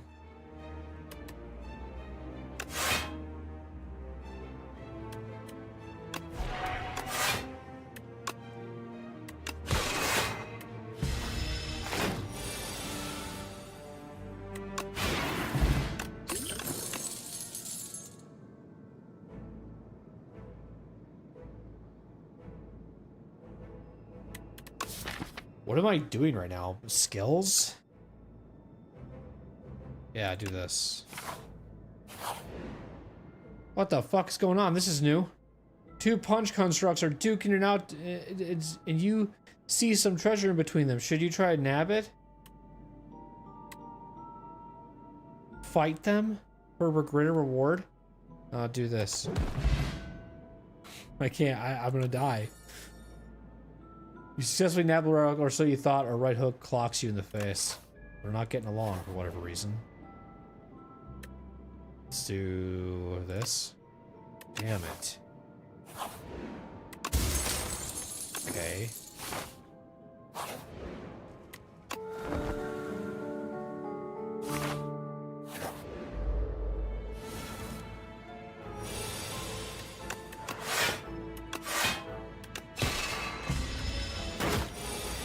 Well, it's good to know if I play that, it's always going to show up somewhere.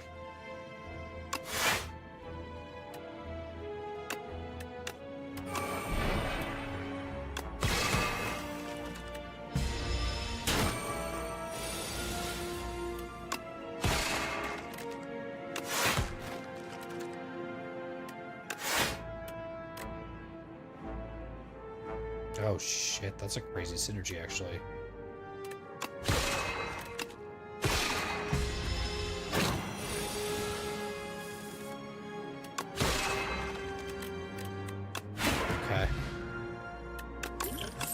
See how that card works now.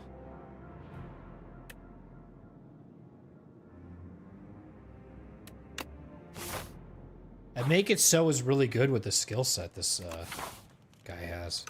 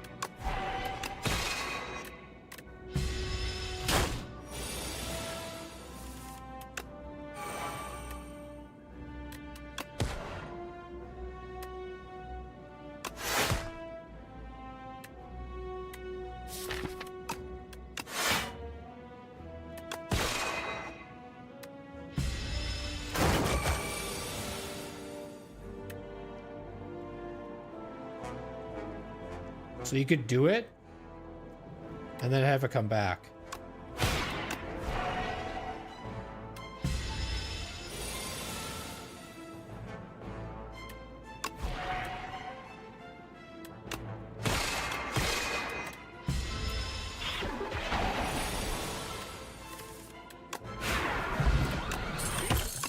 Okay, that's really, really cool. Give me another one of these. Yeah. Do this. Let's rest. That's gonna help with shirking too, as well.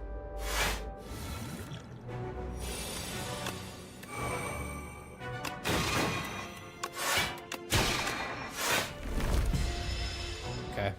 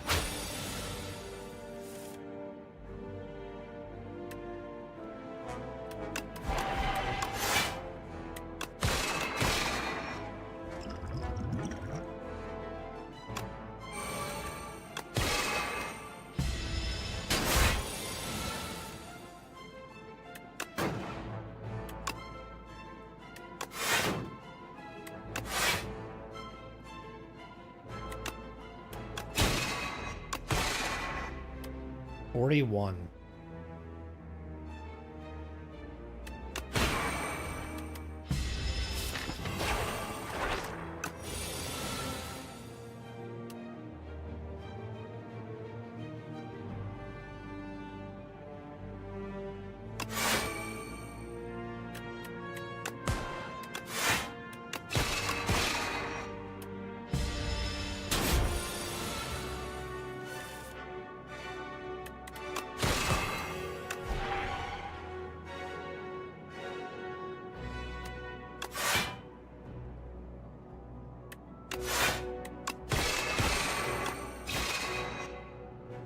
Okay.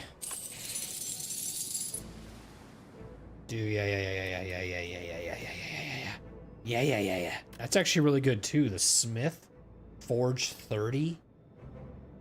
Like, holy crap.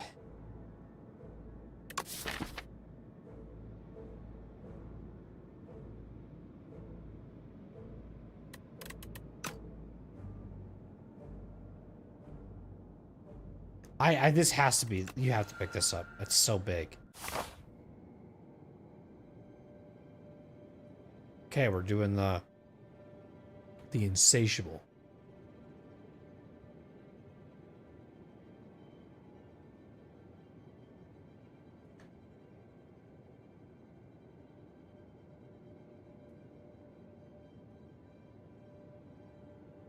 There's so much money.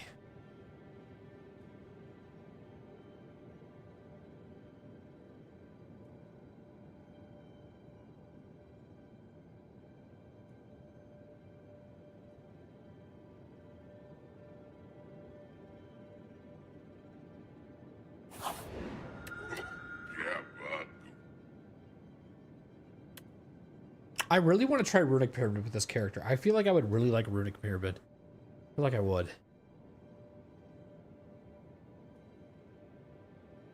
I think Runic Pyramid would be OP with this character.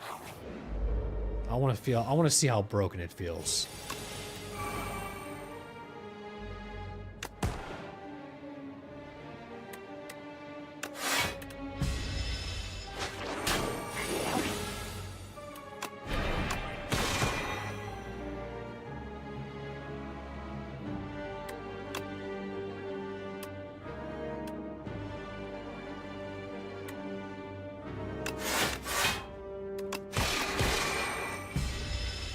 Played 3 skills, remember that.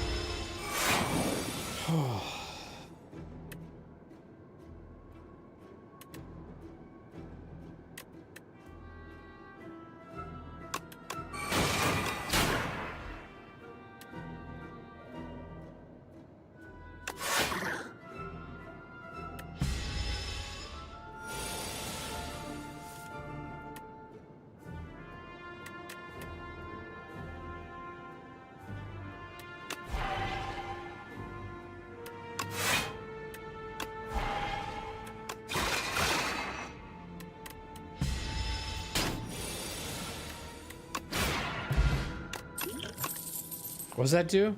Next attack you play deals triple damage. Holy fuck.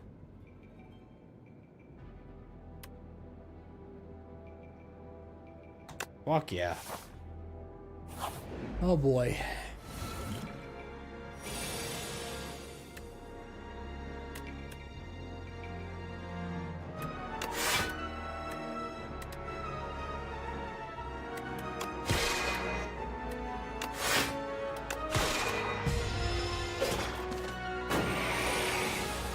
Oh man.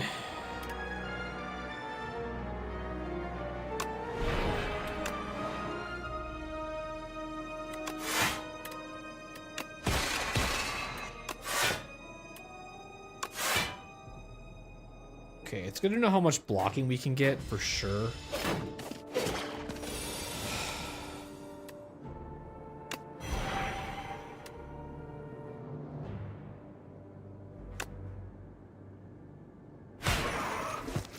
Okay, cool. It didn't show the damage. I was weird. I was like, probably I should have hit the guy that was going for 15, but I didn't. It didn't show the damage when I was going to put him on. I kind of showed up a little late.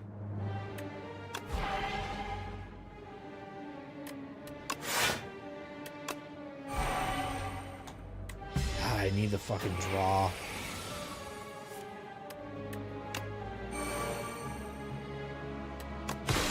Runic Pyramid is hurting me right now, unfortunately. So it works like the other ones, at least.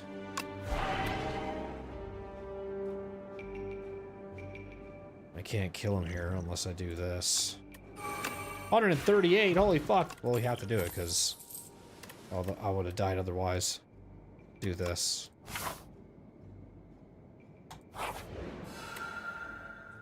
Okay. I want to try that. I just want to try the bread. Haven't picked it up yet. Might be beneficial, might hurt us, I don't know.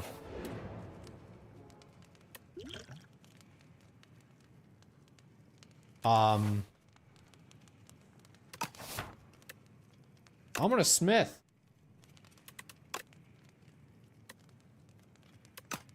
I'm gonna make this 9.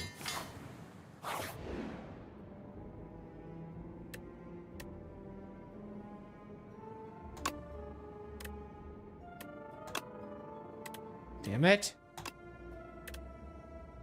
Damn it. Fine. That sucks.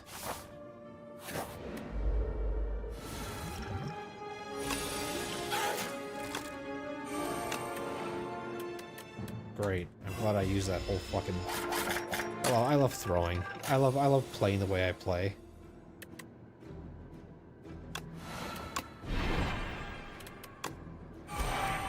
$27 to all enemies.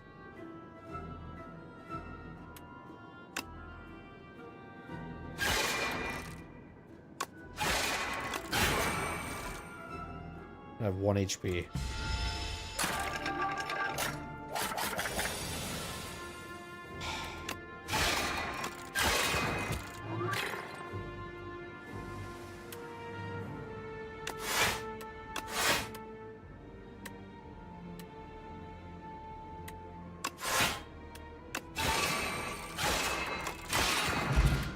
Jesus Christ, Jesus Christ, Jesus Christ, Jesus Christ, I'm fucked.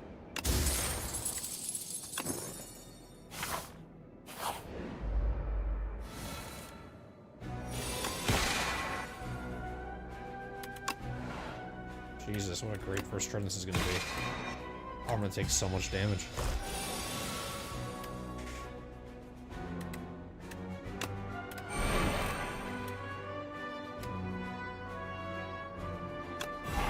So that's gonna see. It doesn't tell. Oh, it does tell me now. What the fuck? It didn't say it before. I'm dead regardless. So.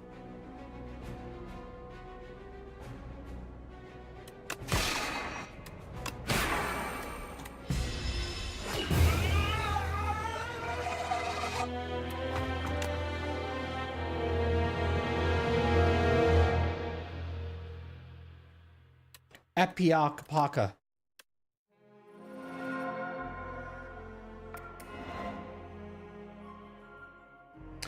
Niao excitedly presented the architect with the potent tea she had been working on since her prior visit. This will help you sleep.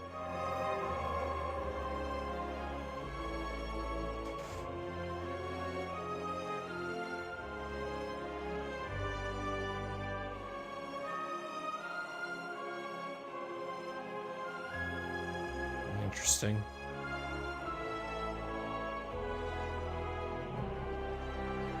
Scrawl's back, and it's a powerless card. Wow. Or colorless card. And it's a... That's cool. Sick. Alchemy used to be silent only. I don't know about this. This is new.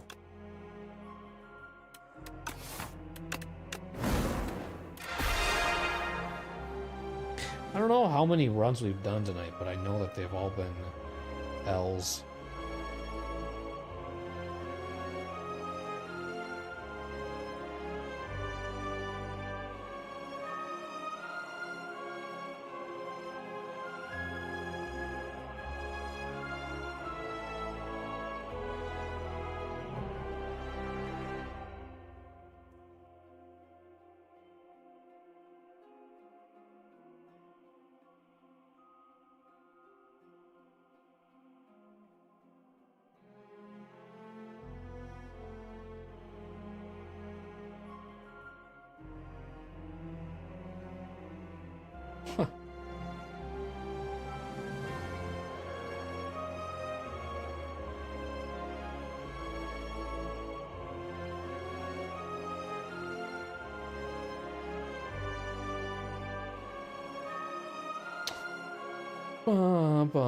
Okay, let's do one more, maybe. Maybe two more, maybe three more. I don't know. I was checking my phone, sorry.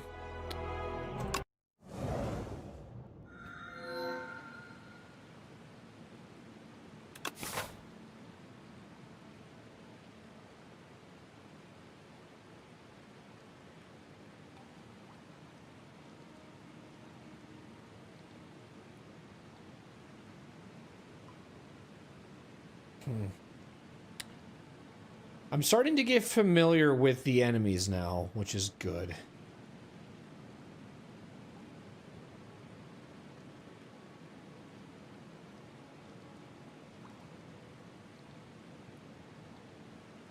I'd be thinking, are you scared to fight an elite? Nope.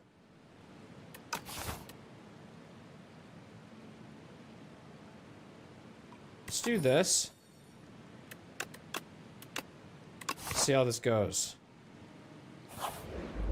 I'll fight an elite there if it's good. If not, I'm gonna ignore.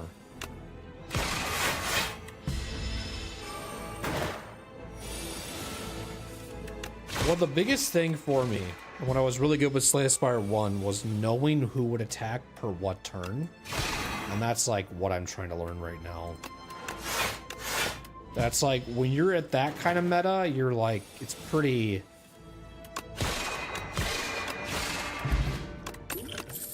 You're sitting really well. Sometimes attacking people in a certain order can make a definite difference. For sure.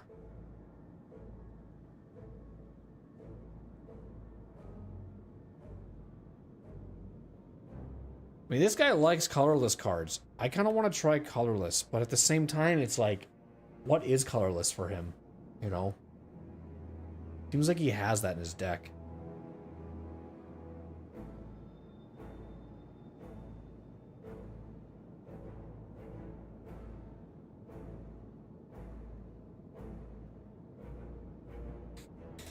Apply 2 weak, apply 2 vulnerable. That Gamma Blast seems like something I really want to do. If you can scale stars, you can make it work.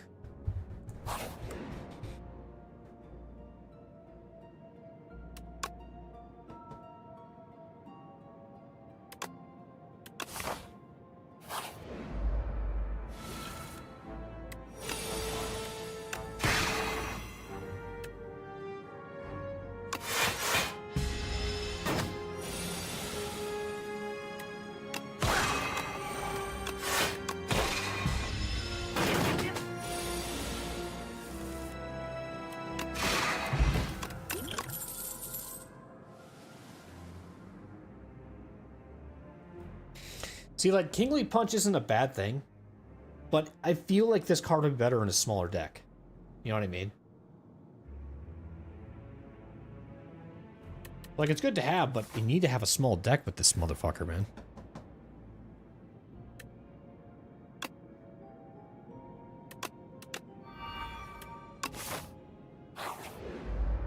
I think I can fight that elite. I'm not scared.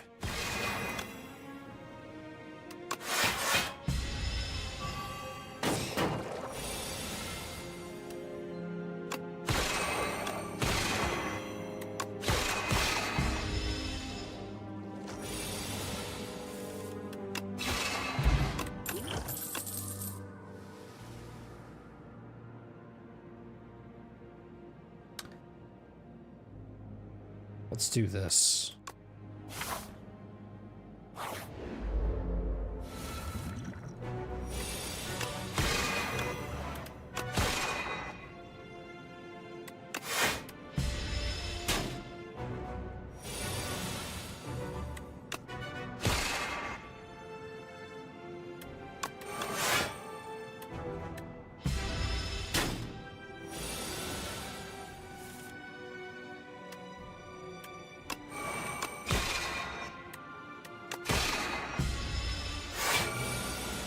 Do one more turn. One more turn after this. Okay,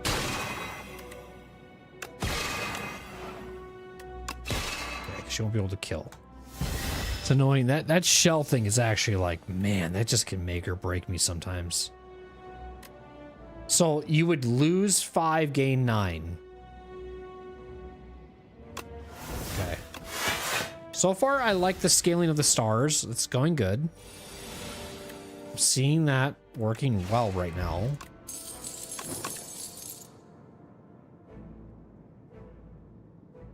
Do this. That went pretty bad, I think. Kind of scary. I think you just take the damage. Also, God played Pocket Watch there too, which I guess was good.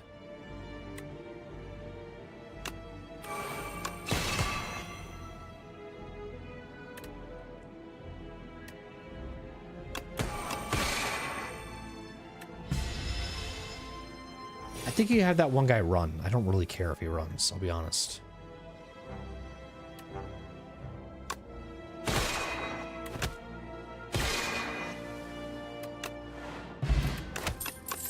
Didn't get away. You play 5 or more cards in a turn. That's not going to help with Pocket Watch. None of this is good for Pocket Watch.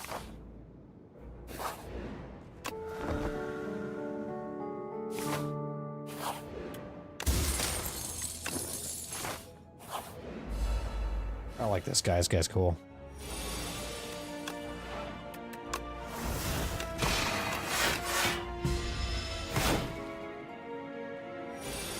So I have 7 right now.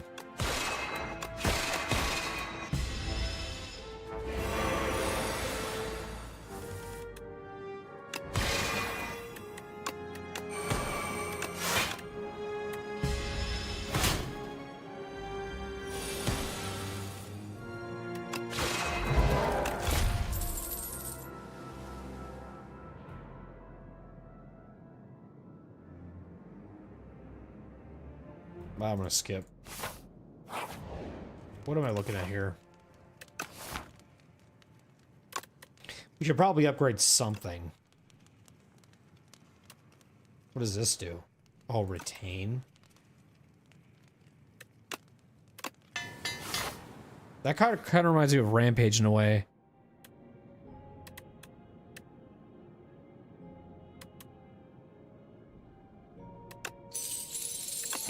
You know, I don't even know if I'm even going to see those elites, so let's just do that instead.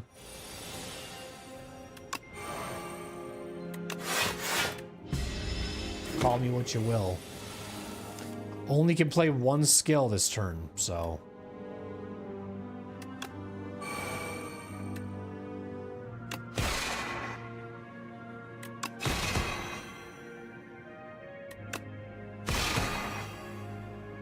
Can I kill? Or should I just probably defend here?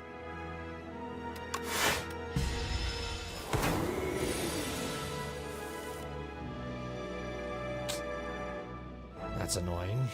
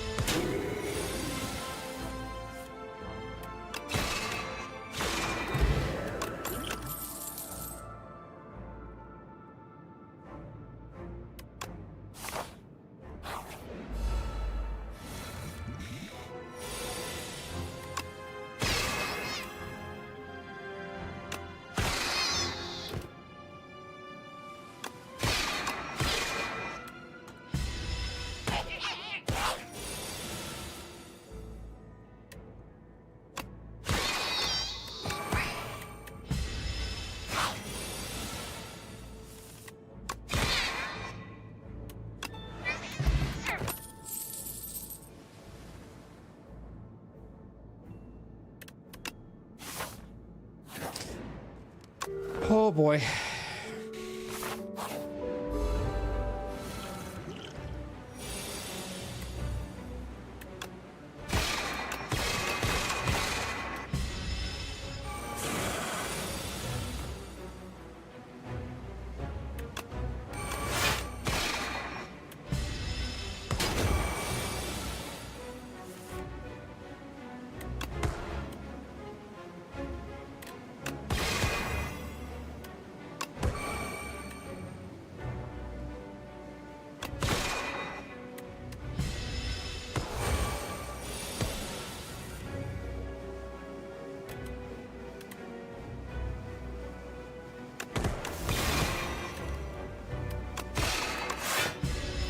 So there's no reason to play that because I'm not getting any he's not attacking that turn, so it doesn't matter.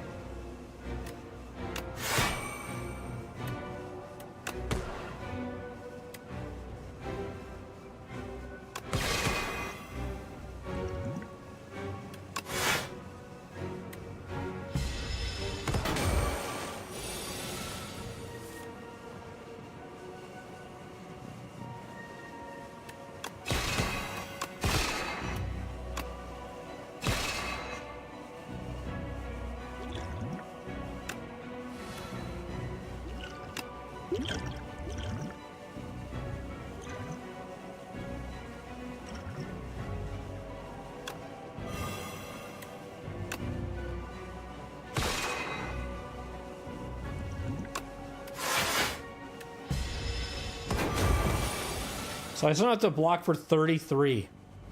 Don't think that's gonna happen.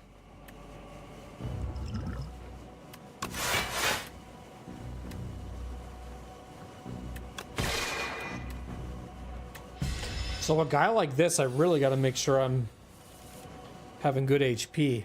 Maybe I will block here. I don't know.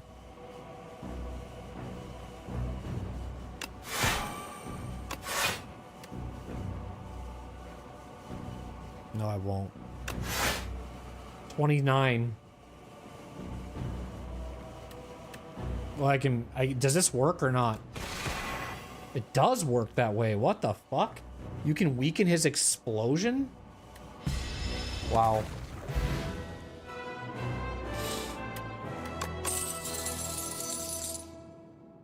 Do this.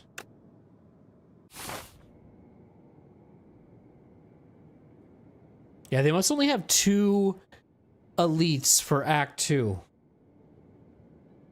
I think they have 3 for Act 3 and I don't remember how many. Yeah.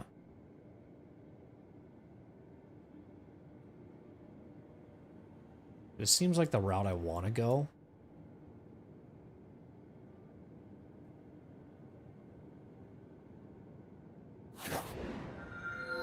Welcome back, Regal Boy. Looks like you're doing great out there.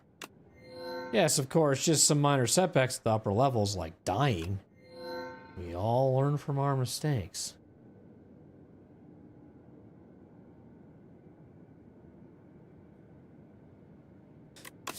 Well, what do you think you need?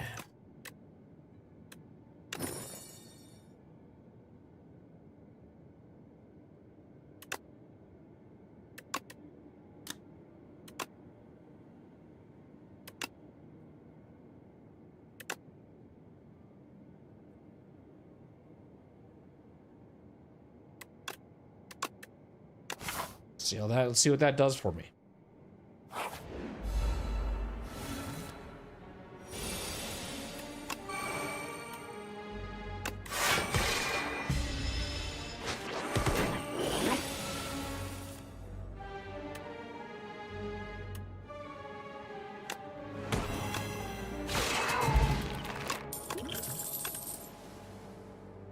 Now it's looking good.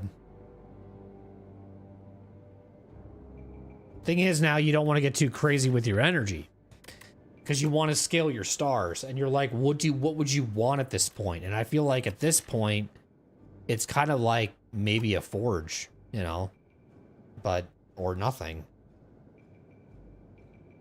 Because, like, right now, if I have something like this in my deck, like, that's huge, man. So is this, like, and with, like, I need scaling of stars. Or draw at this point. Probably draw.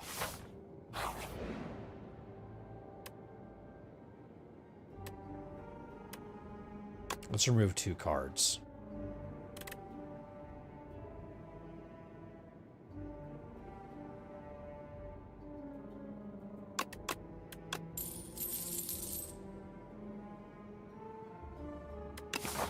Paid some big money to remove some cards, but I'll take it.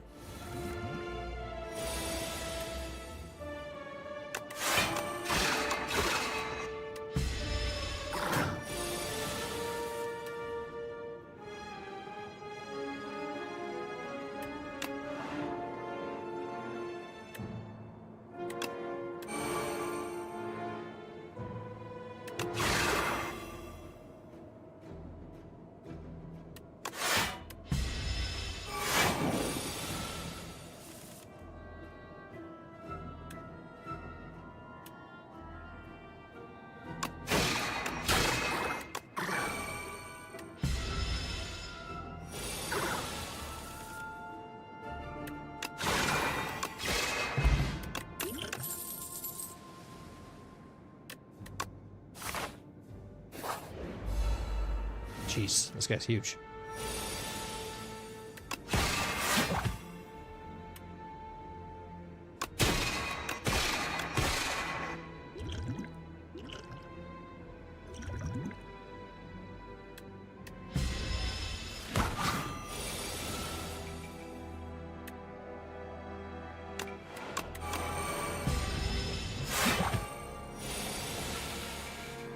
So we're going to play this.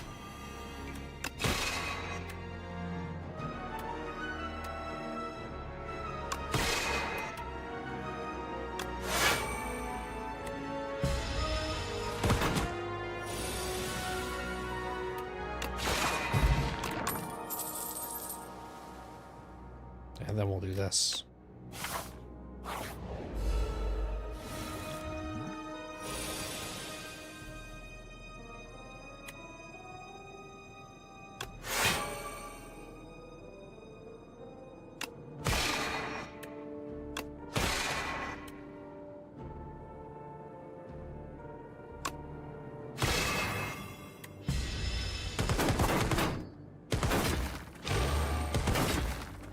It's like thorns, essentially. It's what it is. So if we wanted to play the pocket watch here, the best way to do this, we're going to take, looks like, should we try to kill that guy? We can't kill him.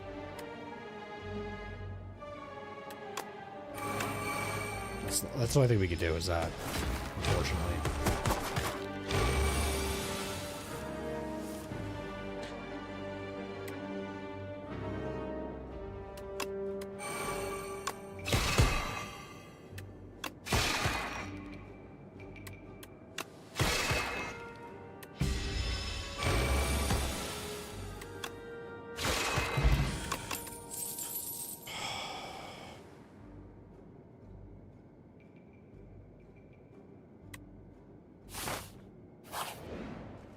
Smithing.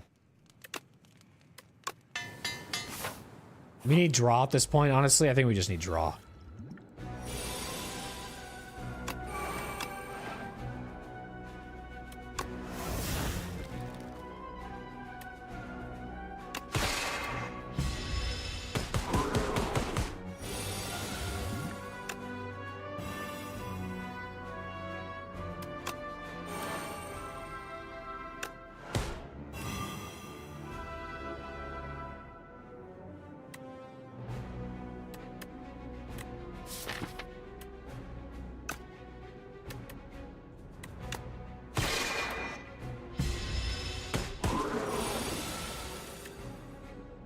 That pocket watch is kind of coming in clutch.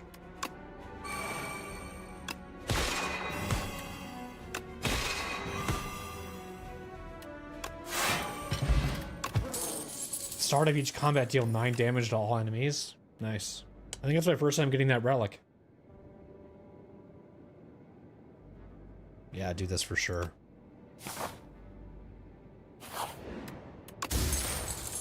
Nice. 412. What is this? Card rewards can now contain colorless cards. I think these two things would be huge to take. And that's all we can do. Okay.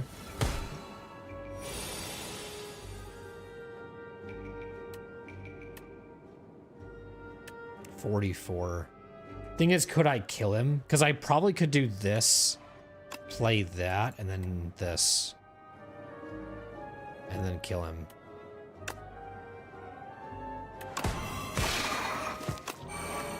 Like, I don't know, maybe that's the better play in this case.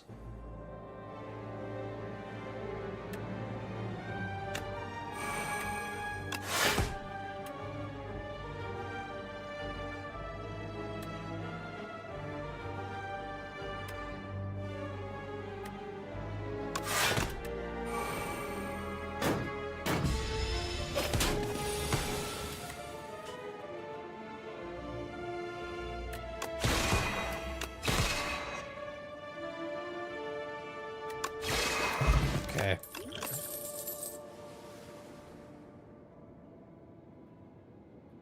Do this.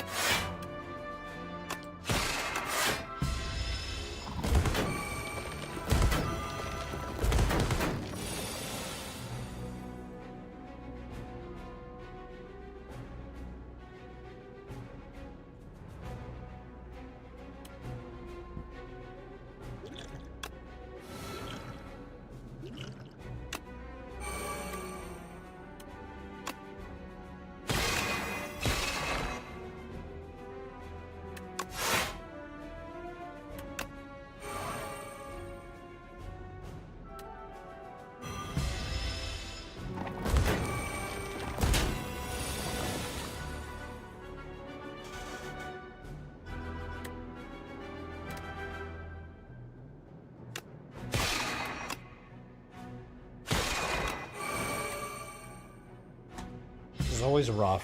These guys are tough.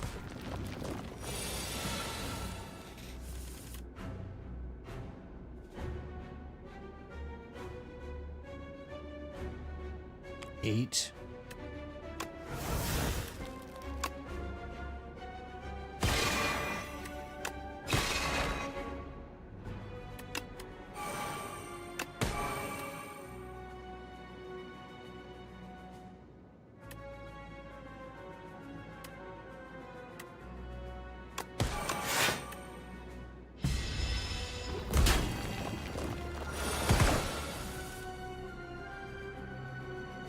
We could do this. Watch this.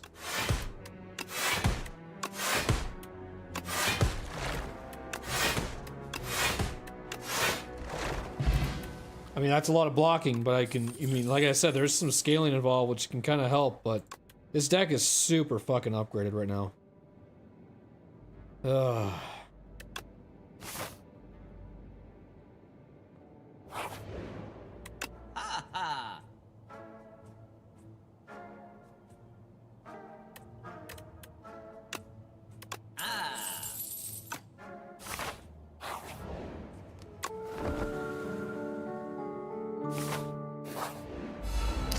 Alright, this is gonna be rough as fuck.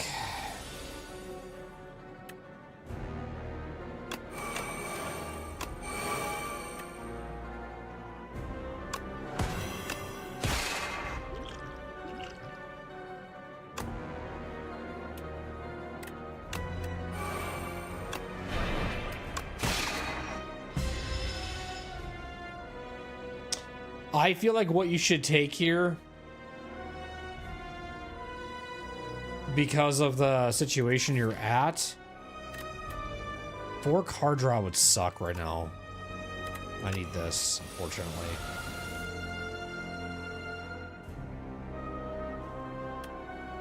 $12.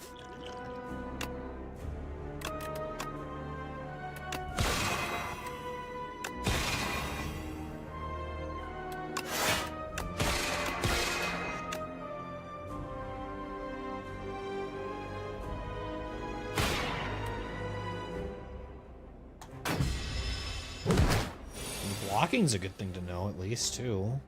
So it's 18.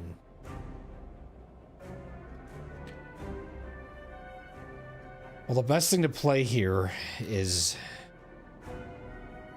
you can only play this or this. I would say, since you have Thorns, it might be better to play these 2 twice, followed by Genesis. Or you can also do this, too. Do this.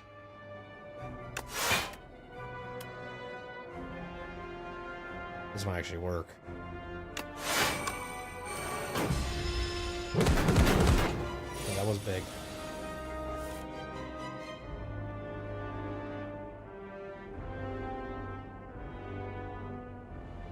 We have to keep adding the vulnerability, I think.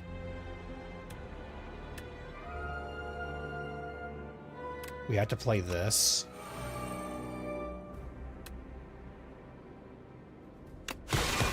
And there we go.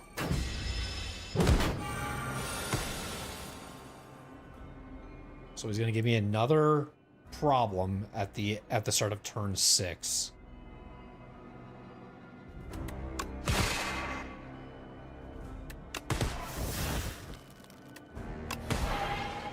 Okay, that's big.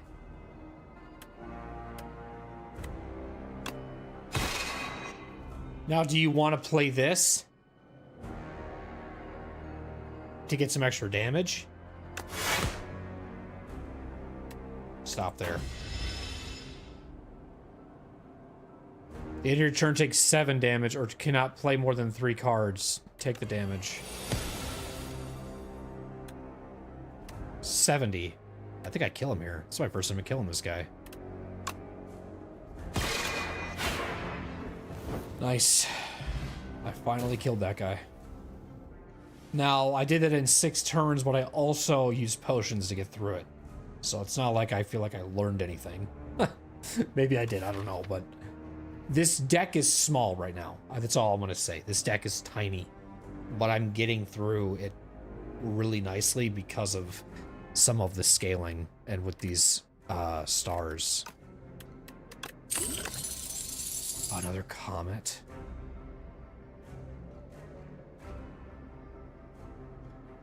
Oh, shit.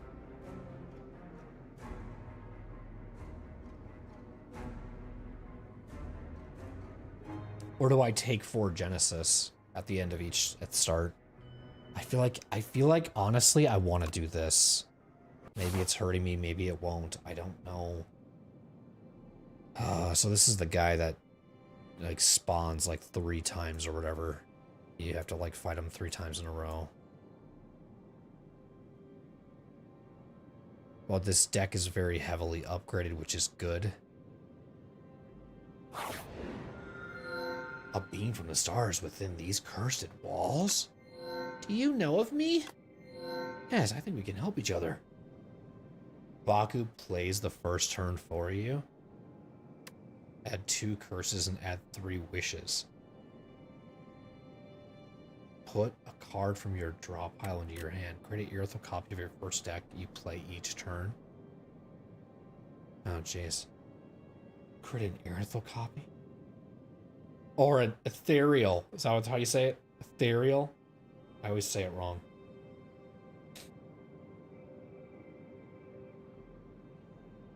Do this. Baku's like, fuck, I gotta help now. That's annoying. What the fuck is going on? How many turns did he do? Wait. So that was the whole turn was him? So now I'm done?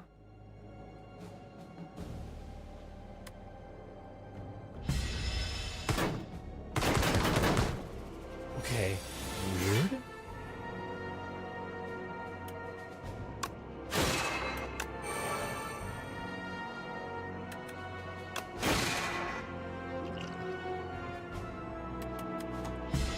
Okay, weird.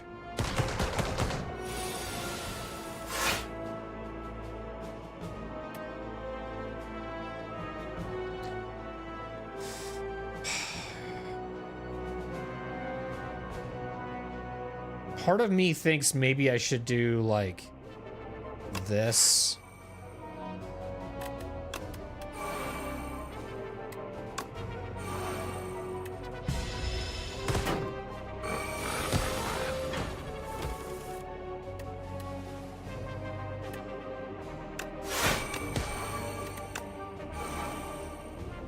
Able to get the blocking, so I might as well. Pocket watch is huge here too. I'm gonna be honest, I have no idea what the fuck happened there. I don't know how he died. I was too busy yapping. Yeah, you have to do this 100%.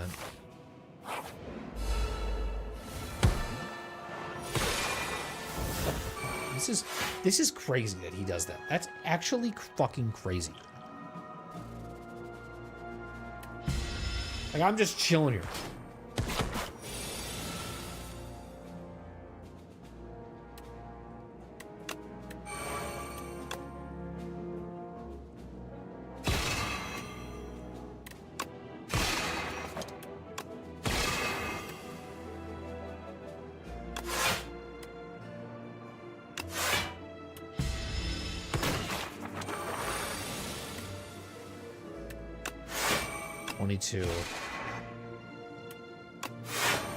Great fucking blocking at this point. Holy shit.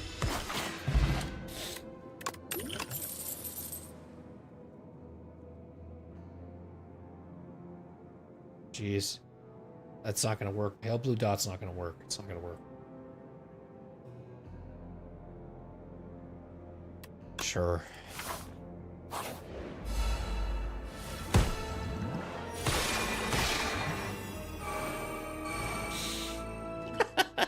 Okay.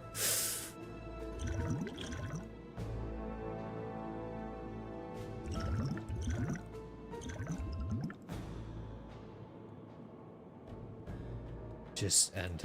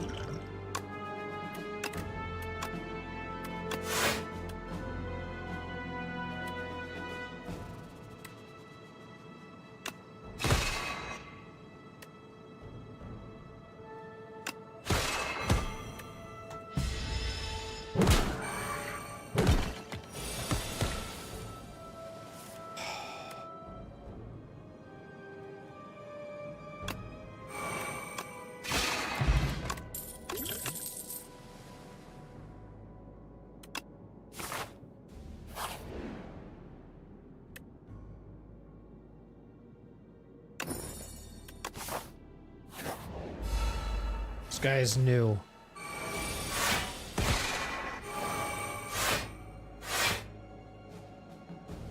He just plays until everything is depleted. Like, that's what he literally does.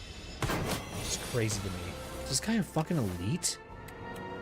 He's just an enemy that has 148 damage, bro.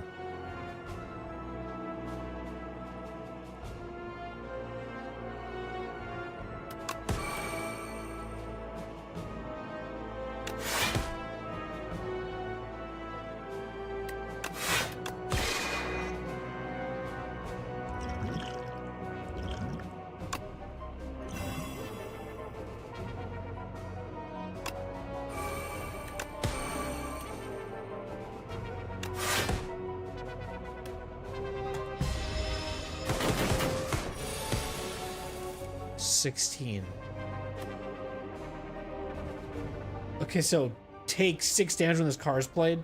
So the 2 Genesises. Good.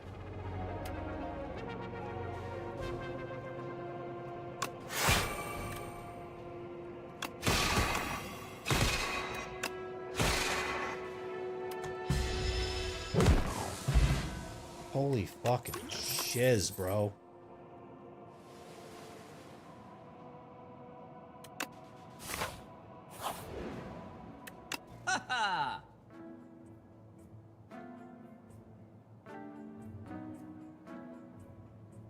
Another card.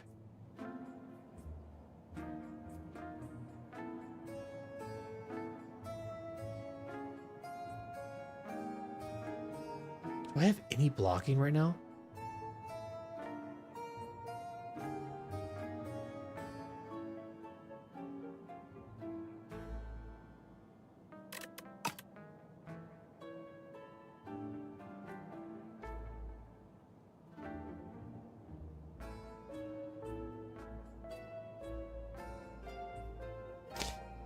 Do I have any blocking? Do I have any block? I really don't have any blocking. It's mostly like this.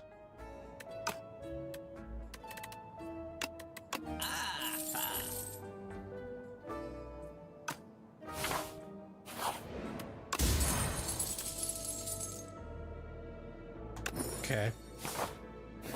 Gotta rest here. 2 elites coming up, man. Might be rough.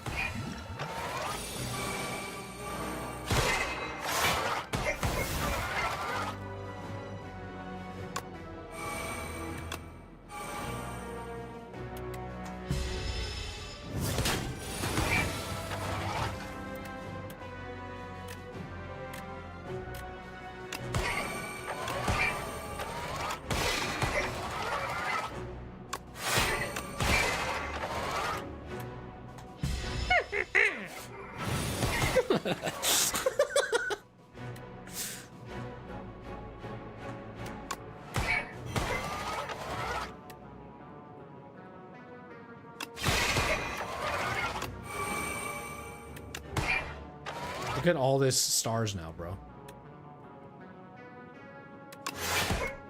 So 2, 4, 6, 8.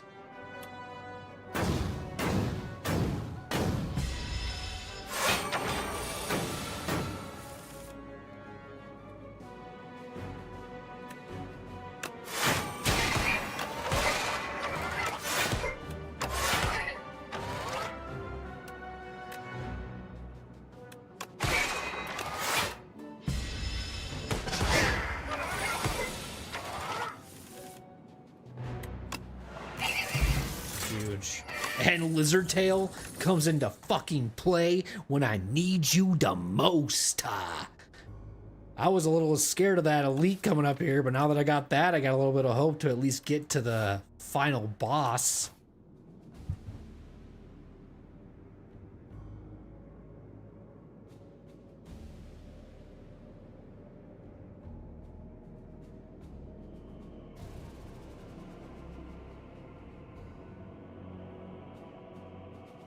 I don't know. Do this. Gotta rest again.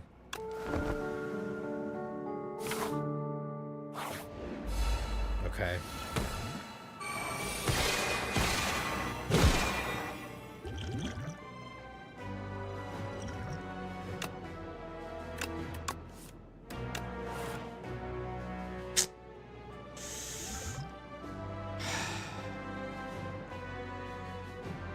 Okay.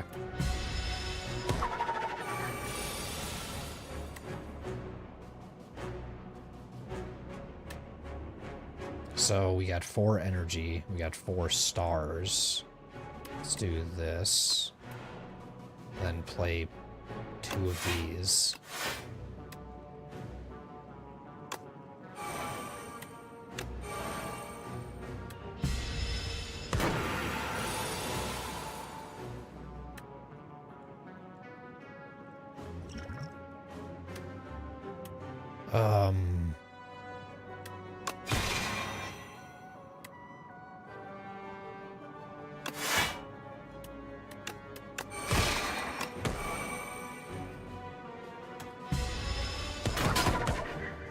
HP, okay.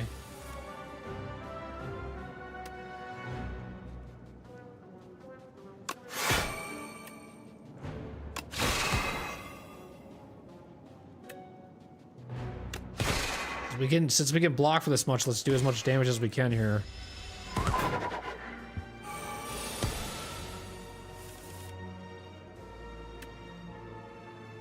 He's got vulnerability on too. Plenty of stars. Lizard Tail did not get used there, which was good. Deal 4 damage and choose a card in your hand to transform. Add 3 colorless cards in your hand.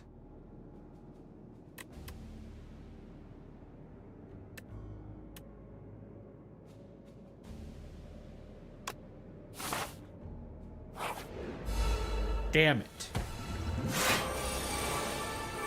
Oh, look at this fucking enemy, dude.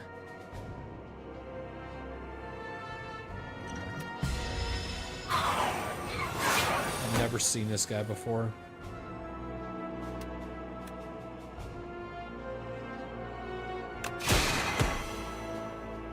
Nice, they're doing no damage to me. That's amazing.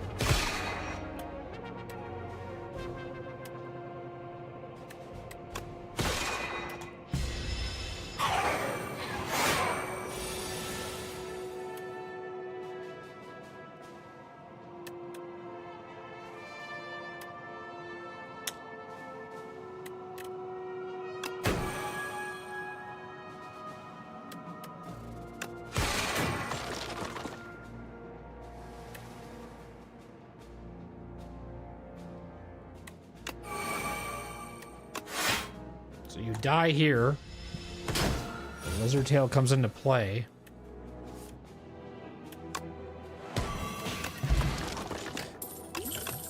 Oh, shit.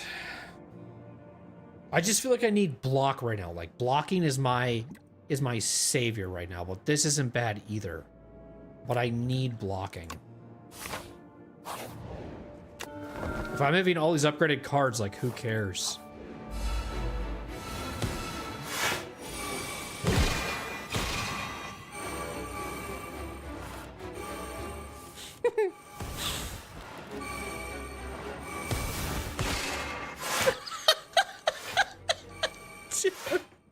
Stop. Stop it. Stop now. We're done. Jesus Christ.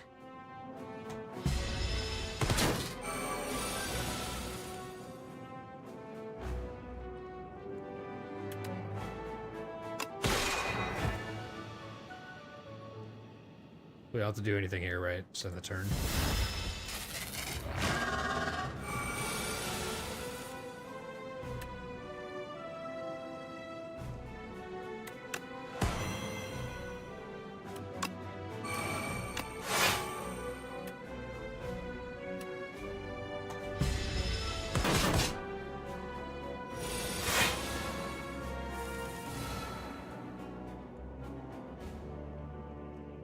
Look at Plate of the Hidden Cache.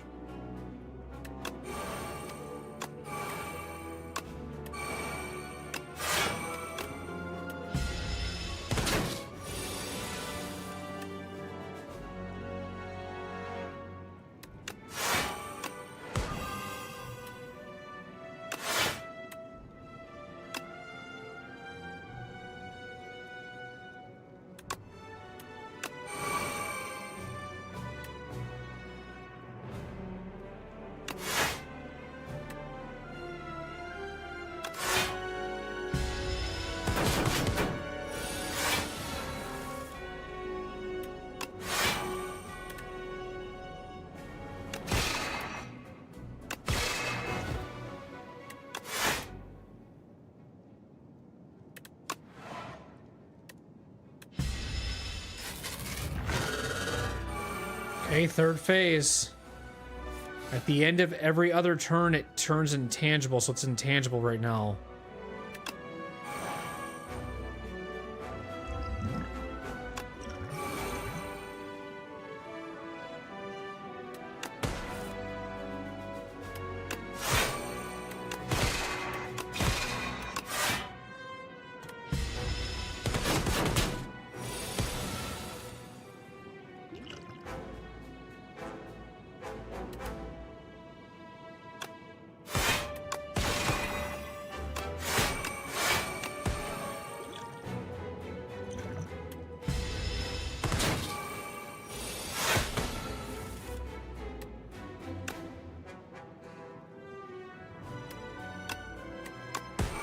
Look at how many we have right now.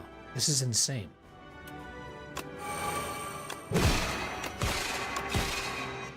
This is good. We're scaling those cards up, so it's fine. Oh my god.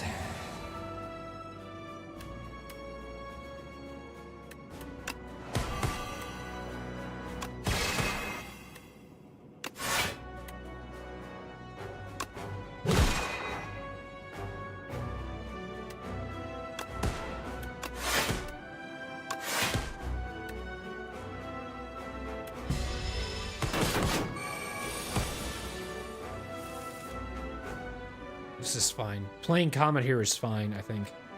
We have the fucking stars to do it, so might as well.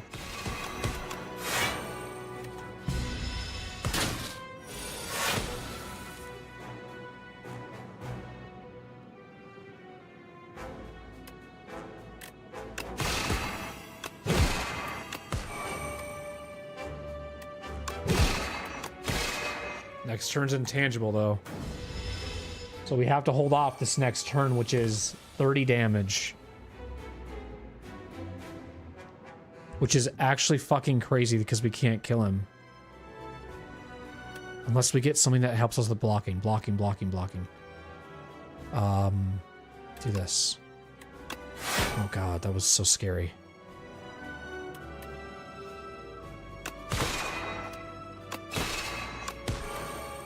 That secret technique came into fucking clutch, dude.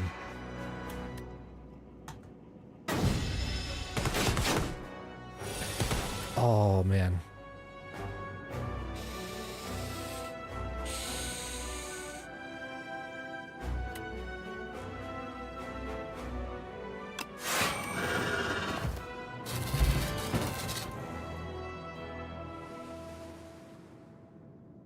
Wow.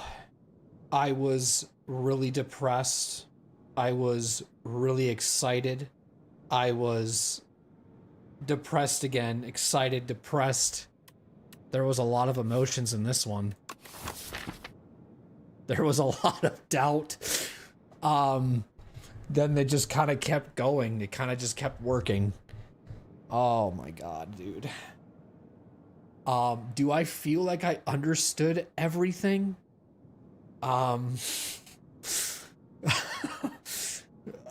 Kinda. I mean, I clearly saw how much you can scale with those stars, but part of me beats myself up too much on this because, like, I had to use that potion, and that secret technique legitimately came at the perfect time so I could play a block card, but it's like, yes and no.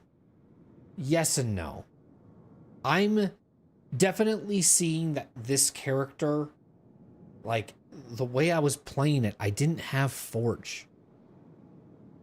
You're just gonna have to give me a second here to, like, look this over, because I'm just trying to think. Like, this was a huge carry. That was awesome to have that. Having, like, that stars to play something like this was freaking huge, and then, like, even have a black hole, because we were spending and going, like, this... everything really came down to, I think, as I'm playing this character, what I'm doing in my brain is I'm thinking about the stars and not so much the energy. And I'm, like, thinking about scaling stars for the next turn so that I can play that. Like, having this was huge because at the start of every turn when we had 2 of these, the Genesis plus, no, it wasn't, it was 5, I guess. If we would have had both from upgrade, it would have been 6, but 5 at the start of each turn was also huge for scaling. Having the enemy lose strength was good.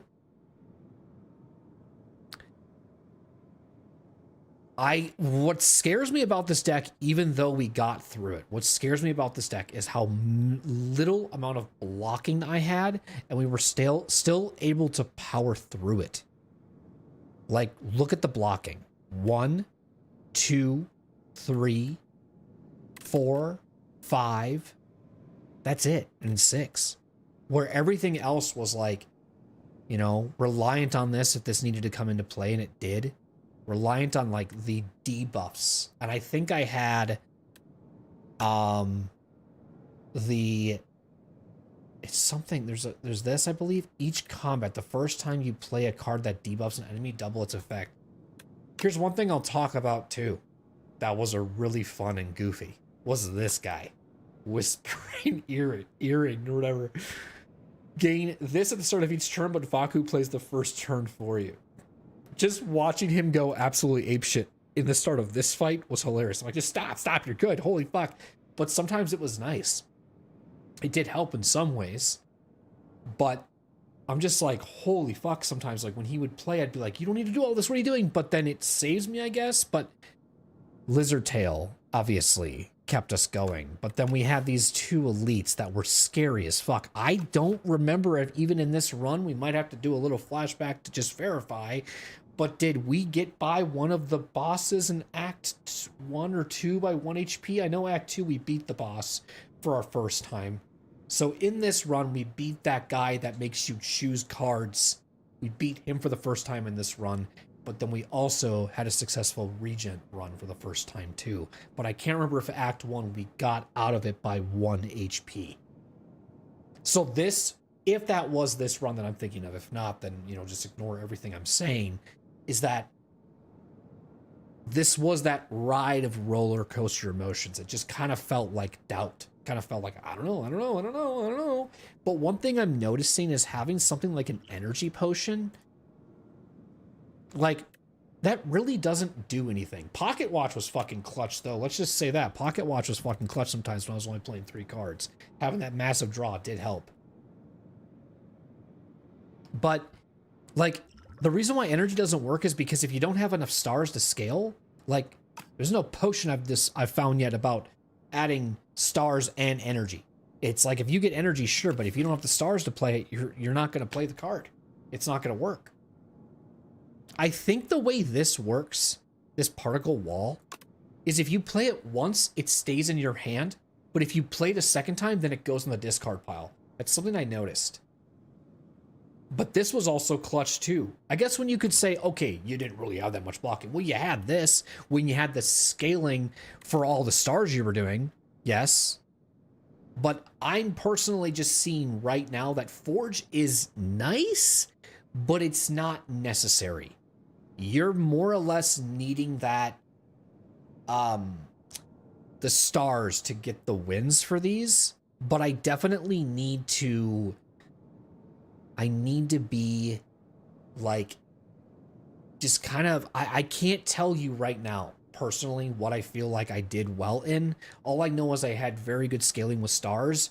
And when I kind of see benefits from having a lot of stars, when you have things like this at 0 energy cost cards, like, you can play for a while.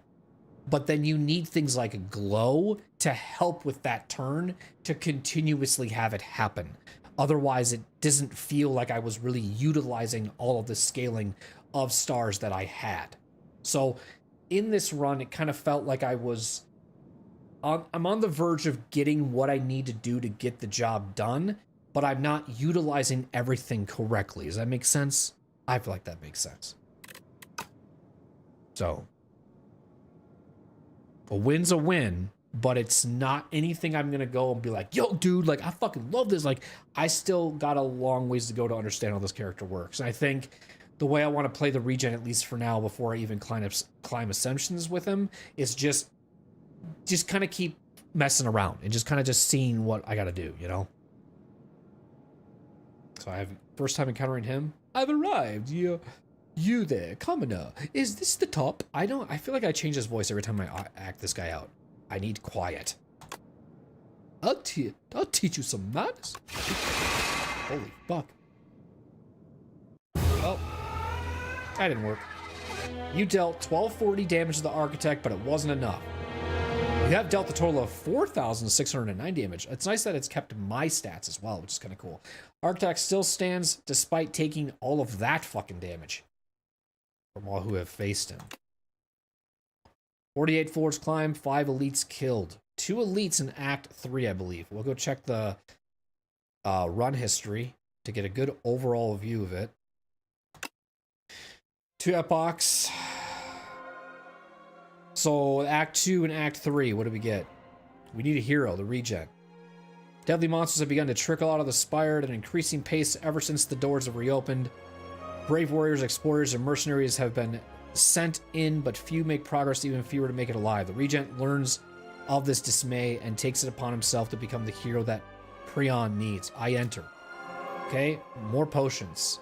So here's potions that are good. Well, those are relics. This is a relic? Wait, is this a potion or a relic? These are relics, bro. Look at the fucking screen. Read. At the start of each combat, forge 10. Holy fuck, that's crazy. For every 10 spent, gain 10 block. At the end of every turn. Fuck yeah, dude. When I see shit like this, you're making me want to play it even more because I'm going to get synergies with relics possibly in future runs, which are huge. Defeat me, the Regent of Stalis, does not know defeat. The strange man at the top of this tower must be defeated by me and only me. The Regent devises a royal brilliant plan to become stronger, but to immortalize this, it is etched into a nearby stone. Try harder. Potions. So now he's like, I'm fucking making potions and shit to kill this goddamn guy. Gain this. Gain 3 upguarded colorless cards to your hand. And forge 15. Cool. Potions exclusive to the Regent. Potions, relics exclusive to the Regent. And now we have the Regent must keep going. His Majesty may now access Ascensions when starting a run. Sick. So, ladies and gentlemen, the only thing left we have to do is just the Necrobinder to have a win with every character. Then we can start messing around, maybe just kind of doing some XP stuff, learning the characters a little more, and then perhaps doing some Ascension climbing, which will be fun too. But there it is, ladies and gentlemen. We fought 1 elite in Act 1, 2 elites in Act 2, and 2 elites in Act 3. This got scary, definitely right here at this part where my mouse is, with the lizard tail and all that stuff coming into play, but I don't know. I could say, did I learn, blah, blah, blah, but honestly, I'm just happy that I got a victory. It was a little rough. When we look at character stats, this one took me 13 attempts. So, could have just been having bad RNG too, but it's making sense. It's making sense. It's just, I'm not, like, what's the word?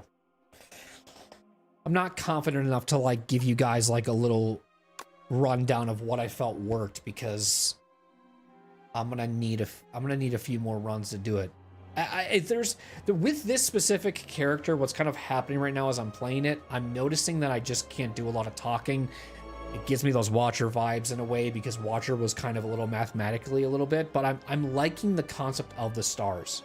I'm liking the concept of using the scaling and then finding the benefit of, you have to really pay attention to 2 different things. It isn't just about energy, you know, where the Necrobinder is kind of the same way too, is you kind of have to use your summon, your Otzi, to get like blocking and all those other things. And I feel like Otzi and like the Necrobinder will click with me a little more than this one will, but we'll see. That's obviously next after this, but it's I'm more happier that it didn't take me as long to struggle, because like I thought for sure that I would be stuck on this for like 20 attempts or 30 attempts before finally getting a victory. So I'm happy with what I had to do. even if some of the potions were the carry or Lizard Tail was the carry.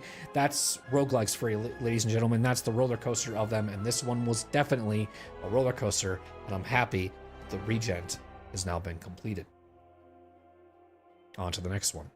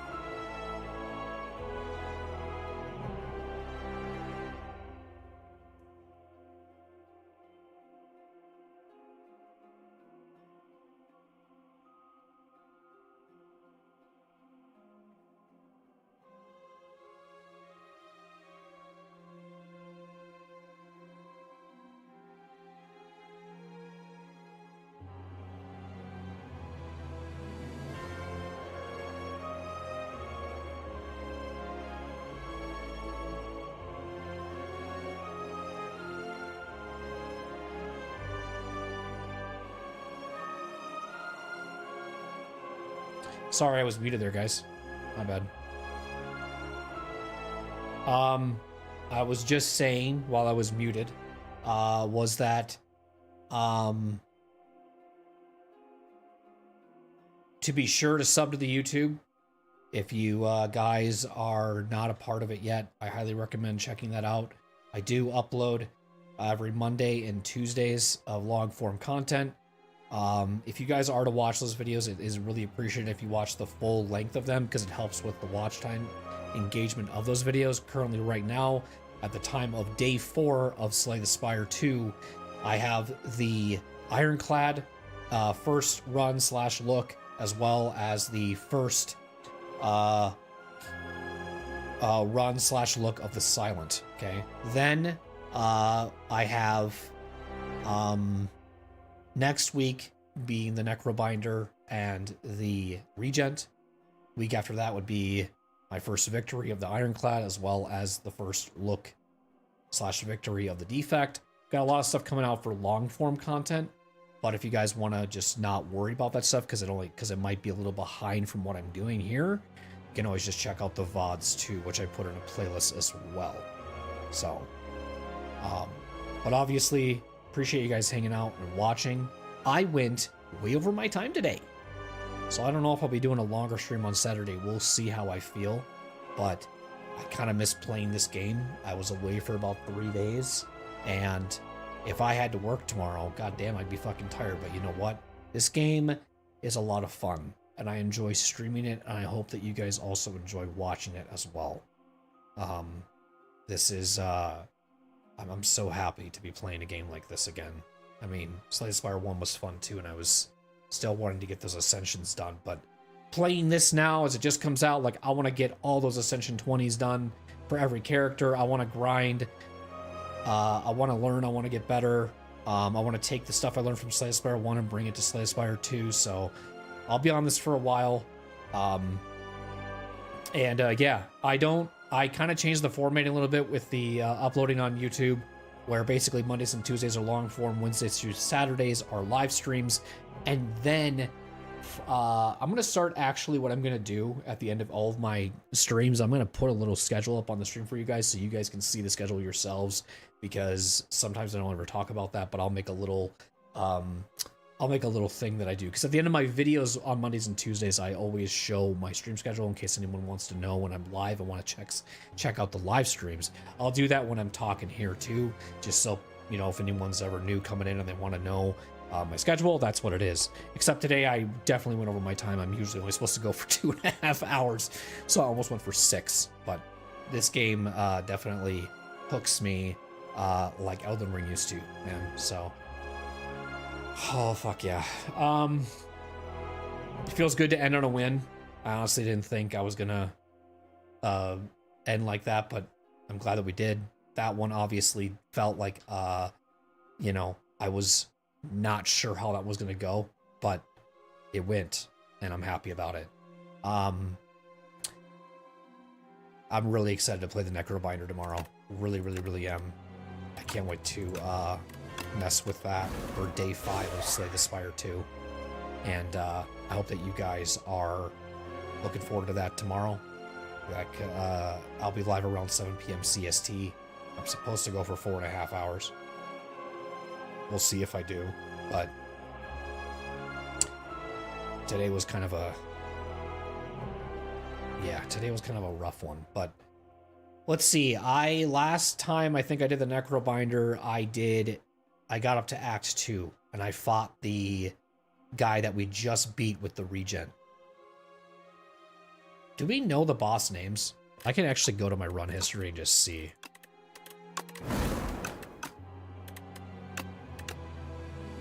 His name is the Knowledge Demon. So yeah, the last time I did the Necrobinder, I got up to the Knowledge Demon and I died. So, but I don't know. I'm trying stuff out. I feel like for me personally, the type of content that I want people to be in tune with is when I do long form stuff. I feel like that's what my type of content style is. I don't feel like I'm really a short form guy, so I've just kind of gonna cut it back a little bit on the short form stuff. I'll post very random clips that maybe we'll see what they do, but just from random playthroughs I've done, but it's not going to be anything like Slay the Spire related. It's just going to be random clips that I just feel like posting. So